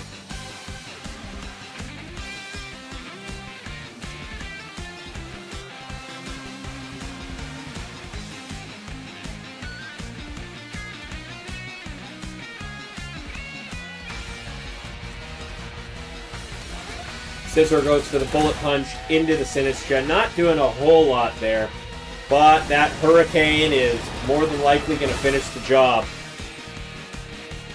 Hurricane probably wouldn't have finished the job on its own. Bullet Punch was needed. That's going to be a Facade, Dragon-type Facade out of the Mega Feraligatr. Not doing enough to the Pelipper here. No status on the Feraligatr to get the extra damage on it. So, entirely possible that Sinistcha was trying to side target and put a status on Feraligatr to make that Facade do more damage, but it didn't quite make it through the turn. That Hurricane from the Pelipper, doing a fair amount, not going to pick up the KO. Will get the Confusion on the Feraligatr, which will take itself out in Confusion. Not the way you want to go. Not the way you want to go at all. Feraligatr took itself out. Altkyle taking round 1 of this finals.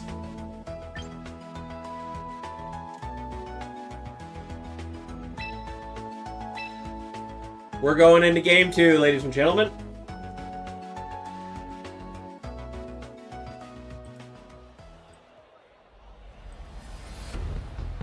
Alright. Will Alex be able to change up their game plan and be able to take out Altkyle? Altkyle, that game, very commanding victory. Losing to a Confusion hit is kind of... Yeah. It kinda unfortunate for the player, though. Oh yeah, no. Watching these tournaments and seeing all the play and listen is a great way to learn.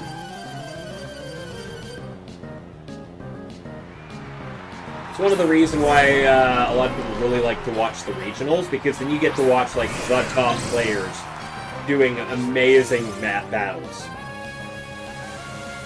Alright, Faye, have a good night. Have a good sleep. Thank you for the lurk, always appreciated. I'll see you tomorrow night for V-Rising.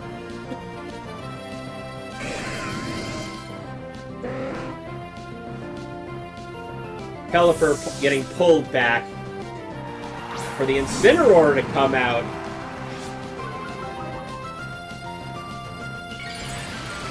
Your sales thinking you're off meta stuff? Understandable.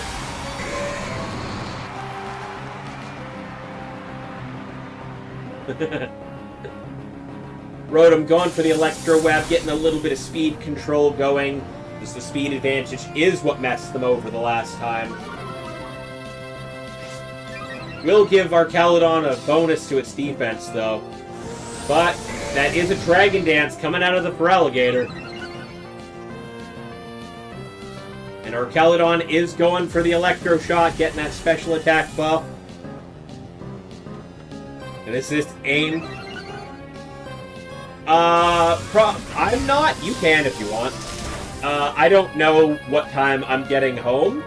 So it's just, chances are that's just me me playing games with you off stream on my end.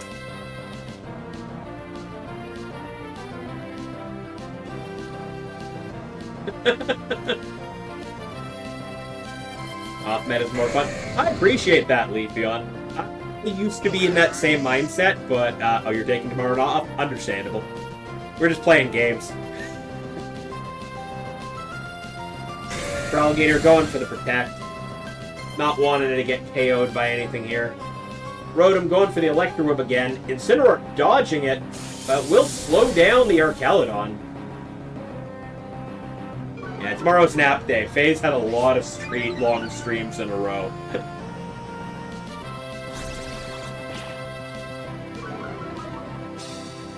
That parting shot lowering the Rotom's stats a little bit. Bringing the Scizor back in. Archaludon's going for that Electro Shot again. 3 days, yeah. Understandable. A long Subathon will do that.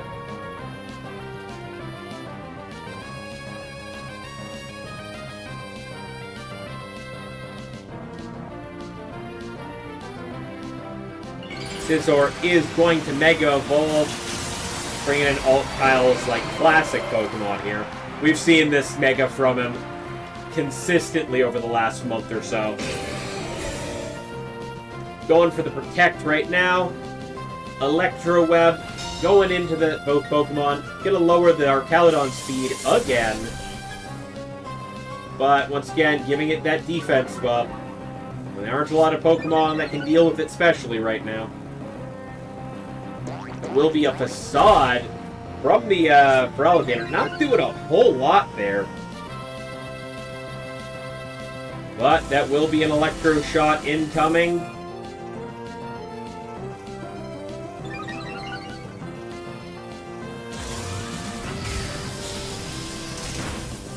I don't think you needed it at that point. Archaludon is the threat. Feraligatr needs to deal with it, but all of those defense boosts on the Archaludon, Feraligatr just can't do anything to it. Like, let's take a look. That Archaludon is +4 defense, +3 special attack. Like, man. The only thing here that can damage that Archaludon is the Rotom. And it's not doing much in the rain. We'll get a little bit of speed control going there. And that's +5 on the defense for the Archaludon. Still, Troupple Berry reducing the damage from this fighting attack, and that was a super effective attack that did no damage. Archaludon's defense is now maxed out at +6. It needed to get the close combat off. That is a Dragon Pulse. That +3 Dragon Pulse is... Yep, that Rotom is not living that. I have to assume it's a Scarf Rotom. Like, it's used nothing but Electro Web. Like, I get it, Overheat's not doing much in the rain, but, like... If you're just crit fishing against a +6 defense Archaludon, you need a special attacker or a crit. There's no two ways about that.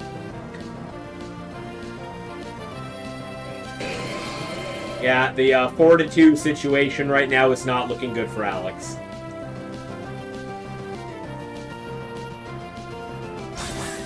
Okay. Sneasler going for the Protect. And it will be a Sucker Punch. Not going to do a lot of damage.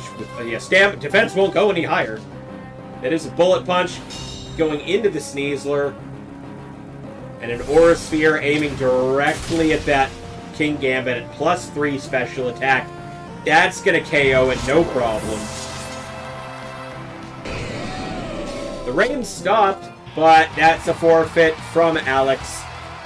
Yeah, that battle's not going anywhere. Sneasler can't do anything without a critical hit against the Archaludon.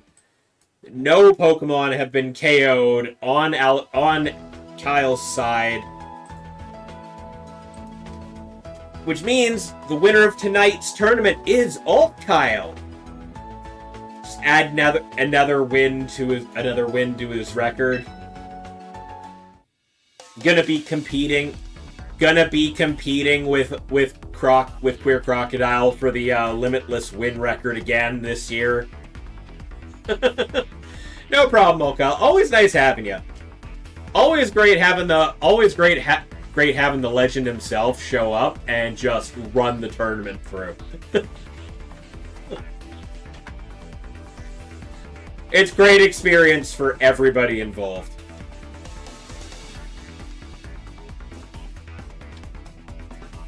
Well, no problem, Kane. Thank you for dropping in with the raid earlier. Alex, thank you for playing. Really good run. Great seeing you make it up to finals there. I'm still laughing at the fact that Super Dialga made it up to top 4 using Queer Crocodile's team, and their only 2 losses in Swiss were you and Kyle. And oh hey, look who he was gonna have to face in top 4 in finals. If he won. It's just, yep. But yeah, that's gonna be it for me for tonight. A crazy semis match too. You guys both did great there. I'm gonna go ahead and finalize the bracket. End the tournament for the night. And, oh man, both you and Dialga did great in that top 4 match.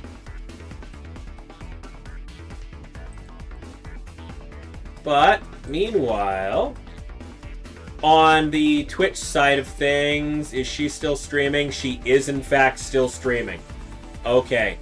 Flydia currently live with Hikari, playing Pokemon Legends Arceus, hunting a shiny Petalil right now.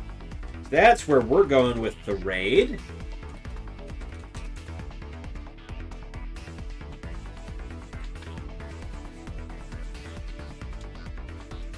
But, alright, thank you everybody for coming out tonight. Another great tournament in the books. Next week, as I've said a couple times so far tonight, but I'm going to post it again one last time for the end of stream. Starting next month, we're going to be hosting qualifiers for our charity invitational for Pride Month. That takes place on the 28th of June. The 3 Sunday night tournaments leading up to that are going to be qualifiers. A couple other Limitless organizers are also running qualifiers for us over the course of the month, so there's going to be a bunch of chances to get in. There's a $150 cash prize guaranteed for that tournament. It will be split 50-50 between the charity, Rainbow Railroad, and the winner. We're in all of the Limitless pages, and I'm going to post it in the Discord as well very shortly. There's going to be a PayPal link if you want to donate to the prize pool, the Tiltify link for if you just want to donate directly to the charity, and maybe look at some of the charity rewards, the donation rewards I have set up for that, all stream related. But I'm currently in conversation with a couple of potential sponsors as well, so hopefully that prize pool is going to go up. We'll see. But thank you everybody for coming out tonight. Thank you for pinging the Discord. That's not the Sketch Academy Discord, that's actually my stream Discord. You're free to join that too, but the Limitless page also, I meant the Sketch Academy Discord when I was talking about that, but that too. The Sketch Academy Discord is also linked and has an invite link in the tournament thing, which is, if you type !tournament, that'll pop up, is the Limitless link. We're going to, in the meantime here, we're going to go raid off to our friend Flydia, currently shiny hunting in Pokemon Legends Arceus. Flydia is the head of Shinies for Good, which is the organization we're going to be hunting with for the entirety of June. Big charity campaign. So let's drop in on Flydia. It's her first stream back since February, because she's been struggling with throat issues and kind of lost her voice for a long while there. So let's drop in, show some support. And yeah, I will be back again. Not streaming tomorrow night. I've got a really long drive all day tomorrow, so that's not going to be happening. I will be playing off stream with Boneyard Faye, who was in here a minute ago. Tuesday night, we're playing, maybe, I don't know what we're playing Tuesday night, actually. It might just be me solo gaming. I don't know yet. I'll figure that out. Meanwhile, Overkill and me are playing Crash Out Crew. I'm probably shiny hunting on Tuesday. I'm not gonna lie. Yeah. Anyways, thank you very much. We're gonna head on over to Flydia's side of things. I'll see you guys again on Tuesday night, and definitely on Sunday night for the first qualifier. Thank you very much. Peace.